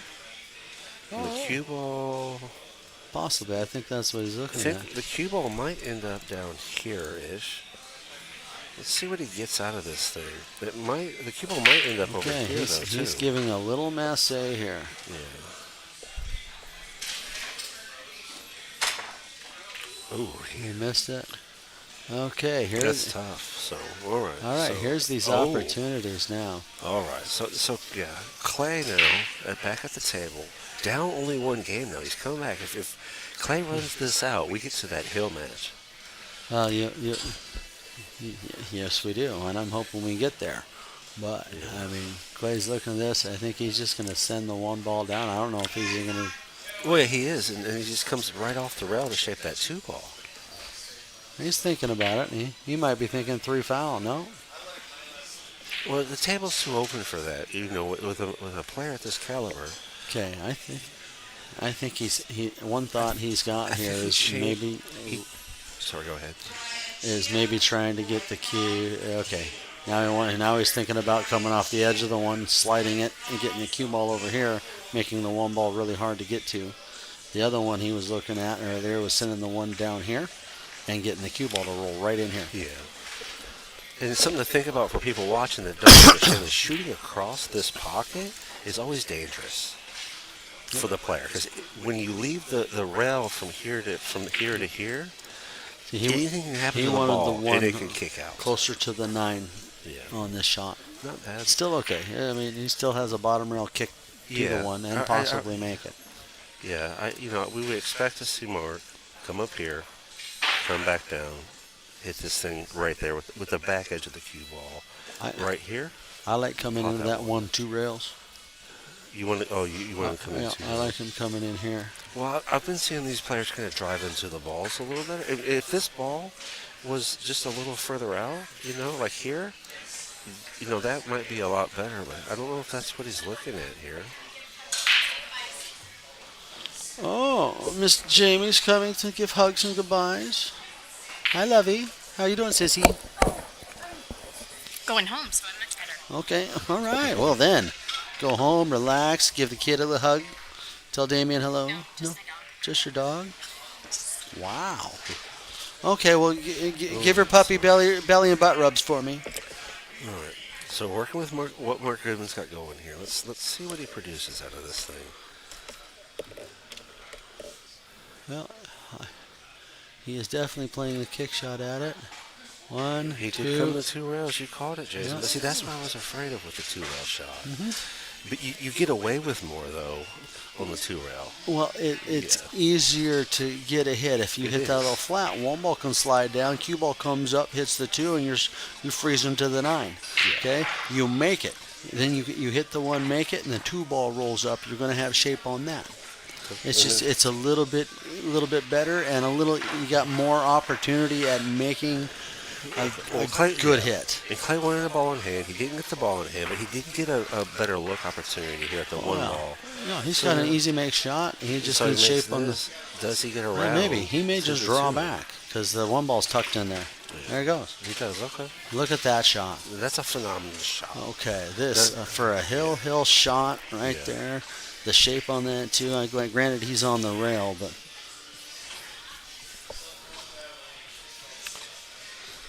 he's got to be careful how far he follows the ball because of that 3 ball down there. Yeah, being on the rail, that makes it tougher too, because now he can't punch the ball as well. But he just rolls it off of itself really well. Mm-hmm. And so now he just has to cut the 3, come back on the table, and shape the 4 ball. And the speed coming off of the thinner cut of the 3 should naturally let him just shoot the shot, really, and just let it work itself up and down the table. Could go 2 rails, could go 1 rail, depends on what he see. Yeah, Oh, it was I so, like that. It was so thin with the cut, the speed. I like dictated that 2 speed. rails. Yeah, so didn't That have was to- good speed. Didn't work to hold, and he got good inside shape, so he can stun that 4 ball, draw over towards the rail some to get to that 5, just like that. So really Oh, close that's to superb. phenomenal. Now here's one of the ones. Is he just going to? He's going to touch the ball in with 1 rail and get shape. Yep, and stay a Yeah. little flat on the 6. It Then you does. just follow with outside English to the 7. Yeah, Just it's- get to the middle of the table. Make Yeah, sure just your cut- shape area is in the middle. About the same shot there twice he had to make back to back. Perfect. Kind of puts himself about the same thing here. A little bit of a punch draw. Just don't. He's going to follow to the bottom rail and come up. Oh, you want the bottom rail with it? Okay. Okay, the I nine, like the it. 9 ball's on the bottom side or the right side of the side pocket. This is natural lead to the 10. Yes. All right. So he's going to put the 10 in here. Yes, folks. The I nine- think nine we're ball going to goes see to the ourselves a line, hill However- match. However, Mark's not going to give him one here. All right, folks. We get us a hill match. Yeah. Mark Goverton breaking at 5-5 in a race to 6. Clay Belvoir did a lot of good work getting back here, getting it to hill. Good job, Clay. I'm saying that loud for a reason. Okay. That makes sense then. A little You know, positive reinforcement. It is. Okay. I'm just checks and balances. You know how it goes. No, I'm not going to pay attention to Evelyn. Well, it's not just Well, Evelyn, but just in general. No, I understand that. Yeah. But our commentary can be positive for these guys too. Okay. I mean, I'm not rooting one way. I don't want to. I'd like to stay impartial. I mean, Clay's my boy. I mean, I've known Clay a long time. Got a lot of respect for him. I wish him the best, and I know Mark too. Yeah. Anyway, so Clay stepped up here, came back after a huge deficit. You know, that's the difference. 3-1, 4-2. Yeah, The work. safety's got a little better, and then Mark's mistakes opened the table up for him a little better. So he didn't have these really tough cuts and shots to stay in the game. But in this match, I do want to keep my voice a little lower. Oh, This game. yeah. So this is the final game in that hill battle. This is our hill match. We're going to try to keep it really quiet. Let these guys focus without too much voice Distraction, interference. So if we're not talking too much, don't be mad at us. We need to bump up the score. Yeah, thank you. Oh no, they do. Oh, Not yeah. us. Okay, yeah.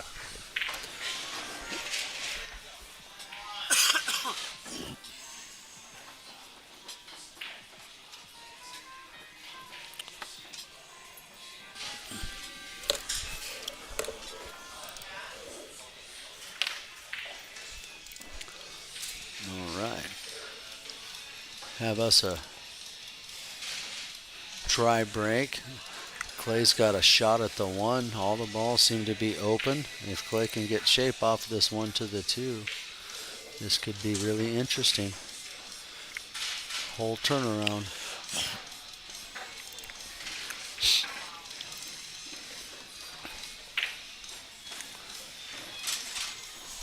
Oh, look at that.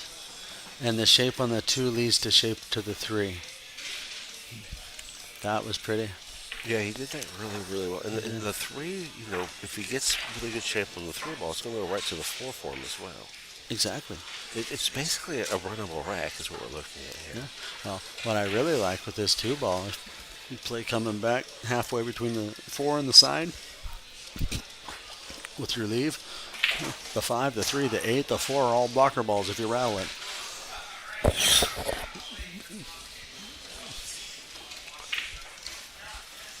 Yeah, so for those at home here, he's going to kind of be a little more top forward with it potentially, come off the rail and come across the table like that. I think that's what he's trying to do here.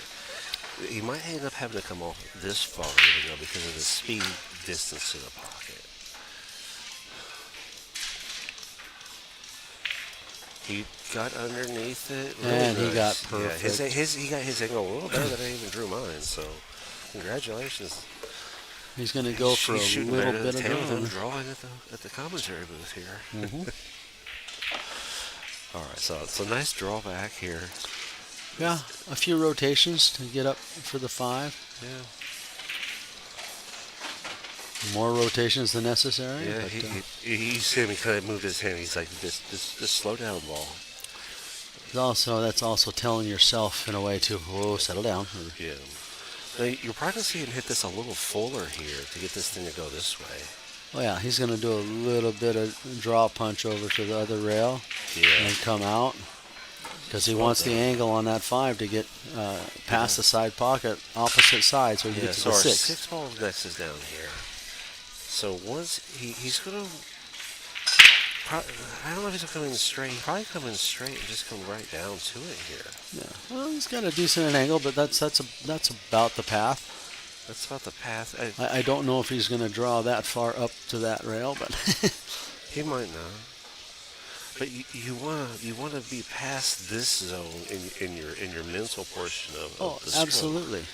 But anything coming down past the side pocket, oh wow. Oh, okay. He's maybe What is he considering. looking at here? Okay, let's stop working so hard. Let's keep this more simple. Apparently, Stop drawing lines. Let him think. if he just touches this thing in and drifts up off the rail, he's got an angle to come right to. I still this think ball he's here. coming full back to him though. Let's see though. He left it the other way. Yeah. Okay, and he did leave himself a little angle here. So what he did there is he pounded the ball just a little full to not come underneath this whatsoever. Oh yeah. No, he just used Which his is really- draw punch. Yeah, it was really well executed. Okay, I think he's going to shoot low right, come around the 7. He bumped it. Oh, okay. You're going to have to see a nut shot here, folks. He didn't want to hit that 7.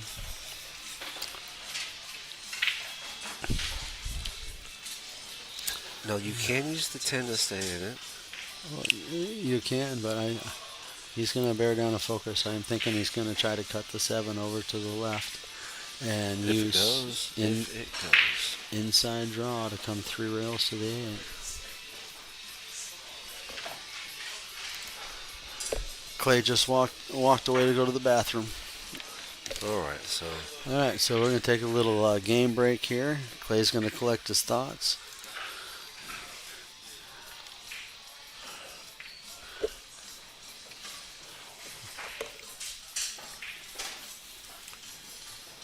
all right, so just got a little bit of a pause here. Like Oh yeah, we're going to sit here. Goes and takes care of his tasting. We're just going to give him a look at kind of what Clay's dealing with there, and just put his thoughts into what he's going to be up against here, depending on what Clay decides to do.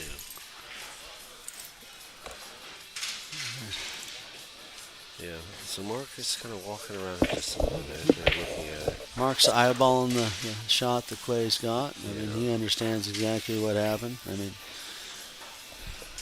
Clay's collecting his thoughts. He's probably going to the bathroom, and he's gonna think. And I mean, normally, I've had it done to me too. Actually, I was playing Steve Holloway once, and I was shooting hot, and then Steve got control of his table, and he ended up taking a 10-15 minute break, went to the bathroom, went poop, iced me, and then come back and beat me. Wow. I mean, I don't find that very gentlemanly. I don't find that honorable, but it is what it is. Yeah, I mean, we can't say we know for sure whether this is an ice the kicker situation or not. Well, no. Simply- This is it's Clay's shot, so it isn't it? He's not icing anybody. He's trying to collect his thoughts.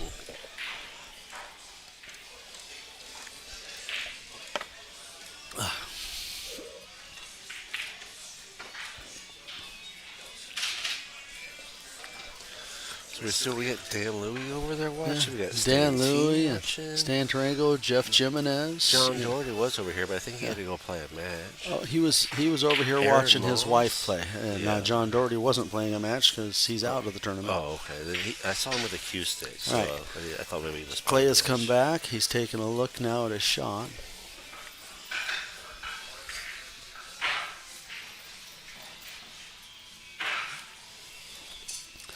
All right, we're going to be really quiet here and let these guys finish this match out. I don't want to be a cause of a distraction here. So we're gonna keep our mouths shut for the rest of this rack. Well, after this shot. Yes. So let's get this shot executed. Yes.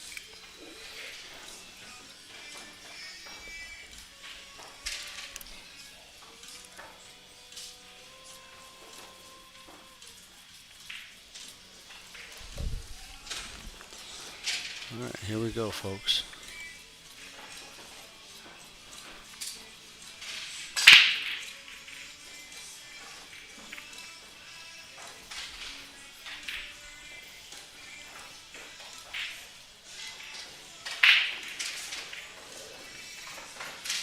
Clay is taking his time.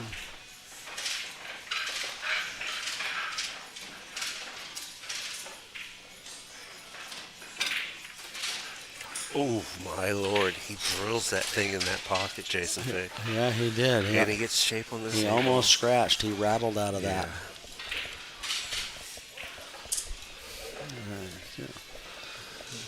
Now this shot here is still a little tricky too with the 45. Yes, it is. You know, his options here are, he has so many options, really. It's where he's comfortable. I can't even draw lines because that's how many options there are.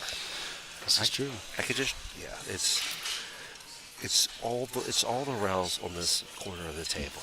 It's two rails, it's one rail, it's spin, it's forward, it's backwards, it's inside English, it's outside English.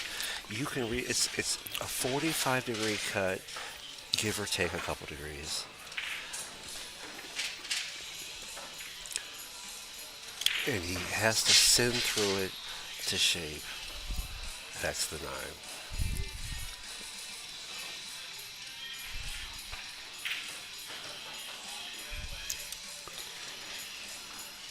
And He's going to get a roll here, folks. Doesn't get all the way away with it, but he does get away with some of He it. does. He did not leave an open shot. You know, but he can. did look down, but he had a smile when he looked down at the situation. It's just to make that 7 ball. You know, that's the thing, that one shot there is one of the shots that every player kind of gets a little struggle with at times. Yes. Well, There's folks, just we are so having much a going heck of on a with barn burner match right now. We are tied 5-5. Race to 6. Mark Goodman's turn to take a look at his equation and see what solution he can come up with. From here, I mean, this is a containing. I mean, unless you're going for a complete one-pocket bank. You know, this is where you know you see what a player's skill set is made of. Right here, 'cause you're down to the wire. You've got you're on the rail potentially. I don't know if it's on the rail or not, but I think it's off a 1/4 inch. okay. So that it's so straight though that you know you've got a double hit situation, but he can't even come to the left side of it. Really, he's got to come. He to the is right calling side. the bank shot to the side by the 9. So he's calling this bank shot. Yes. Yeah. So he's calling that. That's a lot of counter spin through the ball. Okay, and he's got a flat cue. He is straight up banking this. Got a little bit of right English on it, I think. Okay, he elevated a little with his playing cue. Oh no! He's gonna wipe the table. Oh, and he gives it back. Oh, So man. he says congratulations. Hell of a jump shot, a little bit of draw, force You know, the cue ball into the corner. That's a hell of a Clay shot. Downs. Yeah. Thank you, Aaron Moss, for hanging Aaron out. Moss is over here in the booth too, just kind of watching from the sidelines. Clay being down so deep. Mark Goodwin coming so many, you know, just great plays early in the match. His rolls just all blocking Clay from doing anything really. Mark All right. Goodwin gets a couple rolls that go in Clay's favor, then Clay just makes a hell of a comeback. Heck of a match. A lot of little twists and turns. Yes. Yes, All right. phenomenal. Okay, here's Stephen Holm getting warmed up. We're gonna him and Clay. I think I'm gonna go to the bathroom. You need to go? No, I'm fine here. I'm just gonna get this set up for the next Are you one. sure? Okay. I'm gonna take a little bathroom break. I'll be Did you back. catch it? So is it Clay and Steven now? I believe this is correct. All right, I'll go look at the bracket. All right, thank you. Yeah.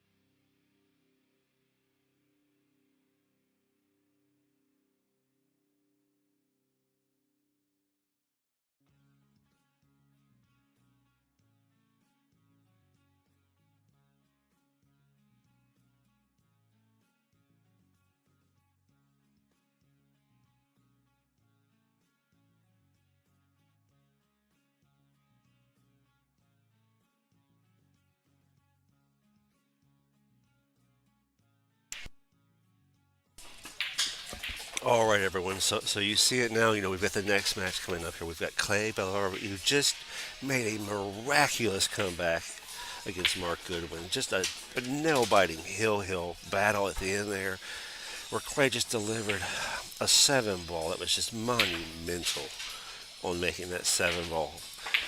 Had to wait to get back to the table. Finally, Mark made a mistake and gave it to Clay after just such an effort he produced. All right, so Stephen Holm, let me correct his name here just a little bit. Sorry for the misspelling.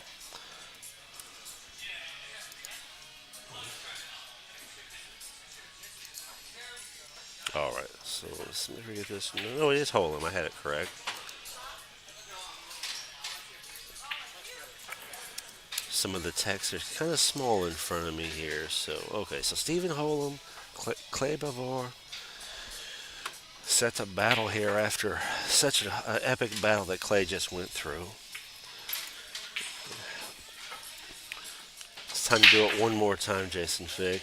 Jason Fick just showed back up here, and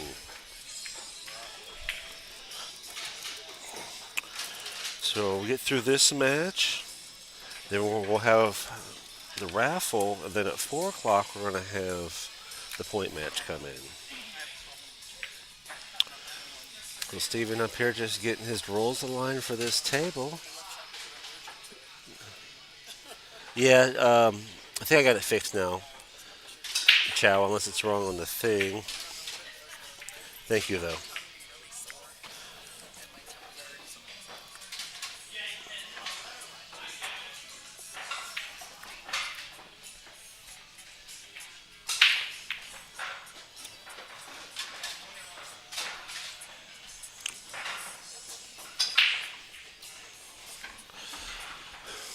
All right, so Steven at the table just warming up a little bit now, getting ready for his battle with Clay. Clay stepped away to just go catch his breath and probably settle down a little bit after so much pressure. Such a monumental comeback here. Now, Clay's going to really have his hands full here too, because we've got about 120. Is that no about 80 point Fargo difference? So we've got some skill set challenges here, and it really is just going to come down to who does it better. Oh, Steven misspelled? Okay, I see it now. Thank you. Oh, I got Steven misspelled. There we go. Yeah, now we're perfect. Thank you out there. You were here, Patrick, yesterday, so you know how small some of those were on the one side of the screen there, where I was kind of just looking as I'm going through getting all the match details set up here and in alignment. Appreciate the checks and balances in the field out there. We win as a team. That's how we do it.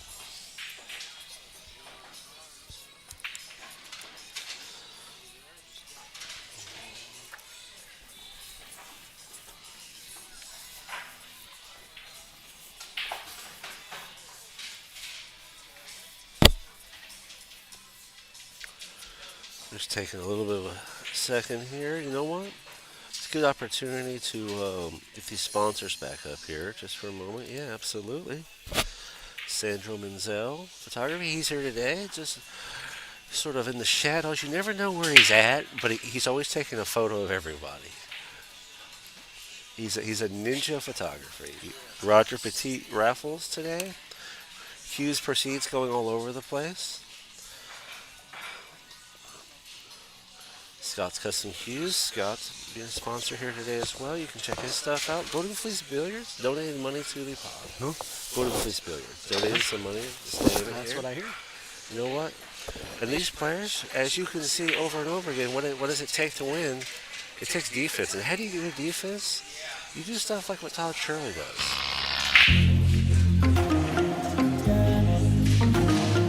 Come up with a fun way to lose defense. I really want to get part of this game. Some products off of Dawg, and I'd like to implement them in this. If you're down to test some Todd Shirley stuff. Well, I'm certainly down for it. And always help him give feedback and everything else. You know, Todd Shirley, you can find all that stuff at pooldog.com where he has it published. And you can play 8, 9, or 10 ball. He has score sheets you can print out there. And I'm not exactly sure that you have to necessarily buy anything to play the game. You could reach out to him, though, and he can give you the full rundown. Yeah. You know what? And once you get your defense up and running really strong, Jason, you know what you're going to do? You're going to you're going to play some Want to feel Solano the pressure matches. of competition? Solano matches after I get my defense up? Want to send your own matches to Fargo Rate? Download Solano now. Your race, your place. It's time to make your matches count. Solano, the Pool Players app, now featuring monthly cash and prizes. Solano support and pull in so many ways. Reed and Colby over there, they produced all this. But you know, we come down to all the honorees. You know, we've been over the honorees a couple times today, Let's go over the past honorees. and we've done those. We'll go back to the past ones here. See the 2023 and 2024 Big Dog Memorial Tournament. These are all pool players that have passed this plane of existence and moved on. Paul Allers, Q-Make from Oak Harbor, well known in the area, well liked and respected. Of course, Steve Holloway. Everyone's got a story with Steve Holloway if you've been around pool long enough. Oh, I've got a few stories of Steve. Some of them aren't for the air, but They're all worth a chuckle. they're all worth a chuckle. Yeah. And if anybody wants to hear a couple of them when we're alone in a private, I've got a couple of good ones. More than a couple. I've heard Harold Pine's name before. Oh, yeah. You don't know a Q lot maker about out of him. Spokane. Okay. A good cue maker. Okay, spectacular. Well, you know what? We ran through them and we got a little more time. I think last year they had did a this year, Harold too, Michael Pine Turner. cue that they raffled. You know, I think you're right, or I've heard something Roger about it. Goodman, very good personal friend who passed on. Roger struggled with some mental health issues. Yeah, and Roger was a kind of an all-out,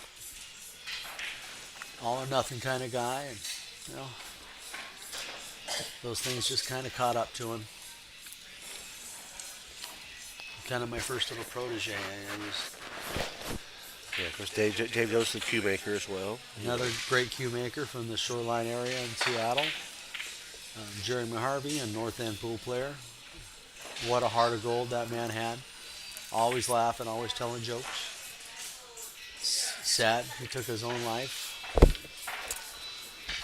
Yeah, it sums up what Times we like had those, you going. wish that you know, maybe there's something you could have said or done or spent some time with that could have changed that outcome. But you know, is what it is now, I guess. Yeah, there's lots of hotlines and things like that out there too, where you can reach out because people want to help you. Yeah, a lot of people do. It's always good. You call a friend. These guys don't even take their name tags back up. Well, Clay gets to keep his here, Yeah, but and Mark Mark doesn't, Goodman yeah. is still down here at the moment. oh, I think maybe that's their way of holding it up a little bit. Yeah, they're not quite back at the table here yet, What but is our time here? 2:53. 253. Yeah, we're yeah. gonna get through this match just in time, probably to get through the raffle, and then jump to that point match, Jason. The action here is it's going to hopefully have a really good tight flow to it.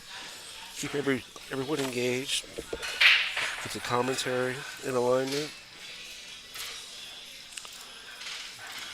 Players be checking back in here soon to see, or people at home be checking back in here soon to see what's going on with everything.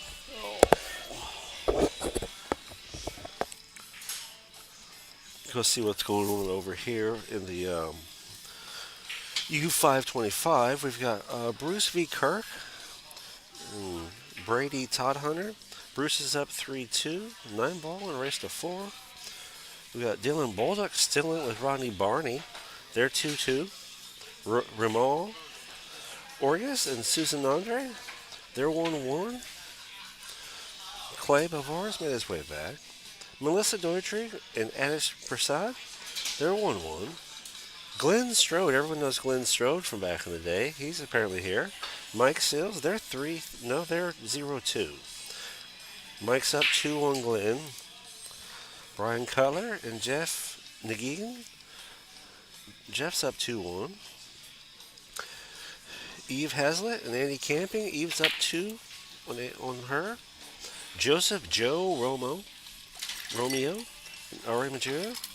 Joseph's up. Oh, yes, please. Kat Guest, who was over here earlier, is playing Kanan Mullins. Kanan's up 3-2. Brian Shea, Boyd Hobbs. Brian's up 2-1. John Carnes and Brian Bronson. Brian's up 2-1. They're all playing 9-ball, race to 4 over there. Yeah, trying to work their way through and see who lands where. Of course, here we're waiting for this next match to get underway. In the 10-ball open portion of this. A lot of a big exciting finish yesterday, that's out there. You can see that on the stream with the Steven versus Steven match. The Steven versus Steven match, Steven Holm versus Steven Folin. That was a phenomenal finish. And here Clay's going to try to get himself warmed up, get himself in the right mental space to go up against a player that's been a handful to deal with over here today. I guess it appears to. Let's go look at the bracket here. Did James DeVee get out of this thing already? I think James DeVee's out. Yeah, so he's been kind of a defender, but he's not in it this year. But the Stevens are certainly doing it. Just be thankful it's not the other end. All right. So let's take a commentary break here for just a minute while we wait for these players to get back over here. All right, I'm back on here for a little bit.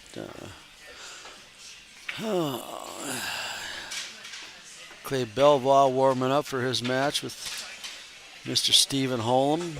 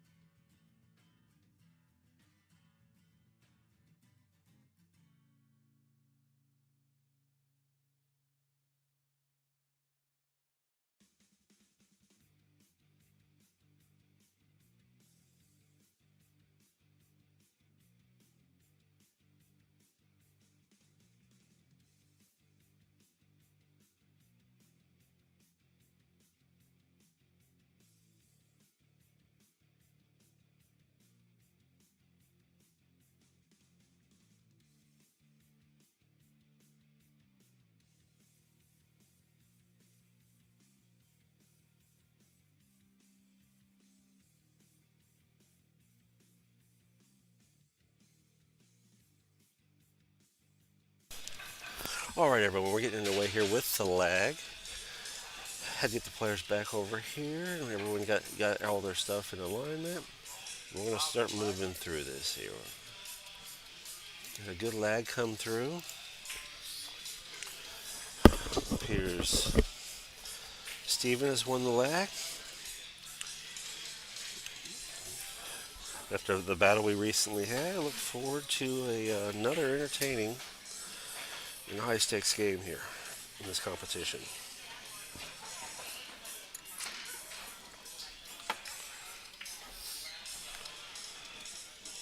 All right, template rack on the table. It's the same rack every time with that. At this level, these players are looking for consistency through their breaks. See what they produce through the outcome. Looks like Stephen Holm wants to listen to a little bit of music. As he starts working through these, it is a race to 6.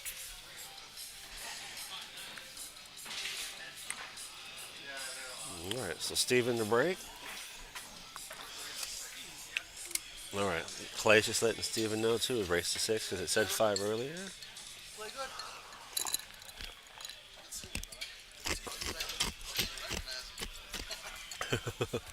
Hell of a comeback, Clay. Yeah. All right, here we go. New match, new battle.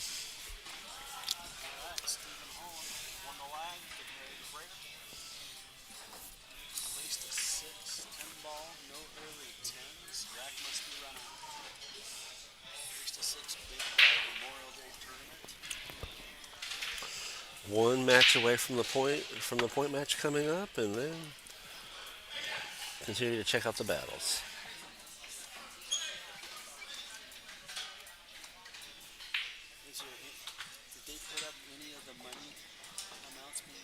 No, that won't be known until after the Q raffle is done because that raffle is part of that's being added back to the pod. Yeah, so those numbers aren't finalized yet. So those numbers won't be known until that process is completed. Okay. All right. So expect we might see a push here from Steven after the way the break went. Well, they probably heard you some through mine, but now they can hear you a little bit better. So. Steven, after looking at his after break shot here, he made a ball. And he is hooked between the 3 and the 4 pretty good. So he's rolling out. A little bit. He left himself a jump angle, it looked like, if Clay gives it back. If Clay chooses to let him shoot it. Yeah.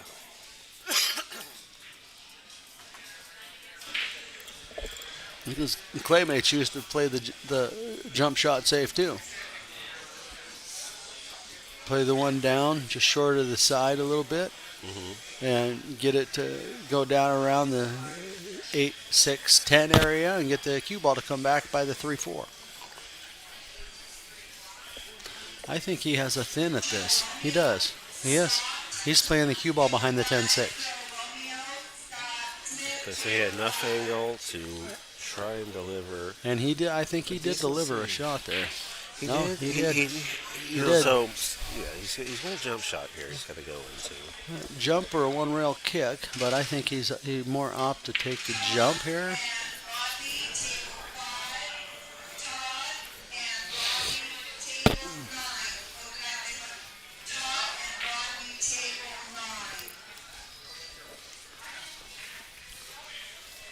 And notice that Stephen Holm is playing with earphones. Yeah, I saw him Earbuds. turning that music on as he was racking there. Which is allowed. They was asked earlier if that was allowed in this tournament. It is allowed. What a shot. Nice jump shot. Let's see if we got it in time to see the Yeah, replay let's on go that. back and take a look at that. See if I got it in time. I did get it in time. Fantastic. Good look at this jump shot he produced. Boom, nice. Goes right in. All right. Nice control. Yeah, right Cue ball after stops he's right out after here. hitting. Okay, let's see what he does Slide with the this 2. through. Speed control. look So at the speed that. control of that is phenomenal. That looks easy, but that cue ball will get away from you really quickly there. Looks like I think he's gonna draw it. Yes, yeah, he's looking for the draw. I wasn't sure which one he's going to do here, but it comes in the angle. It just kind of comes back out to here. See, you have the magic marker going. Yeah. Every time the cue ball lately is just following that line, even as funky as your line is. Yeah. You know. But If you know, you know, just. the cue ball on the screen makes that big of a mark. Yeah. So. Yeah. All right. So he's got the 2 here. Let's go into this pocket. But that 6 right here is tied up there. So he's looking at what he's going to do with that. Well, looking at how much off angle, I think he Can he has some. drive it into here? Ooh. Does not get enough spin through. No, he was wanting to get around that 9 ball. Does he have an angle between these 8 and 10 to see it? And the way he's getting down, I believe he does. Yep. No, he looked at it. No, he's going to go. Not from my view. Yeah. He's looking at here. He's going to do the checks and balances of this shot here to see if he can keep it. The 8 ball is about an 1/8 inch blocking the cue ball's line, and then the 10's in the way. Okay. So if he's shooting, okay, maybe I'm blind. I don't know. Oh, he's kicking. He's kicking around the 10. Okay. Nice spin kick to it. Drops the 9. All right. Now, Didn't call the 9. So therefore now Clay can give Clay, an option. yeah. But Clay has the option to give it back to him, Yeah, but so at this if you- caliber of play, I've seen Clay make this cut shot too. the way option works, yeah. If your opponent hits their option ball, it goes in. Did you see what Clay you get did? your chance. He pointed the 6 at the side pocket. He did. He's playing the cue ball behind the 7. Just rolling up to it. And that See is a that? mistake. Yeah. So unfortunately, right here, at this level, playing a player as hot as Holm has been playing this tournament as well. Yep. You know, you're gonna really kind of expect Holm to get this thing out right here. You know, you get the 6 down He here. would. He is shooting jack. He's 7 he's here. playing a bank. Is He playing just that pointed to the top corner. because of the way he's jacked yeah, up. yeah, I think so. Because he has to hit it with follow. Yeah. It's a good attempt at the bank. He gets the safety out of it. Safety out of He the does. try too. Yes, he does. So he was willing to take the medicine on this bad angle to preserve safety in that ball. He never even attempted to make the bank. So He just called it just 'cause. in case it went in. And then, you know, I was, questioning which version of that truth it was the right one. Well, Nice it's kick to play. It's gonna come back out, it's though. going to sell out. I think that's going to leave a Puts it shot. on the rail, though. I mean, He did put it on the rail. I ain't going to lie But- there. the deal with that, though, is you hit center ball, you slide into the 6 here, and then you're kind of there. Yeah, you're kind of there. So.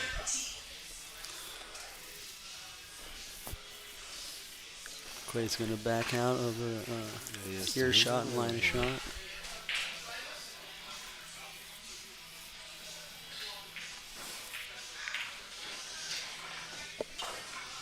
Come off the 1 rail instead of the 2. Might have been probably the better play there, obviously. No, he was playing all speed with his cue ball because he wanted this 7. I think he was actually trying to get to the Draw rail. this out, too, you know? Ooh, he goes forward on that. Yeah, forward with That's a lot of forward confidence with on the outside. shots. Really nice shape, too. Yeah. Okay, is he going to follow this? I think he's going to follow and put the 10 ball here. You don't have to do much. You just drift the ball in, kind of, and well, there you have it. Well, if you notice, these guys don't move the ball more than they have to. Yeah, that's true. I mean, keep it simple. Stupid. Well, and the amount of control that's going on here, too, that you don't really see out there if you're watching this. This is a 7-foot table that has trampolines for rails. It's as fast as ice. You don't and the ball have has the extra. traction like mud tires. You don't have the extra 2 to 3 feet that you would on a 9-foot table to get shape.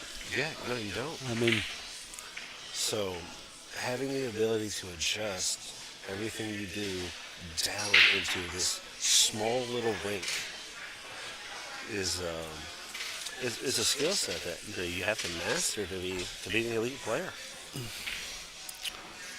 right. If I'm seeing this right, and the tournament directors might be doing this on purpose and leaving tables 14, 13, and 6 not playing any matches while these guys have access to a free table. And that may be the truth there, Jason. It's a good observation, too, to put out there for the people that aren't here to see that. Nobody around them. Now, it looks like he has a nice window to come into this one ball here. Slide Oh, off. there is. That's makeable. The 2 balls open. You slide off under the rail here. If there's the 2 ball. make the 1 get shape on the 2. Yeah. This is a pretty manageable out. He's got to know whether he's coming wide though or under this ball right here. So I think he's going to come under it myself. About like that, yeah. So there you go. Kind of sell it a little bit though, but might have a shot at it still. Otherwise, we're gonna jump into a safety mode, I didn't see that at all. defense mode, so to speak. Yeah. Wow, we just saw our first little miss hit from Stephen Holm. There's no way he was trying for that shape. A super thin kiss pushes the ball down. Now it looks here like this 8 ball is going to block the bank. Well, you look at the 2. See where the 6 is sitting? Yeah.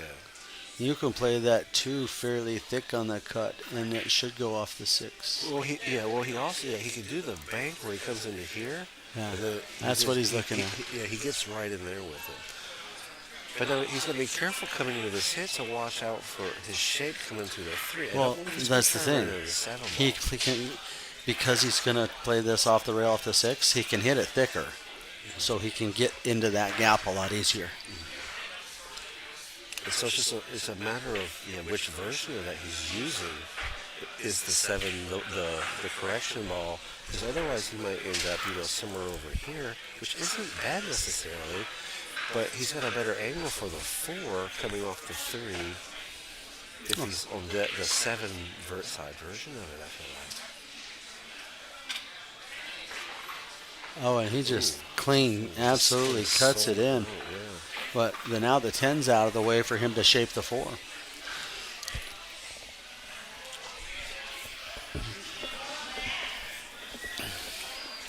It's actually a fortunate kiss here. Yeah, actually. I mean, because he can absolutely get first diamond on the bottom rail where the 6 ball is on the end rail, and should be able to come right out for his 4 ball shape. About like right there. Yep, he left himself Q stroke room, and he can follow around for the 5 and opposite. That is good enough. All right. If I were a betting man, I'm betting Clay is Follow out. around here. Yep. Yeah, not bad.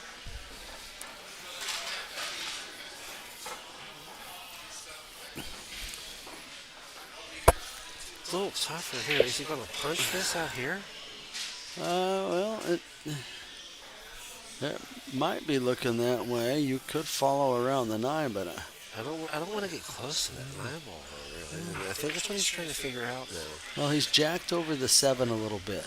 Well, that more that dictates or delegates down that impacts on that. It's going to be this shot here, really. There he goes, just goes bumped out. 6 balls out enough. Yeah, I think he's good. I mean, literally, you just draw this a little bit with the 8 right where the side is and a 7 like this. This should be out, even from here. I'm not saying this is bad. He's looking at the shape on the 7, seeing if he I'm can. looking at the impact here and coming through. Is he going to put the 7 right here? He's going to stop the ball and draw it a little. So he's put the 7 over here. Okay, now he's going to go up table maybe. Yeah, no, he's You can still play this in the side. I think he wants to, because up table sends the ball this way, or likes to. He could force it that way, though. But yeah, he's going to go up table and just drift it out here. No, he's not. Oh, look at that. That's a nice forward stroke. That ball was a lot straighter, and it's because of our camera angle. You think so? Oh, yeah. Okay, because it did roll like it was a lot straighter than what we saw. So. Oh, yeah, make sure he gets around. He's bounce, bounce, bounce. Okay. Well, this is just a through and up, and he's on the Yeah, 10, I so. think he has that angle, which is fine. There, oh, yeah, he had plenty of through and angle. up, and he's right there on the 10, so. All right. Mario and Susan, table 10. Mario and Susan, table 10. I didn't want to say anything, have any commentators curse. Yeah, let's not invoke Nope. that. Let's not start that nonsense. Clay makes a good execution on his run out and ties this up 1-1. And Stephen Holm to break. Yes, race to 6. One apiece here.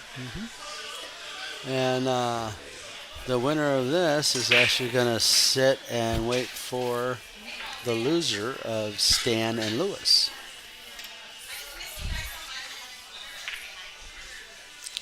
It's getting 3:23, 1-1. This might work right out into our 4 o'clock match coming up.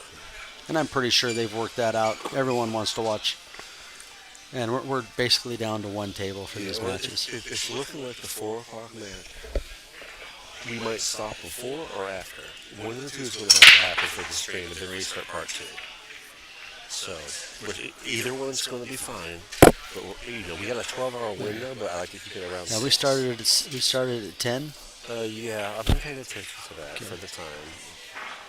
But I like to keep it. We can go up to 12 hours, but I like to be at 6. We're at 5. I hit you.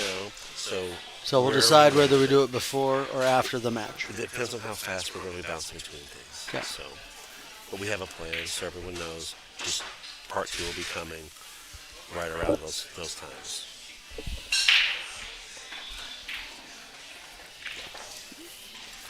All right, so 1 ball's clean. 2 ball has a pocket. All right.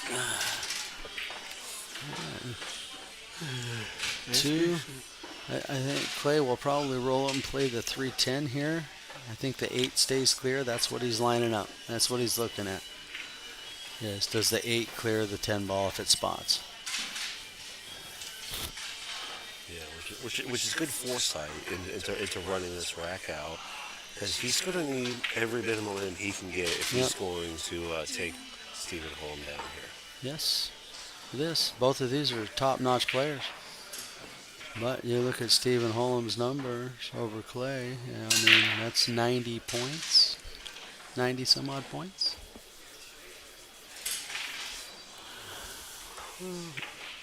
80. He makes the combo. Well executed. Now, So he's 3 to the 4. yeah, you're going to see a draw spin shot. You're thinking draw spin.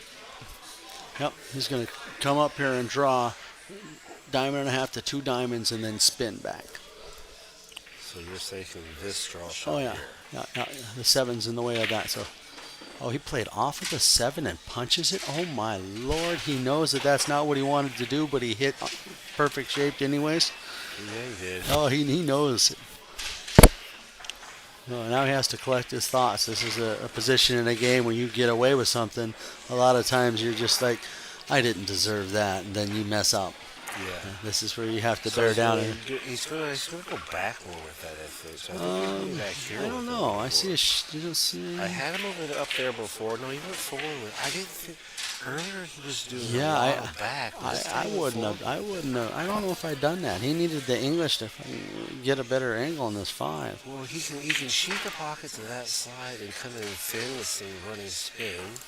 Oh It's no. not going to be that much. I have a feeling he's going to draw and try to kiss that 6. Well, he needs the 6. And even that's tough. I think you touch. That's what he's looking. Oh, really? Okay. He's looking over there on how he gets there. Oh, you think he's going to cut it that way? All right. Well, we'll draw that up for Oh, him here. no. That He's looks playing. good. I think he's playing the 5. You know, well, I had him the other way, though. No? Okay. Okay, no, all right. He's still got an angle. He just has to play a.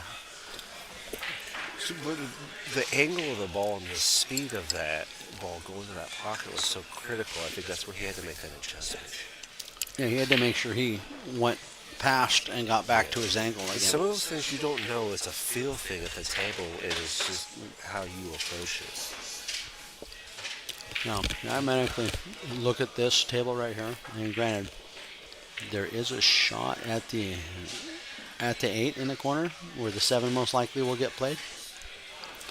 But I automatically see that cluster as a safety opportunity from different angles. I don't know if he can get this line out of this ball. I'm not sure if he's. I'm not sure. Let's I don't see. know if he can get that line out of the ball. It looks like he could, though. No, he didn't see it, didn't like it, couldn't get it, whatever Oh, it was. but that wasn't too bad. He comes out of it pretty No, nice.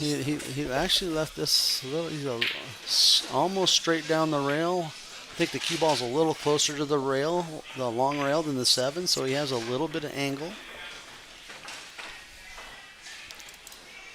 Yeah, he's looking at where he can get the cue ball without really blowing the 7 out of proportion.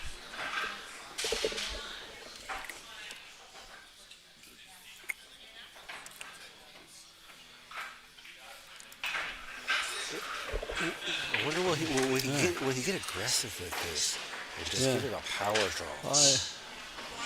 Well, here's the problem. You're a ball and a half away from the rail.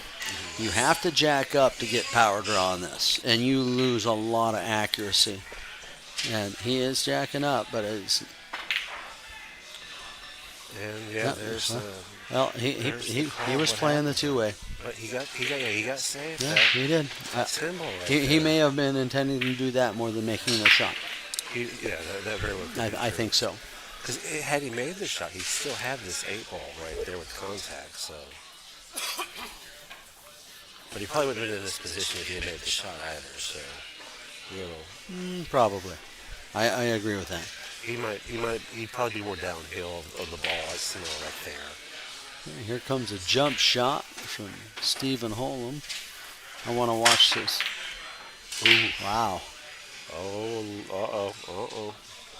Okay, the 7 lines up right over the side pocket. Clay has room for shape here. He just has to decide where he's playing his shape. Oh, man. See, I might still be playing these shots incorrectly because I like you cut it with inside spin and you get back out here. But I don't see high-level players doing that as often Okay. as I do it. This shot that close to the 7, hard to generate that top. You can get the right on this, but he's going to overcut the 7 to cheat this side and roll down. Come on.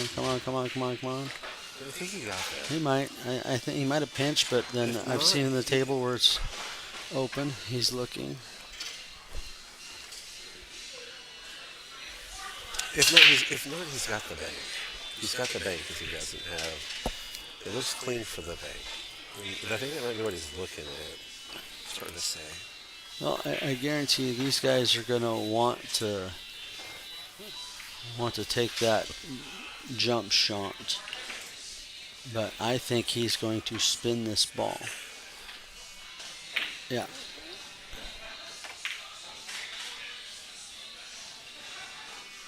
Oh, look at that roll.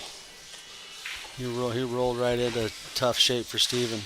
Yeah, but I think Steven's got a good look coming across this much of the ball, at least, if not more. Probably more than that. So he's going to reach safety here. Well, he might play the bank here. He could play the safe behind the 10. And he may have left the shot. Yeah, I don't think he got the safe here. No, I think he left the shot. Yeah, look at the angle he's playing with here. I think he sends the 8 here and drops the 9 right there. 9 ball going here. Let's see what we get out of this. Sends that. Yeah, I think the 9's going right there. And of course, naturally by that going in, the 10's going to be going right here. All right. Beautifully done. Beautifully done.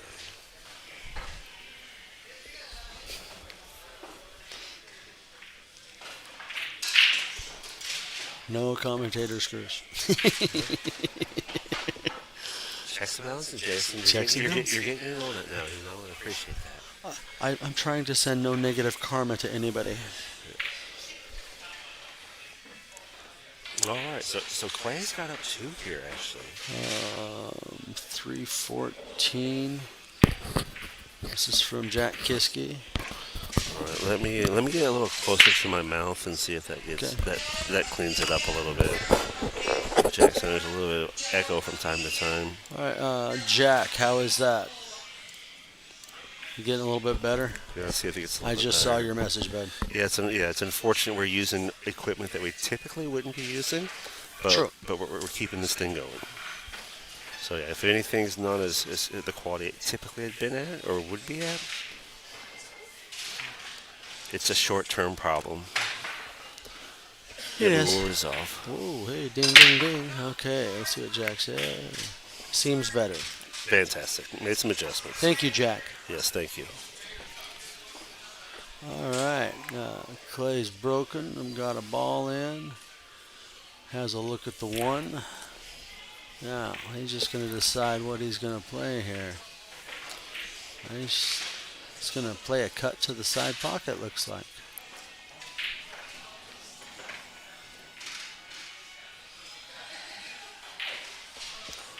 That's a pretty cool cut from here, too. It is. And when you look at this cut, though, there's a highlight of coming in the angle here and dropping it in. A lot of amateur players, people that really haven't got a feel for it yet, look at the entry point here and when they come in there, that's a no-go. That's a bad news bears sort of idea. These players know that already, but it's just He's just something to discuss. He's looking at his draw options on it. That doesn't. Yeah, he's got to cut Is this a the little 2 ball right here? bit. It is. My eyes are a little tired, so my color blindness gets a little more active. So Looks like he's committing himself to the side pocket cut. well, if he strokes when he strokes this off to the side, Yeah. how far? It's going to come all the way down here. I think he was playing a 2-way, getting behind the 7 also, but still leaves this a tough shot. Steven will most likely play safe with this. Steven might go for this bank to right here. Oh, I think so. I think he's playing safe. No, he's playing safe. All right. And- No hero shots from a 768. That is a safe. Yeah, that's a good save too. I mean, he looks like Clay has 2 rails to the 1, shooting up to the left corner pocket a little bit and trying to get back past the side pocket. Jason, what if he drives the inside spin and gets this way with it? Obviously, that means he's facing the ball, not there. But, He's looking at it. but actually, that's still on angle too, because he's going to drive it even more. So you got to drive it. You got to get by that 10 ball though. Yeah, see, that's the issue there. When you actually find the angle, that actually the 10 ball's in the way. He lost something on that because it jumped. Just driving down to the table because of having to jack up some, yeah. Yeah, well, he lost any English he got after the rail because it hopped. All right, so Steven just checking that 2 angle there. Oh, yeah, because the 3 ball only has side pocket holes. Well, no, he might go past the 6-8. It goes between there. And that's what he left for.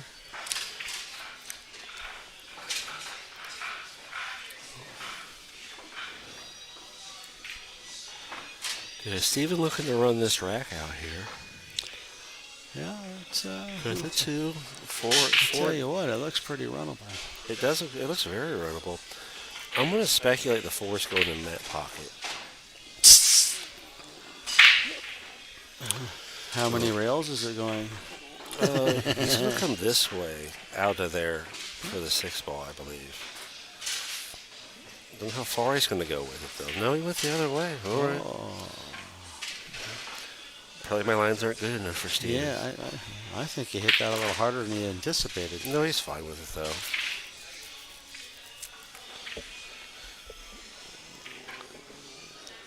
He actually wants to be on the other side of that angle. Yeah, he does a better job there. Because he gets a lot better for that 8-ball. Is he going to go forward? With the angle he's at, he's just going he's straight gonna forward. go top around. No, he's going to come straight up You bottom think side. straight bottom side? Okay, yeah. He's got a really active stroke. Really performing well.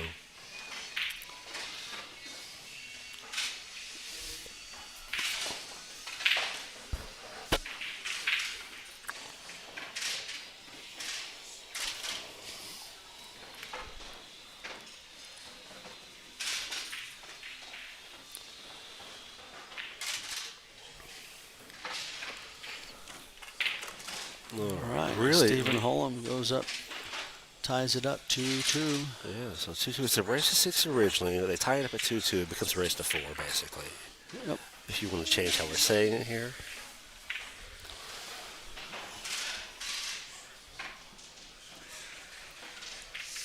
Okay. I did observe that there were tables open around us, but only the one right next to us is open with no play. That's table 6. But the other tables have some play on it.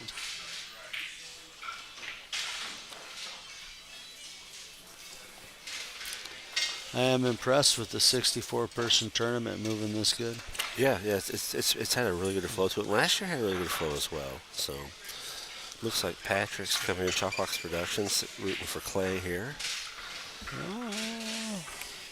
Sophia Tran is here. She's over there on table 12 playing. She's still on the A side playing 8-ball. All right, well, fantastic for her. All right. So Steven breaks here. Doesn't quite get the 1-ball look I'm sure he wanted. No, he didn't.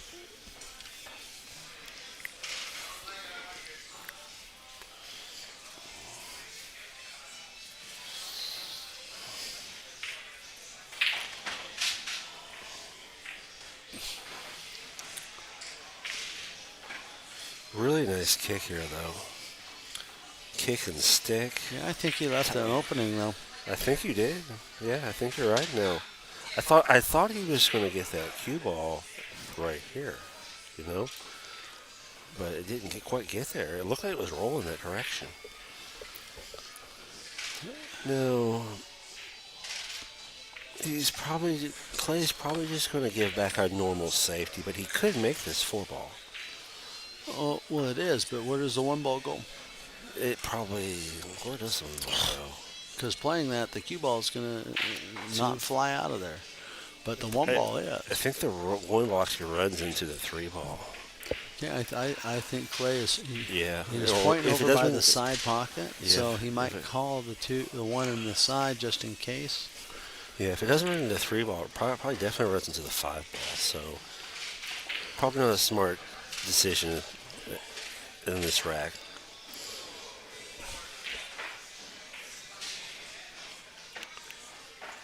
But aren't hero shots fun? All right, so he's just gonna play a safety here. I don't know if he's gonna get away with it though. Is there a path between the 5-3? It's going to be hard for us to see that here. We don't have that Well, answer. I think there there is. But The way he's lining when up. you look at the distance between you slide it up, there it is. Okay, he had room to hit it, but not to make it. Yeah. Okay. I think Clay's going to bank the one between the 8-10 line and get the cue ball to come back behind the deuce. He's calling the 6-ball. I think he's calling the 6-ball. Just looking at this. Is he coming? He can't come under it. He's got to go wide to it.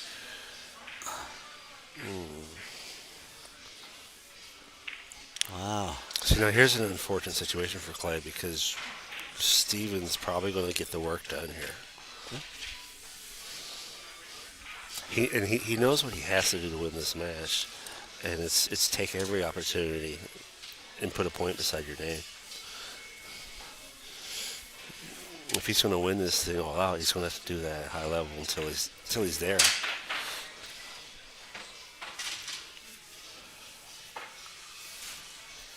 So he shapes the 2. He's going to get right to the 3 with it too, I believe. Well, he'll probably just punch draw out for the 3 on the side. And he does. He's going to have to take a little medicine on this one, I think, now. Just roll it forward and take that the angle. 5's right in the middle of the table. Yeah. And it looks like it has 6 pockets it can play, so. I think he's going to come... Let's see, where's the 6 ball? So the 6 ball's there. Yeah, I think he's going to come through this ball to the pocket and get back out here for the 5.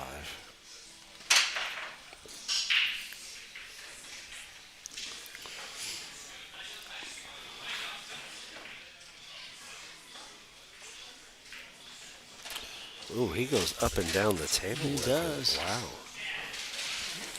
That's just as good as the other. Stop shot here. It's going to drift over a little bit. Jack asked this question. I did see Steven run up and grab that cue ball before it fell in the corner pocket before Clay had even left the table. That's Jack's comment. It at a high level, it's sort of discouraged. I think that the discussion of it's kind of up for grabs, but it's certainly discouraged at a high level.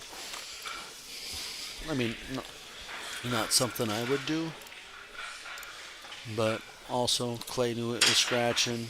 Steven knew it was scratching. I mean, what do you do? I mean, but all in all, I think it could have waited. Mm-hmm.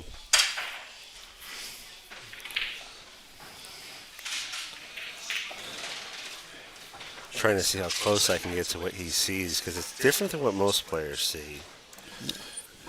Well, this he's just going to follow a little bit, come off the side rail and Yeah, out it for went the the other, tip. yeah, it went the other way. I didn't see it going that way. I thought he was going to be a little more inside to get that ball going to this side of the pocket. He just took it to the center of the pocket. All right. Which is good shooting. Stephen Holm starting to pick his pace up. Notice that? Yeah. He's starting to feel his oats a bit. Yeah. Well, especially when he pounded that, that 10 ball in there. I mean, center pocket, so good for him.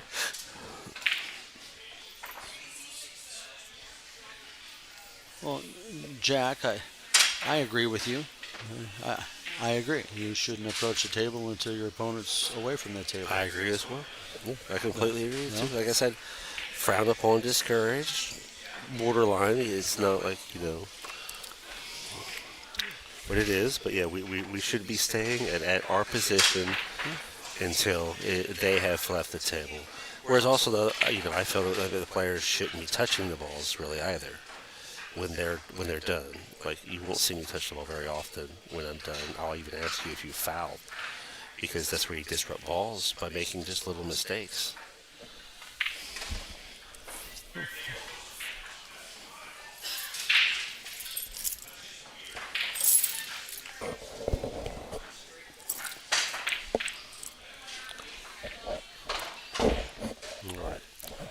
So Clay at the table here. He's down just one rack right now. These players are going to be pound for pound fighters here. Looks like a dry break. Go rack for rack. Yeah, but 5-5. Expect to see him kick this one ball out and tie the cue ball up on the 9 he's ball playing right safe. here. Just like that. Yeah, pretty much expected to play like that. He's That's a playing good safe. save, too. No, there's a one rail kick here to Yeah, the yeah, one. you get this kick right here, right? Yeah, That's what you get. and you have a margin of error He here. could too. make this, though, too. So Exactly. he should probably call that. I wouldn't kick it that way, Greg. Kick would it kick the this- other way. You want it the other way? Okay, you want it this way. Yeah. So that way it's going to come out here and give you some shape on this Mm-hmm. 2-ball here. If you pop the ball. See, I wasn't sure that. I thought that, but when I looked at that, I thought that it was behind that edge of the 9-ball. I think he right just there. sold It took this that, out. That took that away. I don't know. See what happens here. He did no. Yeah, he's going to use his 8-ball. Yeah, he's He's going going to use the 8 and the 3. to hit the 3. Yeah, I was getting to that as I walked through the progression here because he's going to come real thin right there on that ball. Come off this 8-3. Come up here and move this down here, probably about to here. Oh, he just grazed it barely. Just Okay. crazy. Really? That opens the whole So table now, up. so 7 now- balls trouble. So now we're over here. Yeah, he So- follow. He has the angle to follow out for the 3. Some of these he changes up. He shoots them a lot different than other players would, or that I would even ever see him. Here you just play out the draws. Huh? Probably not that far because he wants to be underneath the angle of the ball. We'll see. We'll see what he gets there. Maybe he likes that. Yeah, see, that feels a lot better to go down that line. That was a tough little punch to hit there. It really was. Just to only get that draw and hit it that hard. See, but is he going to come out here now to come back across for the 6?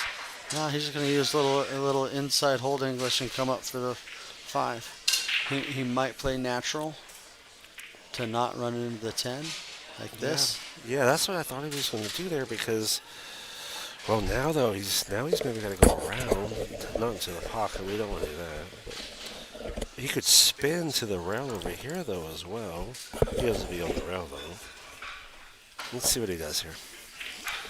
A little bit tougher to predict. A lot of feel coming in this shot at the table for what Yeah. you're going to do. It just, experience, feel. I think he's shooting a lot of. I think he's going to go English around. on this. I think he's going to go around. Yeah. Well, leaves himself pretty straight, but he's going to draw back out. I think the 7 clears the 10. Yeah, I think it is too. So this is one of those shots too where, a lot of experience and work has to be done. Because where is he drawing out from? He wants to stay under this a little bit so he can come, maybe you have to go rail one time or draw back to shape that 8-ball and put the 8-ball in here potentially.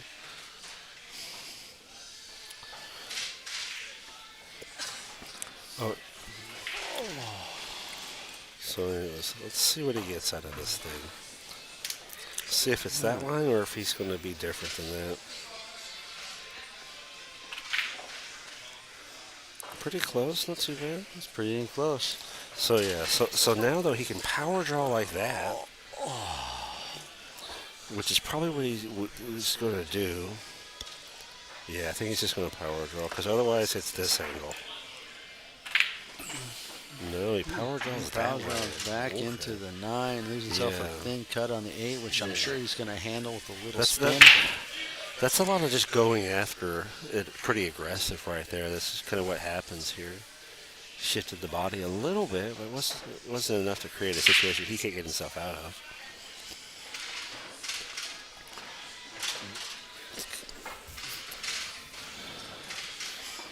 Ooh, that got down to a very touchy shot. This is tougher This is a thin one. because you get thin. This is because you can get thin and come back. He's And going to then use a go little around. outside English here. You think he's going to get back here then, or just get down there? Yeah, that's one of those. It's just so flat coming through the ball that you can't overdevelop it too much.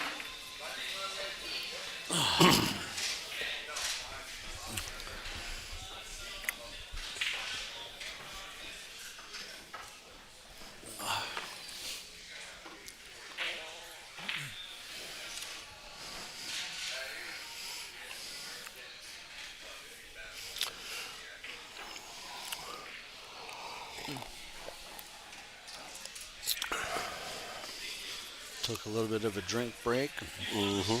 Wet the whistle. Recollected himself. I think we've drank about 3 gallons of water today, Fix. So good for us. Just trying to keep the whistle working. I haven't quite peed that much yet. I'm getting there, but yeah. Nice out by Steven Right. there. We move up 4-2. Stephen Holm ahead. Let's see if Clay can come back. Yeah. He came back in the last match with this score.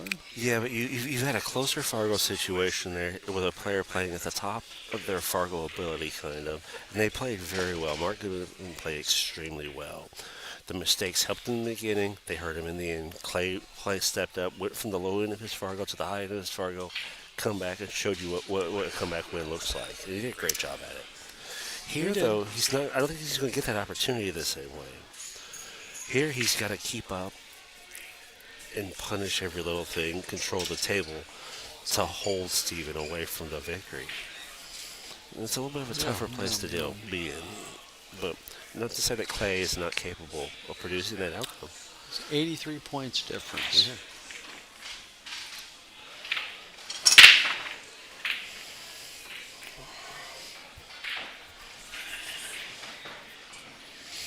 All right, so 1 in the side, 2 in the 6, 9, corner. 10. So Okay, this is an opportunity for Clay here. The 3 is either a safety ball or it goes down here by the 6. Yes, the 3 goes there. I was looking at that too. So we put the 1 here, 2 here. Well, actually, if he gets under the 2, so if he comes off if he hits the 1 in here, he comes under the 2 and stays on this side, he gets a good chance to be over here. Oh no. Oh no. Yeah, this is going to make it a little bit tougher on him. I think this will be a chance to find a way to start delivering a safety somewhere. He's jumping. Yeah, he probably. I know, maybe he's just going to kiss Well, it. he's really on the rail to make that jump. I mean, you can do that, but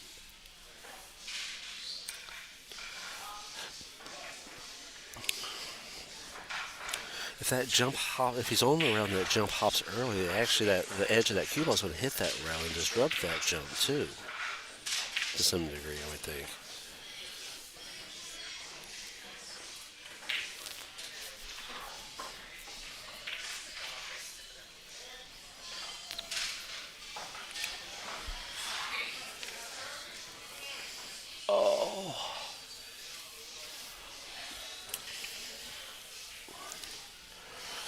Yeah, Clay just at the table right now, trying to find a way out of the situation he got into, running into that 8 ball, trying to shape it to the 2.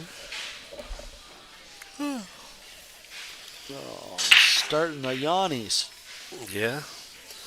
You better buckle down because we got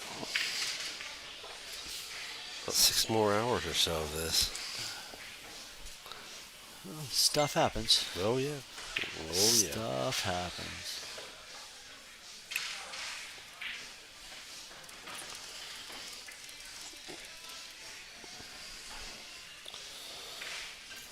All right.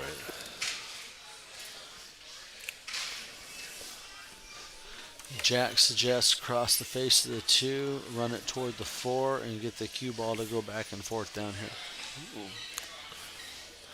So Jack says, because you got enough room to get to here, send the 2 ball this way? Possibility. Clay is going short stick. Okay, so Clay's going to jump this He's thing. got the jump stick. Great time to pot draw. It's nice and straight, too. So if he lands into the draw, at least he gets or actually if he gets anything out of it, really. He's got the 3 in the open right here. He said screw it. Yeah. No, okay. He decided he couldn't feel the jump right. Well, that's correct. He Get a went back to his little, stick. get a little downward spin on the ball, pot it, and come around. He still could come around for that 3. Oh, he bumps the 8 touched the 8. though. Yeah. Well worth an effort there. All right. I'm going to go step away for just a moment here and deal with that water situation. I'll be right back. Okay, you first. I'll go next. You go first. No, though. I'm okay. Okay. I'll just scoot in so you can squeeze around.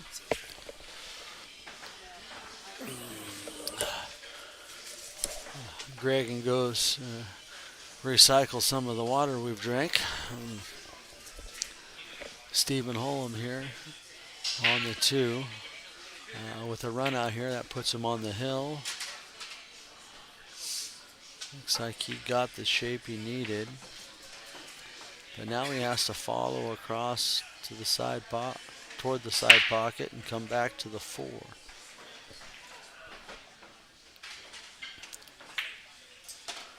And that is not the route he took. He drew the ball around the 7 and 10. Wow.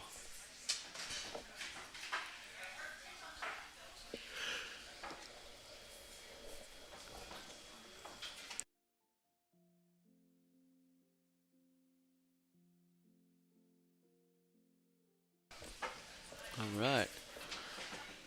Plays his 4 ball, comes around and gets close to the 5, but it's a dangerous place. Oh. Sends a 5 down table and slides the 6 underneath the cue ball underneath the 6. Take a look at this. Clay's looking at if he can get between the 9 ball to make a play at the 5.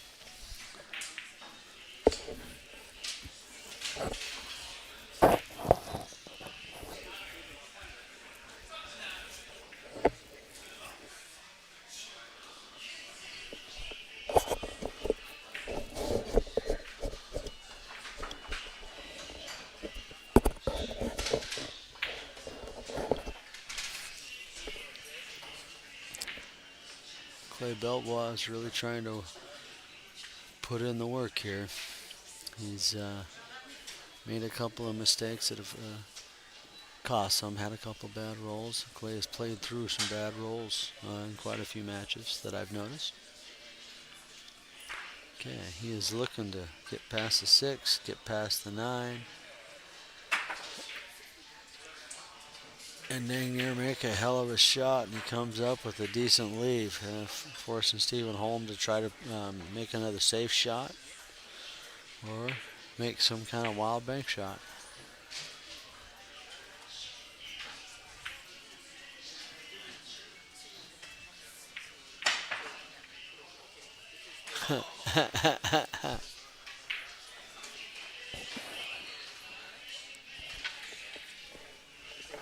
Man, he laid that ball right in past the 6.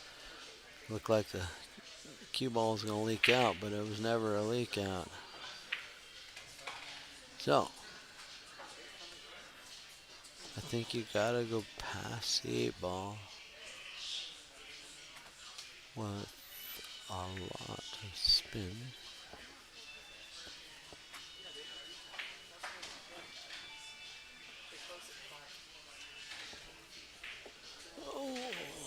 Clay is taking his time looking at this. Alright, he's coming around. Well, maybe not.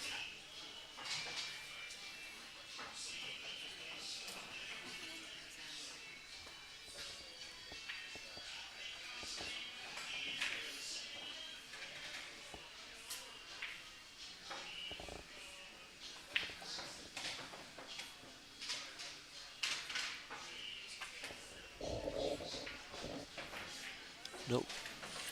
Clay contacts the 6 first, gives Stephen Holm a ball in hand. That was a really good safety attempt.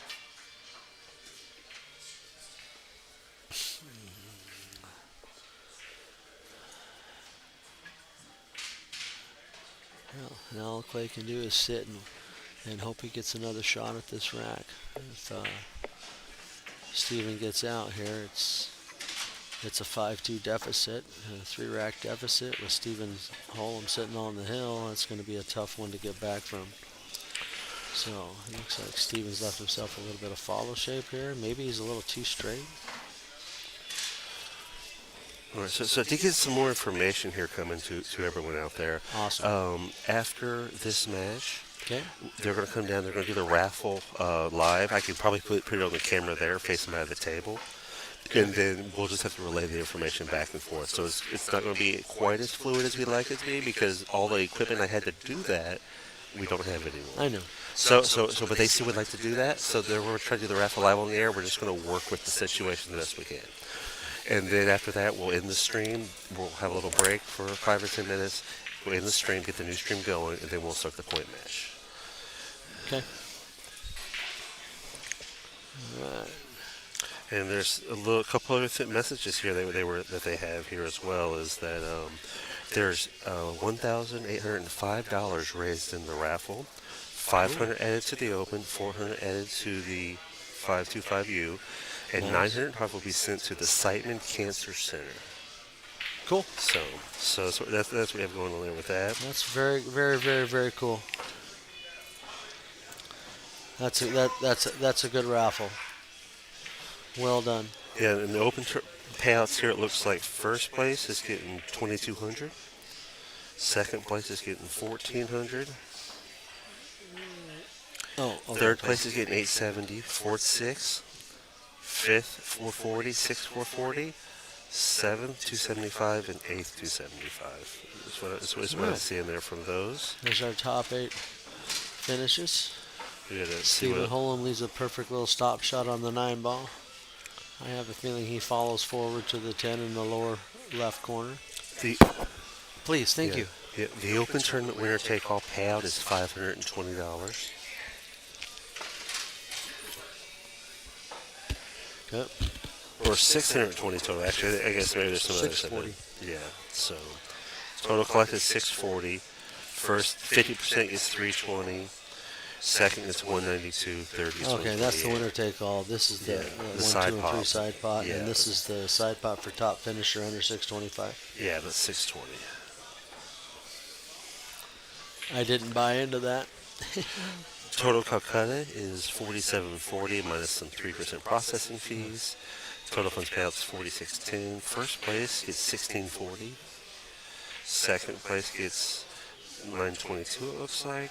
Third place gets 691. Fourth gets 461. Fifth, sixth, 369 each, and 184 So for there's maybe top 3,000? place or under 625. 3,000 plus maybe if you're in a few of those. There's And a few when- more. There's a few more here. We can maybe go over those a little bit later. If you have any questions about the payouts, just ask me, and I now have the information. I can put it out there. So as we keep going, ask about payout information if you want to Play hear with a about it. pretty solid break, hoping a ball's going to go in here. 3, 6, 9, 10. No, dry break. This is a funky table layout here. 1 and 6 is tied up. 4 and 7. 9 and 2 and the 3 and 5 are all kind of clustered. So, thank you, sir. Steven going and playing a distant safe here. Leaves a shot on the 1, or a hit on the 1. Man, this is 5-2, sir.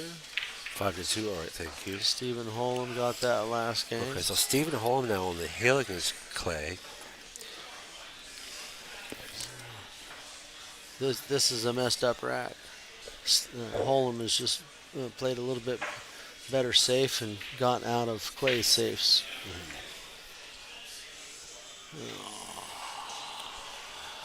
You gotta But look at I the don't think board this is here. going to be over before I get back from the bathroom. I'm going to take a little break. I'll be right back.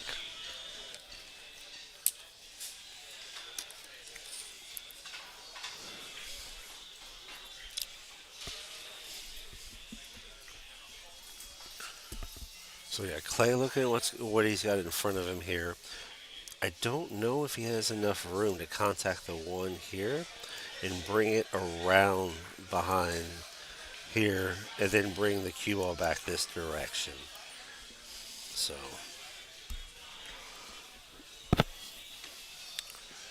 it's probably going to come up a little awkward coming that full. Yeah, see, the cue ball just sends too far when you do that. But however, he gets a nice safety out of this just the same. Now we haven't seen a double jump in a very long time, and he's going to kick at this anyways. But there was just a big double jump opportunity there. All right, so he impacts the one, sends it back up. He gives Clay a shot at the one here. He's up 3 racks at this point, though, on the hill. He's produced a lot of really, really stellar play here, Stephen Holmes. And Clay himself has worked very hard to stay in this. Produced a lot of shots and a lot of very admirable work. And he's not out of it by any means at this moment. It's just got to be a lot of pressure delivered to Stephen here. So that way Clay can start potentially taking advantage of any little mistake.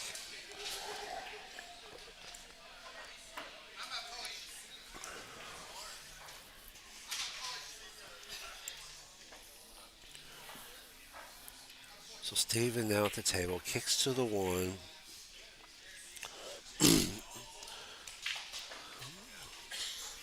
Delivers a safety.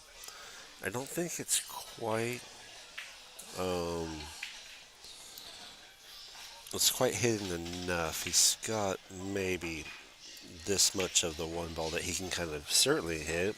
Probably more, actually.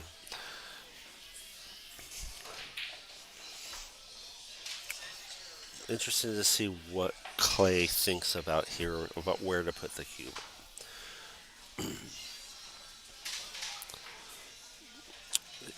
Hitting the one ball thin means the cue ball is going to keep some speed. So if he can hit it a little fuller, he has a little more control. And it does go in, though. Okay. From the angle, looking here at the screen, it didn't quite look like it was going to get enough by the 9 ball to go in.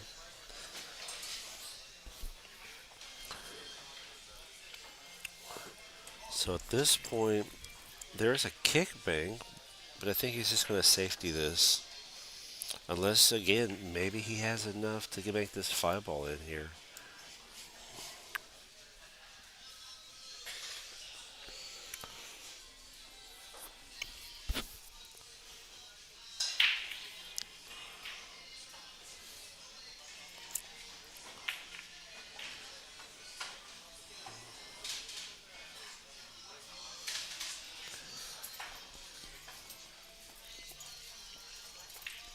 Yeah, so Clay just continuing to look at this shot and adjust his knowledge and angles. Holm already kind of knows the situation that I'm back. Clay is What facing. happened with the one?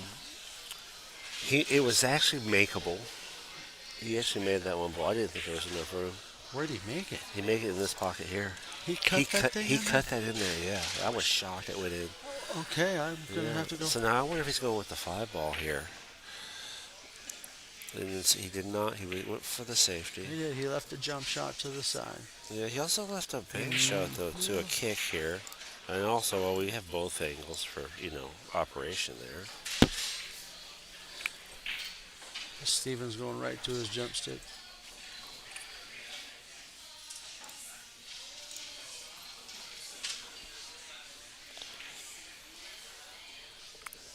If you've seen his jump stick, it's a little longer than most jump sticks. Not quite full, but he uses that full jump. Okay, this is going to roll up for a little bit of action for Clay. He's got an angle on the 2 to get back to the 3-5. Yeah, so he can kind of. That's a little steep, I think. But yeah, he can definitely get in here. Yeah, but he No, I had it right the first time actually. Yeah? Okay, yeah. Eyes I don't misadjusted. know why he threw his arms up. There's nothing wrong with this. You just play a controlled shot so you have the 3 sitting. Well, because I think he wanted to be at the rail here. I understand, but look where the Yeah. 4 is. And He's that's- playing the 5 now. Yeah, and that's what I was looking at exactly. But so if he comes into a rail spin on the cut, someone comes over here, he'll get a good shot on the 3. Okay. And then you're right back at You the got floor. good so, shape. Yeah, so yeah, Because he wants to be on the rail to play the 4. he does. Well, he doesn't have to be on the rail, but he would. Well, now it just slides down, and he can be. He wants to be pretty straight, so he can roll into the 6 ball. He just punched it up. He did punch it up. I thought he was going to slide it down a little bit more than that, but he punched it. And there's He's, nothing wrong he's with good that. here. He's good. Yeah, did well.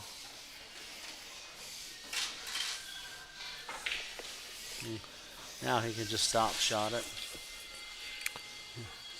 Left himself a little straight on it. Yeah. He's looking at what kind of cheat he can get on the pocket here. Unless I was trying to see, it looks like it's going to pull back just a hair. Maybe something like that. Oh no, he just punched it out. Yeah, he punches it out.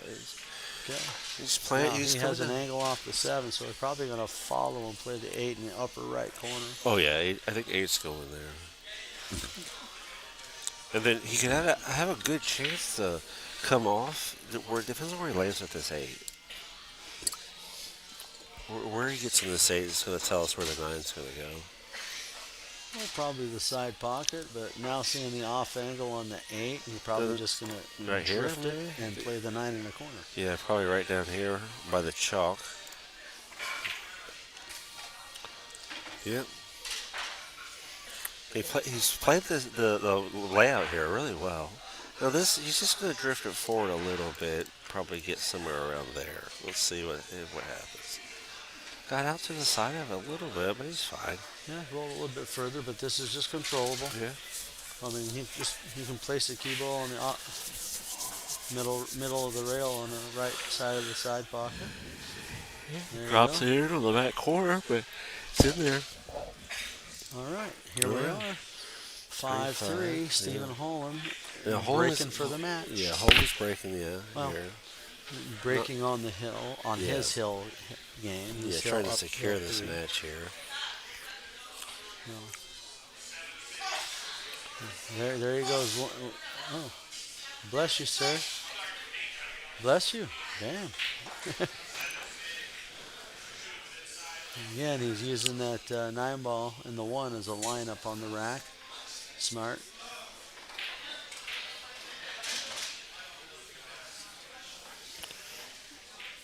Really looking for a tight rack here, I think, too. I don't think he's pleased with his last 2 or 3 breaks. They've just been kind of going off whack.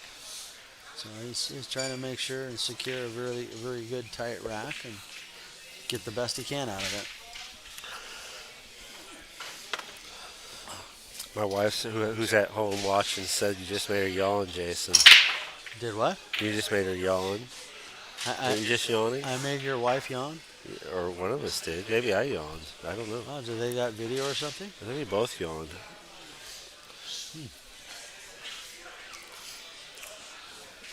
If Solomon and them are still watching, send her a picture of this.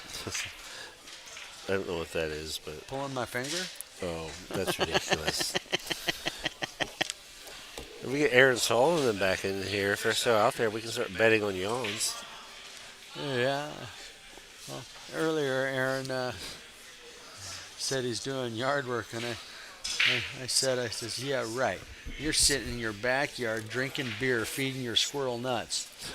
He's got a local squirrel. Oh, really? He built on top of a fence post. Uh-huh. He's got a little picnic table that he puts nuts on, and the squirrel comes up and eats. Okay. It's pretty cool. All right, so All right, looks like he Clay- made a ball on a break. Clay's trying to figure this out behind him a little bit here. You 9. can see the one. We know that. Oh, did What's he gonna Steven do with must have it? rolled out, made a ball, and then rolled out. Well, if you play this right, that 1 ball hits the 2 full and sits there, you can get the cue ball to come down off the bottom rail, spin, and get back over here. Yeah.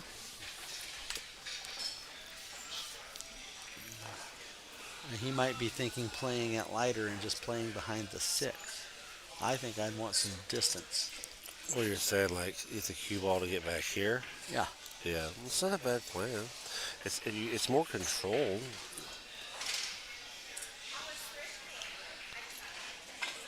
No. I just sort of let that thing eat, see what happens. Oh, he left the ball open. Okay, this could be it. Holm has a good look with the 1. And the way he's been playing his shape, 2 ball could go past the 4 1/4, but it certainly looks like it goes in the bottom corner. You See, take a look. Yeah, there looks like I there's think plenty maybe of separation. would he pull it that way, though? Or does he have enough to pull it straight back? I think he has enough to pull it straight Stephen back. Holm is taking a walk away from the rack. He's going to the bathroom or get a drink or something. And he's waiting to see what the heck's going on here. Yeah, for sure. So I think he's just collecting his thoughts. He's going to rearrange his brain.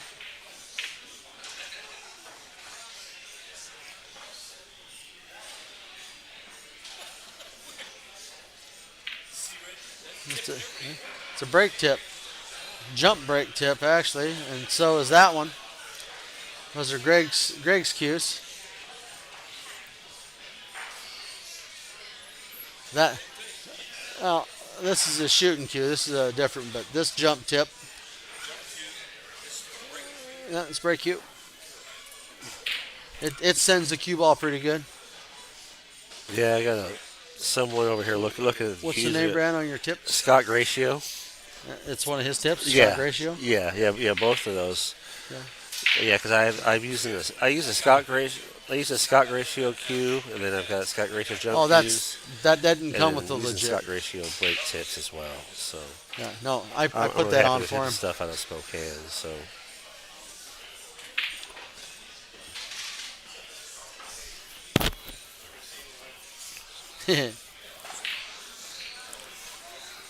That is a jump cue. He's got another jump cue. I've watched him be this far away from a ball and jump over and hit the contact. I mean, well, when you keep getting and leaving yourself shots that are jumps and you don't have good kicks, that is a Keelwood Shaft Miguel Ferrer cue. No, that's wood. Keelwood. The thing with Keelwood, its humidity level is dropped all the way to 0, and then they bring it to 3%, and it'll stay at 3%. Yep. This is a Purple Heart jump brake shaft built by Bob Danielson over in Kennewick, Tri-Cities area. Benton City, actually. all right. So Stephen Holmes back after his break. Steven's back. I think he washed his hands, putting his cue on. I think he's collecting all of his thoughts to make sure this is the last My rack. question really here was, is there room to draw it straight back with the punch, or is he going to have to just incorporate a little bit of rail action here? Oh, well, you're always going to have a little rail action when you draw like this, but That's I going mean, to be the bad angle. there's no way That's you okay, that's draw okay. back here and not hit the rail. Yeah, so when we work this shot backwards through the draw, it actually is going to come up a little early here, I think. It end up here. Something to that effect, maybe? It's a tough one to call, really, because the angle that you see here, and I see he's looking up there. Going to see where he lands with this. I think he's going to end up a little steeper than I have the draw here. He might end up this angle.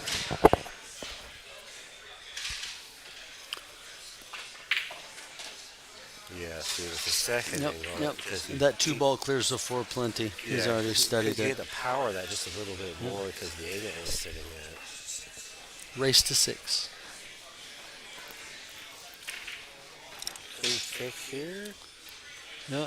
Oh, yeah, he's going to come use a little bit of left English, come around 2 rails to the 3 ball. Yeah.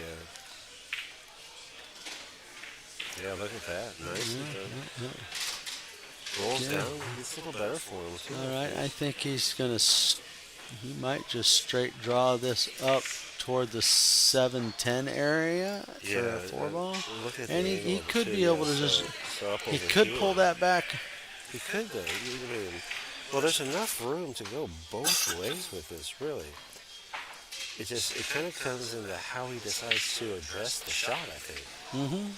Yeah, he has And, both and these it, options. there so might to be sit enough for. to punch past the 6 too. Exactly. And I think he's going up high with it. Look, I think he's going to go to the top line. Oh, wow. No, he pulled us both. All right. No, that's punch. That's why we don't have 768 Fargo. Well, just missing that 6 and punching up to the rail, getting shaped to the 4, that was pretty impressive. Yeah, it really That was really good stroke. He's going to put a little inside English on this, looks like. No, back top again. Yeah. He's really good at getting fluid through the bottom of that ball and hitting it going forward. Okay, now Really good stroke. he's left himself a slight angle here. He's going to do that punch shot again and come out for the 7 on the side. He is. It's No, he may not like that. He keeps. It's harder to feel worse when they go to do it too, because he's feeling where he wants that ball to be and putting it. He had to hit that ball hard to get there. Nice shot. Yeah, great shot. Off the rail here shapes. He's going to play the 7 and 8 both in the same pocket. Yeah, A little high right. Yeah, come right out for yeah. it. Nice pump with it. 9 ball going back to the bottom down here. Hate to say this, but I think this match is over. Yeah, really nice forward stroke there too. Didn't decide to draw it back. No, he left himself perfect. Now Same he can ball stop there. shot it. He's going to drop back maybe a couple feet. Okay, 16 inches. Just had to prove me wrong, didn't you, buddy? Yeah. Just watch this finish here. Yep. All right, Stephen Holm takes down Clay Belvoir in a race to 6. All right, loser of this match, I believe, gets 4th place. And the winner will play the loser of Stan Tarango and Lewis. I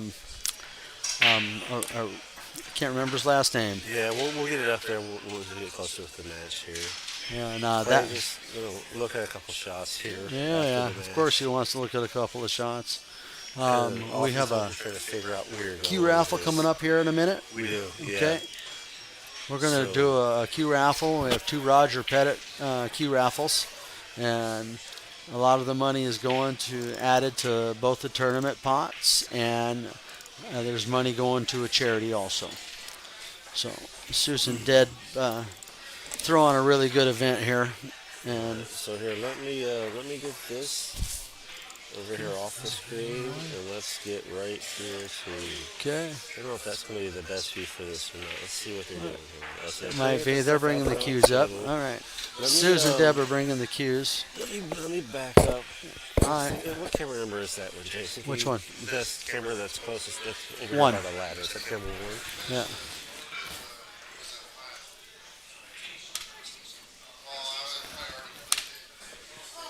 So let me see if I can't just zoom this out for them some here. Here we go. So that way we can get a better view of what's going on here with this Q raffle. There we go. So good. So we have a good view of this Q raffle situation that's coming up here. We had different plans for it originally. We're going to keep it moving with what we got here. So.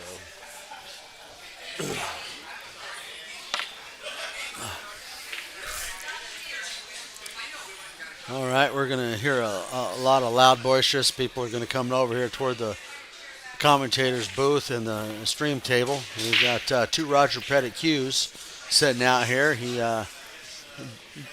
donated these to the cause here for the raffle and to raise some money and add money to the pot.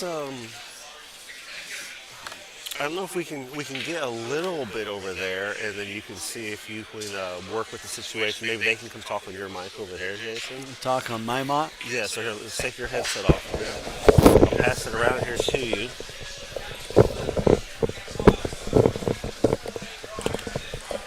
See if you can't kind of work with that situation over there, Jason.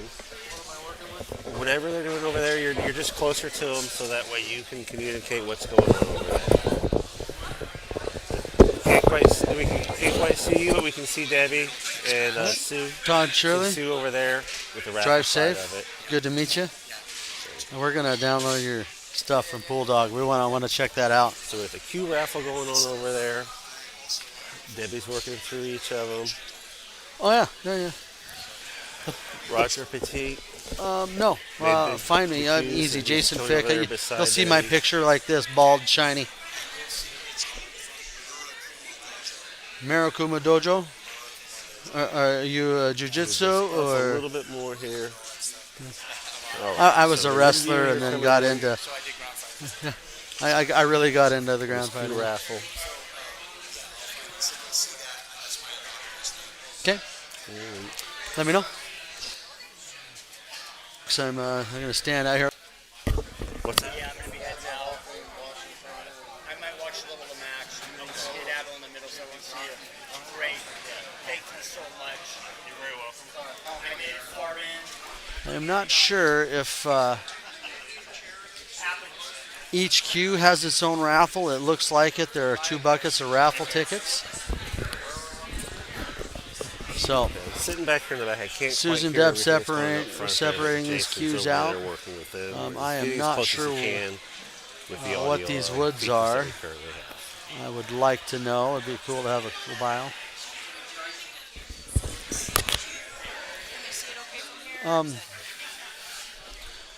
Can they see the cues okay?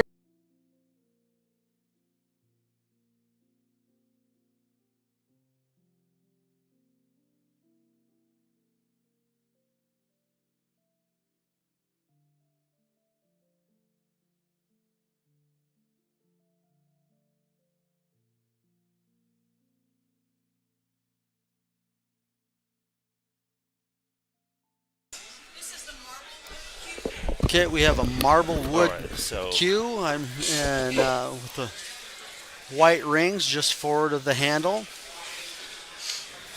all right, so here we go. So we've got this coming up here now. Yeah, Roger Pettit has Jason's been gonna a take well-renowned over. cue So someone maker come off around the for mic many, and many just let years. Jason do what he's doing out there. And we are going to be And drawing a hopefully it ticket comes here. across well out there. Oh. And you can see We're what's trying going to on get with the we're raffle. trying to get the puppy dog to give us a raffle ticket, but we haven't had that yet. Okay, we are drawing the ticket for the Marble Wood Roger Pettit cue.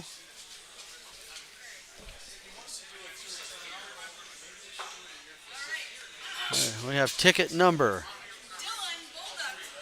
Dylan Bolduck. Dylan. Right on, Dylan. And he gets an extension with it.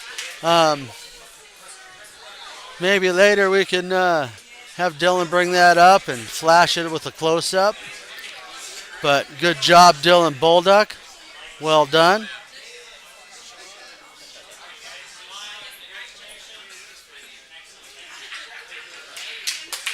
Good job, Dylan. Good raffle.